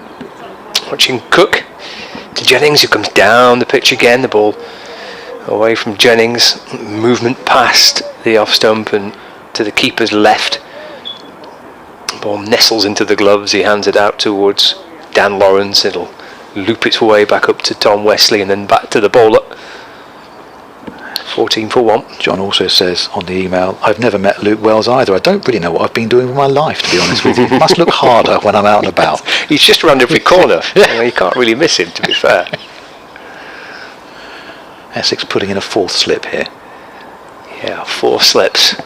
Cover, mid-off, mid-on, mid-wicket, fine leg. It shoots through. It's a wide ball, doesn't really get up on this occasion. Starts wide, gets wider. Through to Pepper. Mike in North London is back on. He says, I can assure you, Scott, that it was definitely Luke Wells who was in the breakfast room at the Arundel Park Hotel. Don't believe you. All those years ago. We didn't speak in the breakfast lounge over the muesli, though, he says. Cook from the city end. Again, Jennings on the walk. Nudges the ball up to mid-on when Nick Brown fields. No run. A better anecdote is meeting his father in a hotel bar before the PCA Awards nearby. He graciously discussed his 1 Test cap and facing Curtly Ambrose as we reciprocated on the drinks front. John Stevenson also in attendance with levity discussing the game. The bar just off Piccadilly Circus, if the above remembers when I saw him there. Halfway through Cook's 4th over. 4 slips still waiting. Cook past the umpire. That's a good ball to Jennings. That beats him. Through to Pepper, no run. Jennings stands and looks back down the pitch. It's a little bit survival mode at the minute for the Lancashire batters when Cook gets the line right and sends a delivery down like that. Not a great deal, I don't think, that Jennings could do. He's just pleased not to have nicked it. Barry in Little Baddow, which is, and this is useless for radio, over there. A Little Baddow on the outskirts of Chelmsford says, loving the cricket, watching from my abode here in Little Baddow. Great to see Anderson playing for his club again. Cook to Jennings. Plays forward and goes past the edge of the bat through to Pepper, no run. Now, just as the cue for the 4 o'clock news bulletin comes in my ears for BBC Essex, Scott realises that's his cue to go off to BBC Lancashire as well. Barry goes on to say, I hope the weather holds out. Thunder and lightning expected later. Enjoying the commentary, the joys of spring, he says. Look, thank you for all your emails across the last couple of days. Scott will be back with you tomorrow, and Nick Gledhill and David Brett will be alongside him. I'll bring Dick in a few moments' time because he's rejoined us at the back of the box as Sam Cook comes around the wicket, in and bowling to Jennings, who stretches out and pushes back up the pitch for no run. And that is the end of the over. And it's a maiden over from Sam Cook as well. 4 overs, 3 maidens, none for 4 for the Essex seamer. Jamie Porter with the 1 wicket to fall thus far. Davin in Beerchurch Road last Wednesday evening. And all change. Able to flee from the area and was and Porter is going to continue as well and bowl his 5th over from that Hayes close end. COVID downturn. New figures are showing that 1.9. Just a reminder to you that Essex had a 12-run first innings lead. That's 94%. And Lancashire are now 14 for 1 in response, so they lead by 2. Here's Porter running towards us over the wicket into Bohannon, who pushes in front of square on the onside and has timed that beautifully as well. So much so that a diving Doug Bracewell can't get there, and the Kiwi picks himself up and sprints off in pursuit. And they've run 3 runs there, nicely timed by Bohannon, and the score goes to 17 for 1 here at Chelmsford. BBC Essex, BBC Lancashire, via the BBC Sport website and the app. And I thought he was sort of one of the back tomorrow from 11 o'clock in the morning, weather permitting, because if you've looked at the forecast across the weekend, it ain't great. Just a shift in the field as the left-handed Jennings comes down onto strike, and Pepper's going to stand up here like Rossington did in the Lancashire first innings. Porter is in, and Jennings plays behind square on the onside, and they come through for a single. But rain has been affecting play today. BBC Essex's Glenn Speller is at the county ground. I'm happy to say they're back out there though now, Nick, and Lancashire, having conceded that 12-run first innings lead to Essex, have gone to 17 for 1 in their second turn, so they lead by 5 runs. You can add another one onto that now as Keaton Jennings takes a single. So Lancashire 18 for 1, so they lead by 6. The wicket to fall, Luke Wells, was LBW to Jamie Porter very early on in the innings here. Essex thankful to Matt Critchley's 78, which helped them take that narrow first innings lead. But we're basically into a one innings match here now, and Lancashire, leading by 6 runs, are 18 for 1. And commentary continues right now. And Bohannon has been felled by a ball from Porter there and is hunched over, face down. Not a great deal of sympathy from the Essex fielders or the bowler, and Keaton Jennings just has to wander down. His captain wasn't exactly on his toes coming down to see how Josh Bohannon was, but the physio team will have to come out, and Dick Davis is back alongside us, and Scott will come back in just at the end of this over once we get the end of the over. But there'll be a delay, Dick. Yes, there will. Yes, I'm not really going to have very much to commentate on. He looks distinctly inconvenienced, and he is. Poor fellow is clearly in very great pain. And the physio has come on, but I don't think there's awful lot that anybody can do apart from give him a glass of water, maybe a paracetamol or something, and take deep breaths, and time and tide will hopefully, if not sort out the problem, then alleviate it. It's I'm assured it's very unpleasant. Yes. I played club cricket for many, many years, unfortunately, or maybe not fortunately, maybe it was because I wasn't very good at getting in line, but I never sustained such an injury. Well, they have all the protection, all the padding, etc., but it still finds a way, doesn't it, the ball on occasion? It does, yes. Yeah, Bohannon having a drink of something. Now, just attempting to get up. All that time he was on the ground, first of all totally hunched over and then sitting on the floor, and no, he's well, I won't describe exactly what he's doing now, but if anybody who's watching online can see. Just checking that at least physically everything's in the right place. And it looks as if we're going to get underway again soon.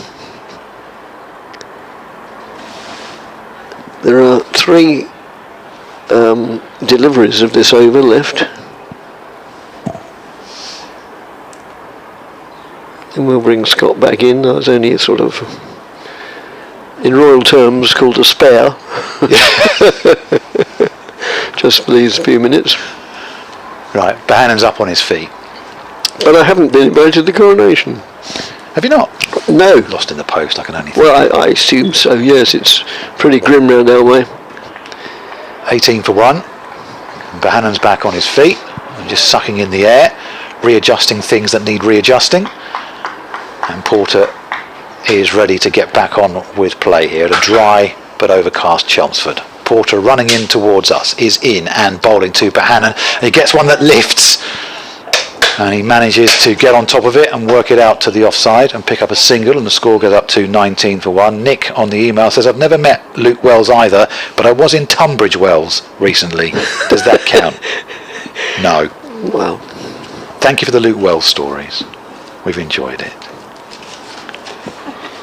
Team will be taken at 4:20, we're given to understand, aren't we, under these circumstances? Yes. And then theoretically we've got the best part of 40 overs to go today. This next one from Porter is pushed back down the pitch by Jennings, and the bowler fields on his follow through. One more ball of this over to go, and then Scott will come in and replace me with Lancashire 19 for 1, so they lead by 7. And low scoring games, every single run will carry its own value. A lot of the spectators have stayed in. A few people have probably darted off thinking that'll probably be it for the day. As Porter round the wicket into Jennings, he pushes defensively and quietly and gently back to Porter. That is the end of the over. 9 gone in this Lancashire second innings now. and trailing by 12 on first innings. They're 19 for 1, so they lead by 7. And I shall leave Dick in the company of Scott Reed. Thanks, Glenn, very much. Yeah, well, there you are. Glenn just summarised the situation. It's interestingly poised, and obviously the game could go in any of two directions or 4 possible results. So we're going to see Cook bowling from this end. This the river end. Right arm over the wicket to the right-handed batsman Bohannon, and he moves in now. Longish straight run. Moves in now. Right arm over the wicket. Bowls outside the off stump. Taken by wicketkeeper Pepper. Standing in for Rossington, who appears to have been carrying a bit of an injury for quite a while before he eventually sort of gave in to it. The fact that Bohannon got hit in a slightly awkward place could be quite good news for him and for Lancashire. Tell me more.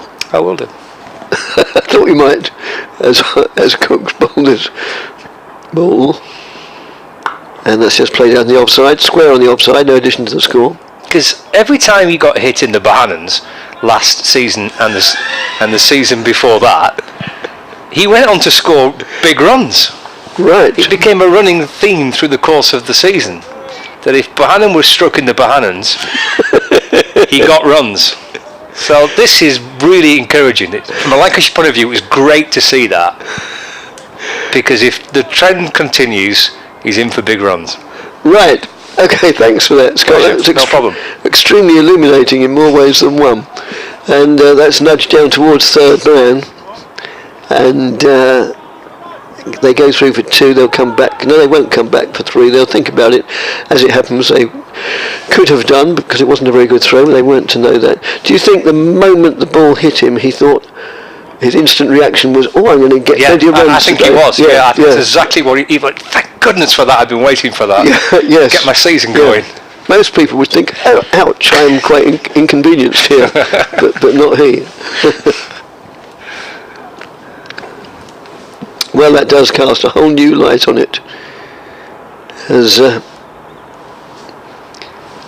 Cook moves in and bowls, and that's worked it down to long leg, just below one of the 4 floodlight pylons, which understandably are illuminated at the moment.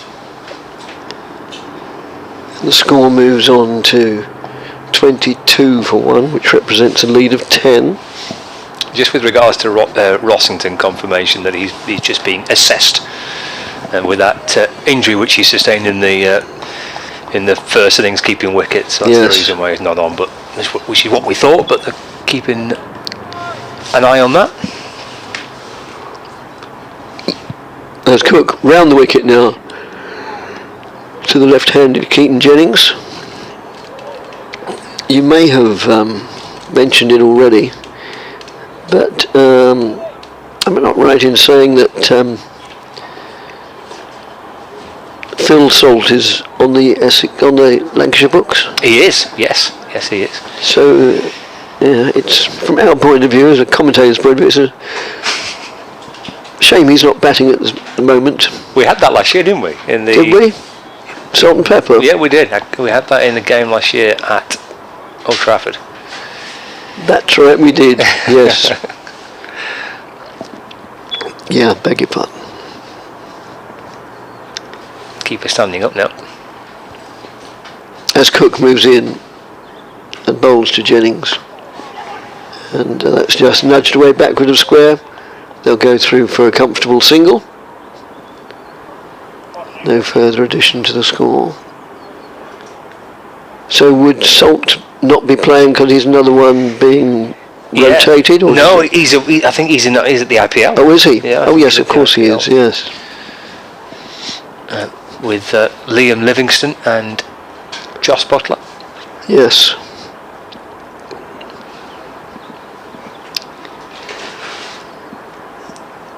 So I presume the same way as Essex did when Cook was off playing for England, admittedly only in test matches, that You know, from the county's point of view, you almost sort of don't take them into consideration anymore. You just think, well, you know, they've gone and that's it. Here comes Porter to Jennings. Jennings plays it to mid-on. There's no run.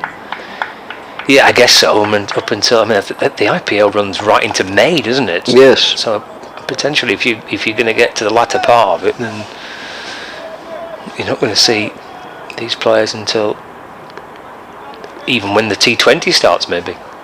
You know, right the way into the kind of middle of May before we get to see maybe those three players in particular. Porter to Jennings again. That loops away into the onside. There's a solitary appeal from Jamie Porter. It sounded like Jennings hit it. There's nothing from the keeper or from the slip fielders. Porter was appealing all by himself. Not a single teammate in support.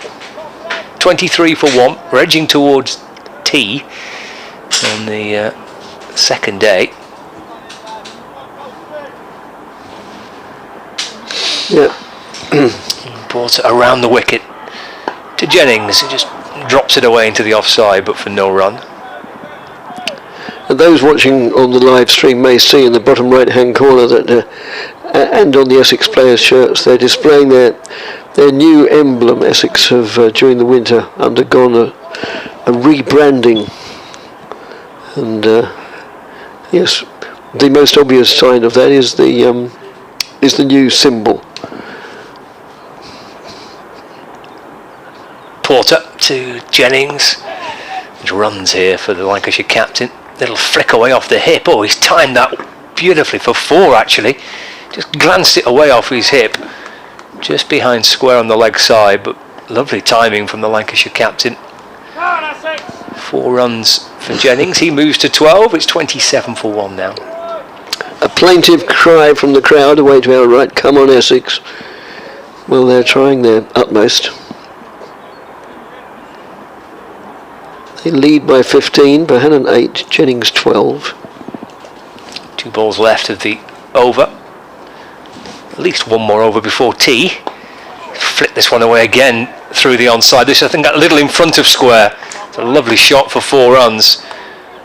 Second boundary to that square leg region. First was a little flick off the hip. That's a nice clip away off the pads. And Jennings moves on to 16 not out. Lancashire to 31 for 1. Yes, it was a good shot. A little flick of the wrist and the ball disappears to square leg. Porter to Jennings. He's content to defend this next delivery. Having to stay in his crease with the keeper standing up. Just deflects it back to the bowler. And that completes the over, which Porter's now bowled 6. And we've had 11 of the Lancashire second innings. 33 for 1, lead by 19. Looking at the emails, I think Glenn has addressed most of them, because the ones that are more recent have come up in bold, so we'll look at those. One of which is the Luke Wells Barmy Army, as he refers to it this time. Come back to that in a moment. Cook continuing to bowl from this end. Having quite a long discussion with his captain before he starts on his run, but she does now. Moves in, bowls. And that's allowed to go by outside the off stump by Bohannon. And he says, just wondering what you think about Wall's ball. It's like Baz ball, but takes cricket to the next level. Hopefully he'll be selected for the England team with all the talk of his name and how much of a popular character he is with so many people. Truly hope that he gets selected and single-handedly wins the Ashes from England. Best regards to Luke Wells, Barmy Army. Thank you. Well, I'm not in a position to comment. Scott might be, but might decline. As Cook moves in and bowls. It's just played out in the offside. And Rees, entitled Essex and Lancashire. from Barry Island. In my local papa. Hang on, I think it's one of those I might read through to myself before I read it out loud. Sometimes they are advisable. Yes. I've got into not exactly hot water, but certainly lukewarm lukewarm water before by just reading something without looking at it. That's whipped away through the onside for 4 runs. It runs away down the hill. Not that it's a steep hill. It's not like I don't know, Hove or somewhere like that, but it's quite appreciable once it gets going down at this end. And the score moves on to 35 for 1. Just looking at the replay. Yeah, very pleasant shot. And Nick Brown in pursuit, but only to retrieve it, not to reduce the scoring. As Cook moves in again and bowls. And a play and a miss there. Defensive shot, and the ball moved away off the wicket. And Pepper took it quite comfortably. He has 3 slips keeping him company. Then there's a backward pointed cover, a mid-off, a mid-on, a mid-wicket, and a long leg. I don't know how Cook's not got a wicket yet. No. He's beaten the bat so many times. He has. Hasn't he? Yes, so many times you sort of almost take it as the norm rather than something to get too animated about. As that goes through outside the off stump, but this time it's allowed to go on that path. Getting back in though. Did a bit, didn't it? Yes. It's good leave, but I'm sure he may have just skipped a beat a little bit there behind them. Leaving, but maybe with just a little element of doubt in your mind. That did come back in. He wasn't too far away from the off stump. Pepper took it to his left hand side. As Cook moves in again and bowls, and it's played solidly defensively, trickles down off an open blade down into the slip cordon, but no addition to the score, which currently is 35 for 1. I think that'll be tea. And they are off for tea. So that's the situation. In summary, Lancashire made 207, Essex made 219, establishing a lead of 12. Second time round, Lancashire are 35 for 1, which means they lead by 23 with 9 wickets in hand. Keaton Jennings is not out 11, and Josh Bohannon is not out 22.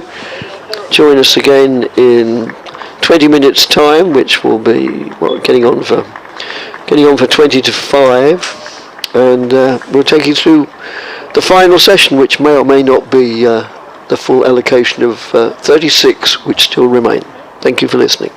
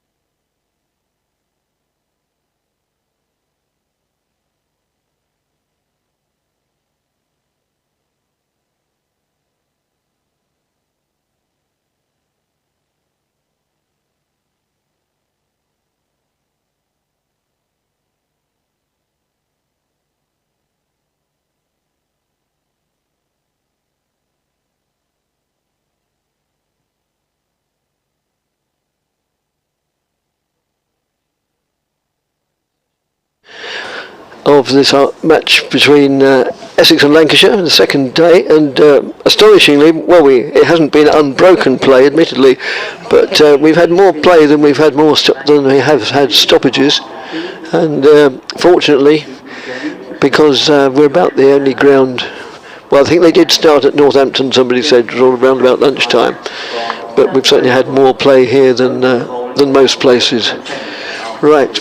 So the situation is that Essex effectively have a lead of 23, and there's a minimum of 36 overs remaining. I think that is probably going to prove to be a little bit fanciful because the weather is, well, deteriorating, but fortunately it's deteriorating slowly. So not our batsmen, Keaton Jennings, who has 11, and Josh Bohannon, who has 12. And it's Jennings facing up to the bowling of Cook, and he just, no, it's not Cook, it's Jennings. It is Jennings, and it's Bracewell, isn't it, I think? Bracewell, that's right, yeah, I was just looking at the screen because it's the other end and he's walking away from us. Yeah, Bracewell, thank you. The New Zealander, who bowled well in the first innings, moves in now, right arm round the wicket to Jennings, who nudges that on the onside to Matt. No, it can't be Matt Critchley. He's normally in the slips, although yeah, I think it probably is. Yes, number 20, Matt Critchley, who added to his 2 half-centuries at Lords with 78 today, last one out. So he's had a good start to the season.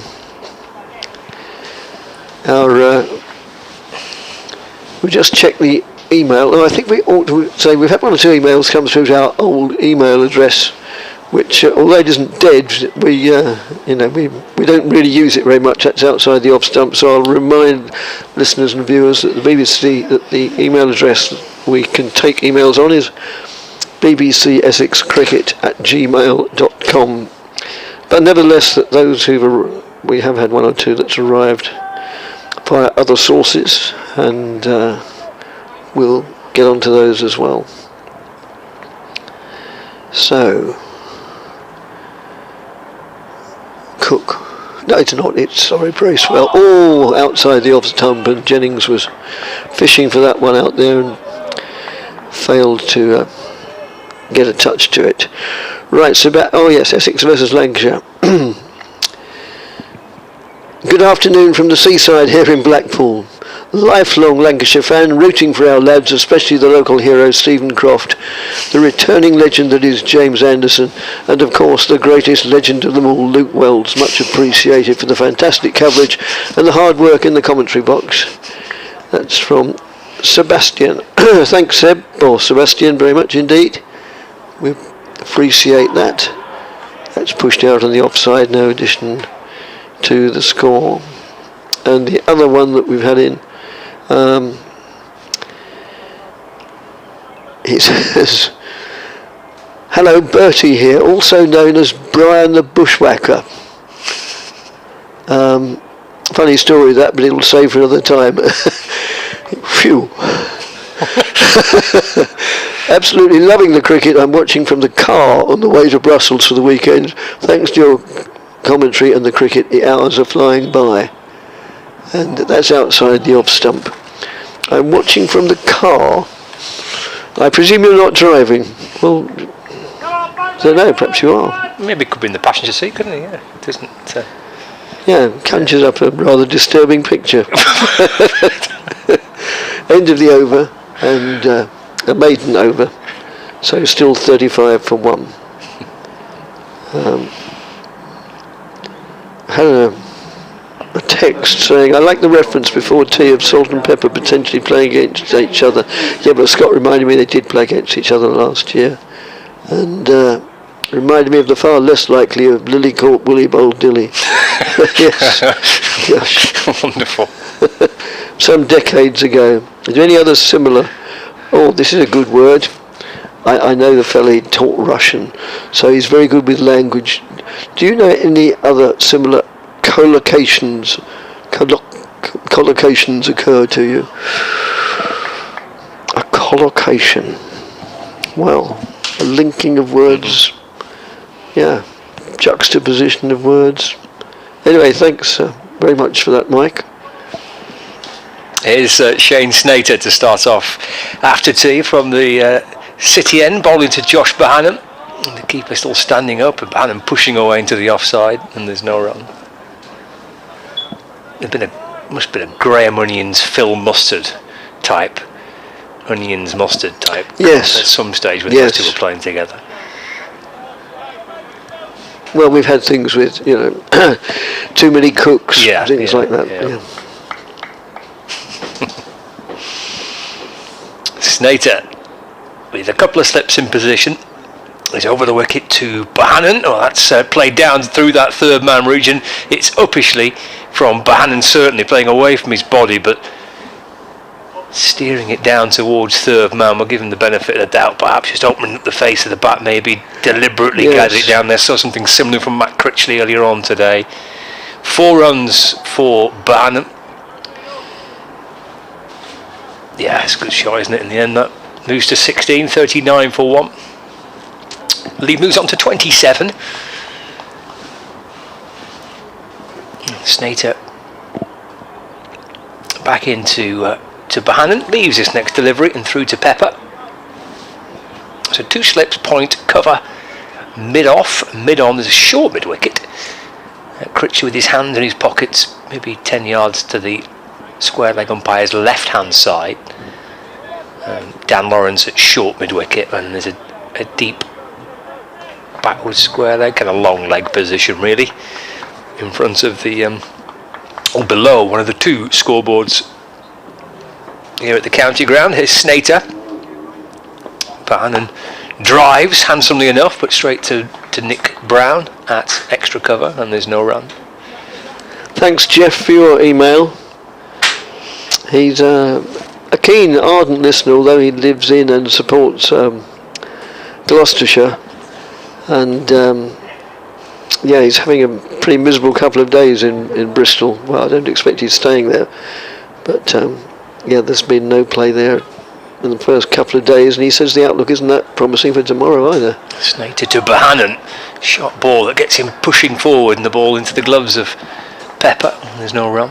His actual comment is good to, he addresses it to me, but it's to everybody really. Good to hear you and your colleagues once again. It has been miserable in Bristol, raining on and off for much of the day, and even though tomorrow looks much better, I'm not confident the ground will have dried out in time. Oh dear. This is the danger of playing so much in April, and we've got away with it a little in previous years. Yes, perhaps we have. Yes, April has been quite good the last few seasons. Snater to Bohannon, gets right forward and defends. The ball bouncing back down the pitch, gathered by Snater off his own bowling. 4 runs came off that over, which was that shot that Bohannon played down to third man. So he's on 16. Likewise, his captain, Keaton Jennings. Lancashire 39 for 1. After 14 overs of their second innings, they lead by 27. An email from Reese in Barry Island. It's the second time he's emailed us, but to be honest, I couldn't decipher the first one, and we'll come back to that in a moment as well, because it's Bracewell about to move in and bowl to Jennings, which he does now, and Jennings plays solidly and defensively, and it just trickles back to the bowler, who puts out a large right hand and fields it. He says, I'm in my local pizza restaurant. He's moved on because the earlier email said he was in his papa, which presumably is Welsh for something or other, knocking back a few margaritas. Yes, loving watching the game play out, and I was just reminiscing on the game last year when Lancashire's George Balderson, that's just played out on the onside, took a hat-trick for Lancashire. Yeah, he finished up with 5 for 14, I think. Loving the commentary, keep it up. Oh, sorry, just give him a mention. He says, reminiscing with my buddy Stevie on the game. I mean, he's reminiscing on the game. I don't mean buddy. Yes, right. And so thanks very much, Reese in Wales. There is, of course, a connection between Barry Island and Essex, and that's outside the off stump, courtesy of a popular BBC sitcom.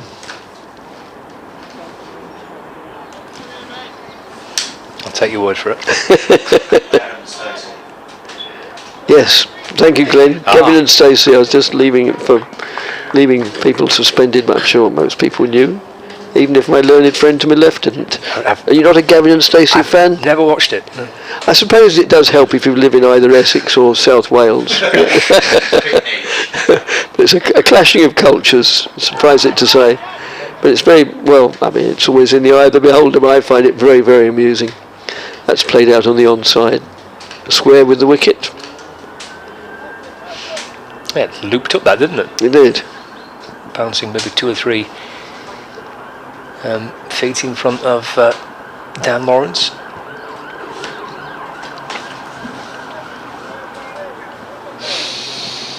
Yes, Gavin and Stacey is a must almost if you live in these parts. It's, I won't go into details because it's played outside the off stump, and goes through the middle of the offside for 2. They'll think of a third. They do in fact come back for 3. It basically concerns an unlikely relationship between a girl who lives in Barry Island and her boyfriend that she meets on a blind date, and well, they'd communicated via the web, who lives in Billericay, and all the resulting experiences. It's yeah, I like it anyway. It was where James Corden first made his mark on the scene generally. Bracewell moves in, bowls, and that's down the leg side, and well taken by a sprawling Michael Pepper, diving away to his left. The end of the over, and Lancashire move on to 42 for 1 with Jennings on 19 off 50, and Josh Bohannon on 16 out of 29, a lead of 30. With a few more, unsurprisingly, a few more spots of rain appearing on the window of our commentary box, which is now closed. It's been open it was open all day yesterday and a large part of today, but eventually discretion is the better part of valour. It's a good call by our chief producer to shut the windows. I thought so, yes. I feel a bit warmer now. He's a very, very caring soul. Snater going to come round the wicket to Jennings. It's flicked off the pads out towards square leg. Jogs back for a couple. Nick Brown will catch up with the ball. Rolls towards the edge of the quite long, broad, wide square here at the county ground. It seems to go on for a mile. The yes, it is, isn't it? Yeah. Probably the final pitch on the square is what, maybe 15 yards away from the boundary. Well, yes, I mean that's only a net wicket. It's worked away by Jennings down to fine leg for a single this time. 22 to him now, 45 for 1. Well, of course, in relatively recent years, the whole square at Old Trafford has gone through a transformation, hasn't it? It has, yep. Completely rotated around. Are there any? Yes, presumably there are some new developments. I mean, there's no reason to think I'll be going to Old Trafford this season, unfortunately, a ground I like. But I remember last time I was there, presumably last year. Snater to Bohannon. It's defended, no run. They were doing big works over on towards the Kellogg's side. The former manufacturer of cornflakes. Side of the ground towards the station. That's presumably finished, is it? Well, it's kind of well advanced. Yes. It's not finished yet. Oh, right. There's a hotel being built there. Why have one hotel when you can have 2? And so they've got a second hotel being built. Oh, I see. So, but it's not far off. No. It's nated to Bohannon. Just bounced a little bit more than he was expecting. rolls the ball off the face of the bat down through the gully region, picked up by Jamie Porter. Bohannon gets a single, so 17 to him now, 46 for 1. The lead is 34. And being located where it is, I mean, obviously half our listeners, or maybe more than half, speaking to the converted now, but for those who don't know the location of the Old Traffords, I mean, the football ground is only, a mile away, something like that. So presumably the hotels are... Stated to Jennings, it's defended, no run. Presumably the hotel is used as much, if not more, in the winter than in the summer. I mean, would visiting sides, supporters would stay there? Yeah, I think I was listening to Daniel Gidney, who was doing an interval interview with Kevin Howells last week on Sports Extra from Old Trafford, and he was chatting about that, about the hotel, the one that's been open now for a few years, and the secondary hotel that's not too far away from being finished, and the conference and marketing centre, the Point, which is at the ground as well, and the revenue that generates for the club. Jennings off the front foot to defend again, no run, end of the over, 46 for 1, Jennings 22, Bohannon 17, and he said just that it's generating revenue, the hotels and the conference centre, throughout the course of the year. It's a 12-month kind of revenue for the club. Yeah, excellent investment. And one or two of the bigger grounds are doing this, of course, nowadays. There wouldn't be room here at Essex even if they wanted to. Well, it would probably be quite successful because there again, for the benefit of Lancashire listeners who don't know whereabouts the Essex ground is, it's slap bang in the middle of Chelmsford, and very handy. And that's just played out on the onside for 1 run. And although Old Trafford is certainly not in the city centre, one of the reasons I like it is it's so accessible. I mean, I've said it so many times on air over the last few years, I just love that metro system. Sometimes when I'm up there I find I travel on it just for the sake of travelling on it. It's wonderful. It's a new concept to me. How 1 minute you can be in a vehicle that's driving along the middle of the High Street or the Piccadilly or something, and then suddenly you've become what I might call a proper train. It's almost like little boys' stuff. That's worked way on the onside. So that's enough promotion for the metro system of Manchester, but I'm sure they're very grateful. It also, of course, goes out to Salford, where, well, I was going to say the BBC, all sorts of broadcasters have their studios. And which I've been to a few years ago to watch a show being recorded. That's pulled away on the onside for 4 runs, and there's nobody in the deep field on the leg side, and it is played towards the pavilion over there. It's pulled pretty emphatically, that, wasn't it? Yeah, certainly. Had plenty of time to play the shot too, Jennings. Tall man, he's right on top of the bounce and muscled the pull shot through mid-wicket for 4. Start by Lancashire in their second innings. Third innings of the match in what has been so far a low-scoring game. Potentially pivotal innings of the game that could shape it one way or the other for either of these two sides. But a sound start so far, but still only lead by 39 at 51 for 1. As that's round the wicket and allowed to go through to the keeper. No addition to the score.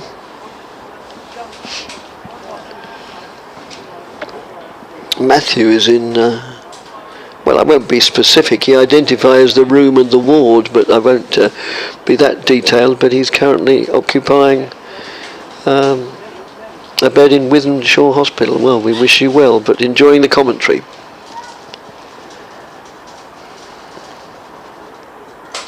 And that's worked away backward a square on the offside, and that is going to cross the boundary, and the ball trickles under the covers and retrieved by Sam Cook, somewhat inappropriately wearing a sun hat. It's optimistic, that, isn't it? Yes, a sou'wester might be more necessary soon.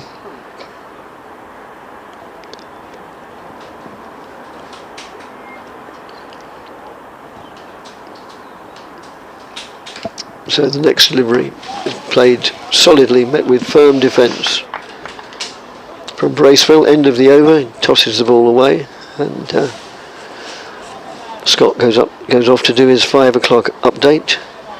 Yeah, there's a middle couple of sentences which I'm sorry, Matthew, but I really don't understand. It's probably not your fault. It's mine entirely. Just hand my IV changed by Luke Shaw. He really suits the uniform. No, that's beyond me. But anyway, I wish you very well in Wythenshawe Hospital.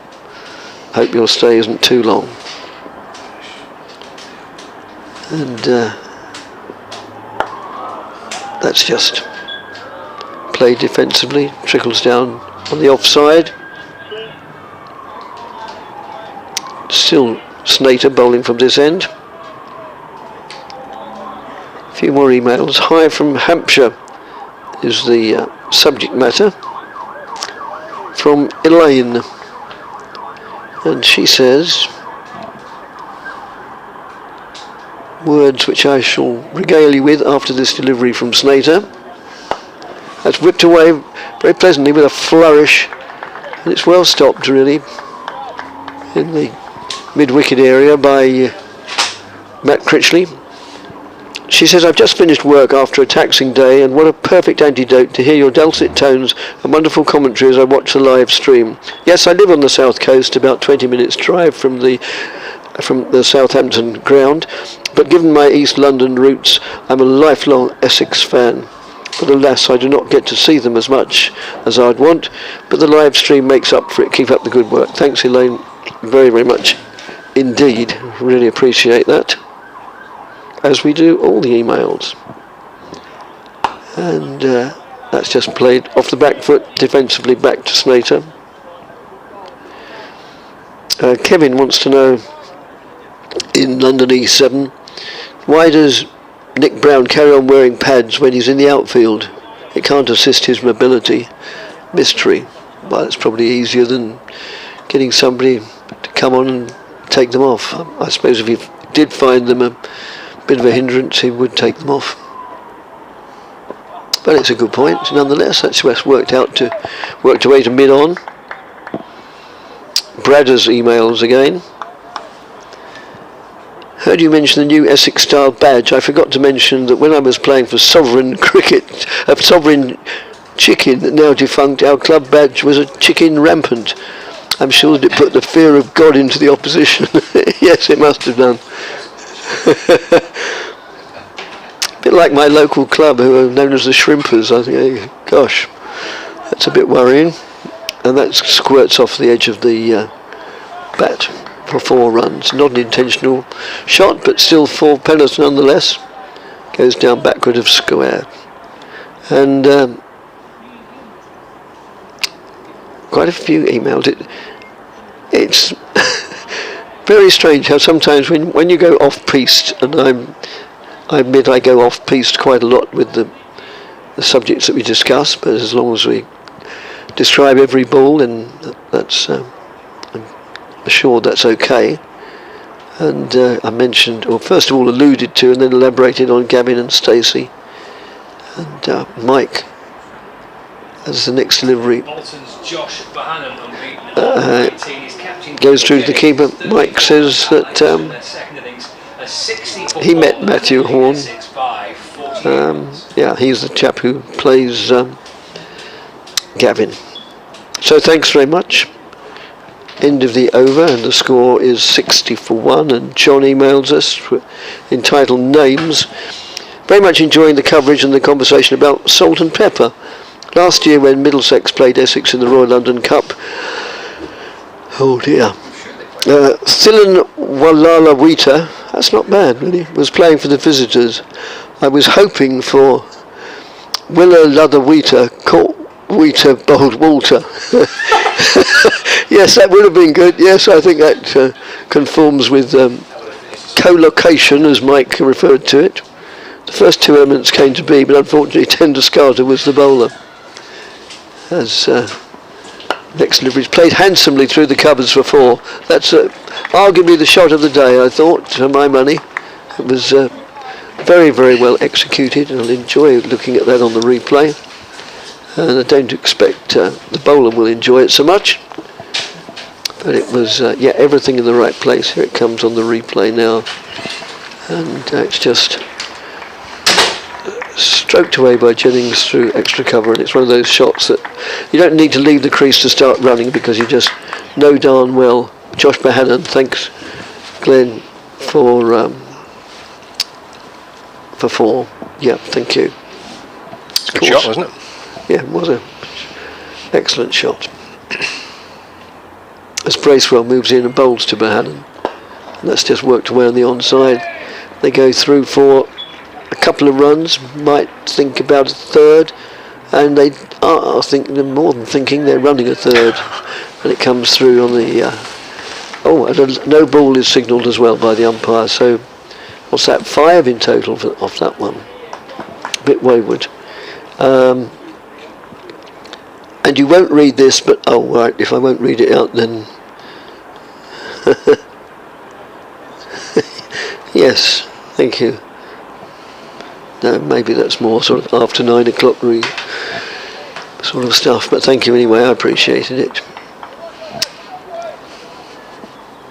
Well, that drizzle that I mentioned 10 minutes or so ago doesn't seem to have materialised, fortunately. And we still have Bracewell about to bowl. Moves in now and bowls. And Jennings plays that pleasantly through the onside for 2 runs. So a useful partnership. 12 was when the wicket fell, and the score's now 69, so they've added 50. Oh no, that was before those 2 were clicked up, 71. So yes, a very, very useful partnership indeed. So thanks for that. Oh yes, another email from Ian. Enjoying the action and the commentaries while working extremely hard from home down the road in sunny Harlow town. And that's just played solidly, trickled down the offside for the last couple of days. Having been given my wife regular updates while she's laying by the pool in Borneo, which might make it onto your scenic destination list, she still couldn't care less, unfortunately. Well, I hope she's having a good time in Borneo. I'm sure she is. I'm also sure it's warmer than it is in Chelmsford, and probably Manchester. So Bracewell to continue. Right up over the wicket to Jennings, who advances on him and then carves it away through the offside for 4 more. And Jennings looking from the Essex point of view in ominously good form, but from the Lancashire point of view, reassuringly good form.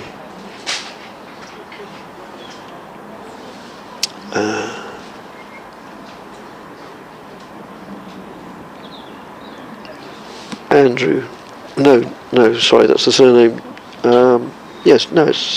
John. Glad to see Lancashire playing better today. Looking at the slip cord and hands thrust deep in pockets reminds me of my school days. I'll continue with that after this delivery. A few seagulls circle around the ground. In fact, quite a few, one just immediately in front of our commentary box. And next delivery just played pleasantly and defensively out on the offside. Yes, John says, a group of us were standing in the quadrangle, hands in pockets, when the maths teacher walked by and scolded us. Get your hands out of your pockets, he said. You look like a bunch of out of work. Well, your words, not mine. He said, you look like a bunch of out of work dockers. It stuck with me for 60 years. Keep up the good work. Thank you. Next delivery. Play down on the onside. No addition to the score, which is 75 for 1. Jennings on 40, Bohannon on 26. A lead of 63. 29 overs of the day remain. And that over conceded in total 4, 5, 6, 7, 8, 9, 10, 11, 12, including the no ball. Still just that one other game that's been played, that's Surrey, Hampshire, and they've had rain today, haven't they? They've been a little bit on and off, but close of play in every other fixture. So Leicestershire, Derbyshire, Leicestershire 243 for 2 in their first innings. No play on today due to rain. Nothing today between Gloucestershire and Yorkshire. That game's yet to start. A close of play, Durham against Worcestershire. Worcestershire 96 for 2 at the close after Durham declared on 225 for 9. Snater to Bohannon, punched into the offside, fielded by Nick Brown, and there's no run. And in Division 1, no play today at Edgbaston between Warwickshire and Kent, with Warwickshire 367 for 3. No play today at Trent Bridge between Nottinghamshire and Somerset. Somerset 28 for 2 in reply to Notts 256 all out, and no play between Northamptonshire and Middlesex today. Northants 111 for 3 in reply to Middlesex 149. Bohannon defends again from Snater, and there is no run. So it's a rather rotten outlook across the country, with little to no play in most fixtures, apart from the game here, and they've played at the Oval as well, and they're playing again now with Surrey 134 for 3 in their first innings. Ollie Pope 38 not out in reply to a Hampshire total of 254. Snater balls and Bohannon gets forward and defends to Dan Lawrence, who comes up from point. Sorry, it was Jamie Porter, and there is no run. So live cricket across the county championship on this Friday has been, well, it's been sparse. There's been little to no cricket played around the country, but aside from one interruption either side of lunch, we've had no problems here. Got Shane Snater bowling into his 4th over, and Josh Bohannon 26 not out. Keeper standing back now. The Chelmsford Tourist Board will love that fact. It'll now feature on all their publicity. Come to sunny Chelmsford for your summer holidays. Forget about foreign climes. Come to Chelmsford. Snater to Bohannon, leans into it and defends. And into the offside, no run. Another email from Bradders, who says, now that they've performed on the county circuit for some time, I guess Salt and Pepper can be considered seasoned performers. Yes, thank you for that. My condiments to you.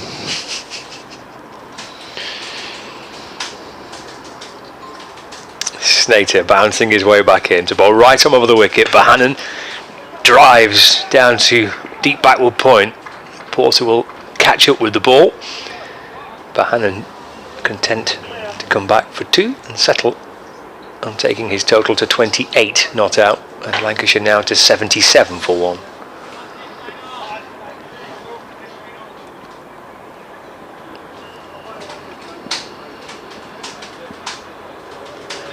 Still with those 2 slip fielders, point, extra cover, mid-off, mid-on, short mid-wicket, and then a fine leg. Dan Lawrence in that position at short mid-wicket, and Matt Critchley probably 20 yards behind him to his right-hand side. Snater gets Bohannon forward and defends by jabbing the ball away into the offside, and looks at the toe end of his bat. And then looks at it again as Snater collects his jumper. It's the end of the over. At 20 of the Lancashire second innings, 77 for 1. Lead is 65. Bohannon's on 28. Jennings on 40.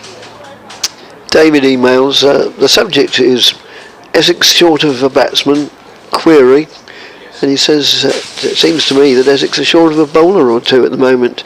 Well, I think that's a little bit harsh. This is they're playing against a very good side, and who are batting well in difficult circumstances. This is, good class. This is alluding to another sitcom. This is your top of the range cricket. This isn't some sort of cheap, nasty version. It's So you expect to come across good players, and they are going to challenge you. It doesn't make them any lesser of a bowler, in my opinion. In fact, my opinion is still that if they're short of anything, Essex short of a quality batsman up the order. As it's Cook taking over the bowling from the far end, the Hayes close end. But David, you're entitled to your opinion, of course, and thank you for conveying it. Or was it tongue-in-cheek? I think it probably was. We give you the benefit of, if there's doubt. Michael's emailed us again. Oh yes, he was the one who said he'd met Matthew Horn, who plays Gavin, and he was near Palmer's Green Tube Station when he met him. It was coincidentally after I'd seen what I think I've worked out was the second day of match between Middlesex and Lancashire at Lords in 2019. That's just played defensively and it trickles back down the wicket. Pretty sure it was a Friday and it would have been the 12th of April.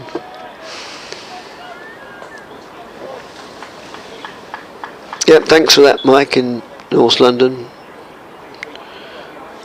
Probably, as I've said before, probably roughly where I hail from originally. Barnet.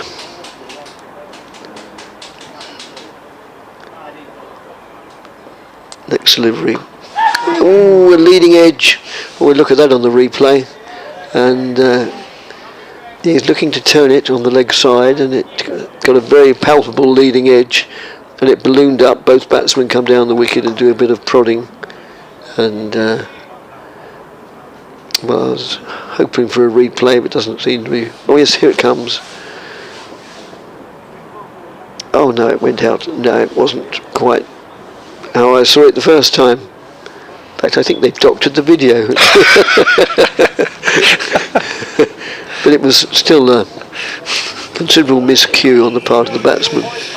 Now they're looking at the ball, which often happens when you haven't taken a wicket for quite a while. And the umpire seems to be of the view it's perfectly playable. And get on with it. It's often just a ploy, we know that. They're looking for something. All players do it.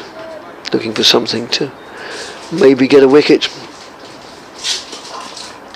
Oh, they did get a wicket without changing the ball. Found the edge of Keaton's bat and it went, albeit along the ground, just evading Harmer and the slips. They went through for a single.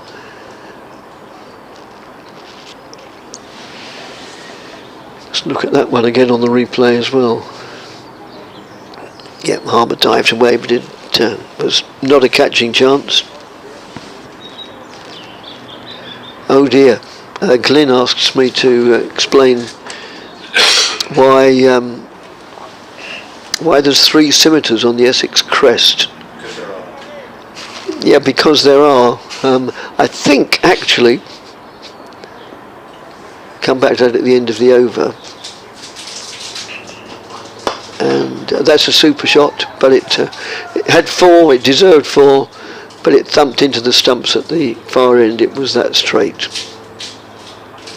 And the umpire now rebuilds the castle. Yeah, I don't know why it's what it is, but officially they're not scimitars. I'll elaborate slightly. I'm not sort of scimitars past and present wouldn't be my specialist subject, but I do know a little bit more about that. Oh, and that nearly found the edge of the bat of Bohannon. It went whizzing through to the keeper. End of the over. apparently, I don't know the reason for them, whatever you call them, but officially they're not scimitars, they are sea axes, something to do with Essex's sort of maritime surround. I think Essex has more coastline than any other county in England. The similar looking shields, similar looking weapons on the Middlesex emblem are known as scimitars, but on Essex they're sea axes.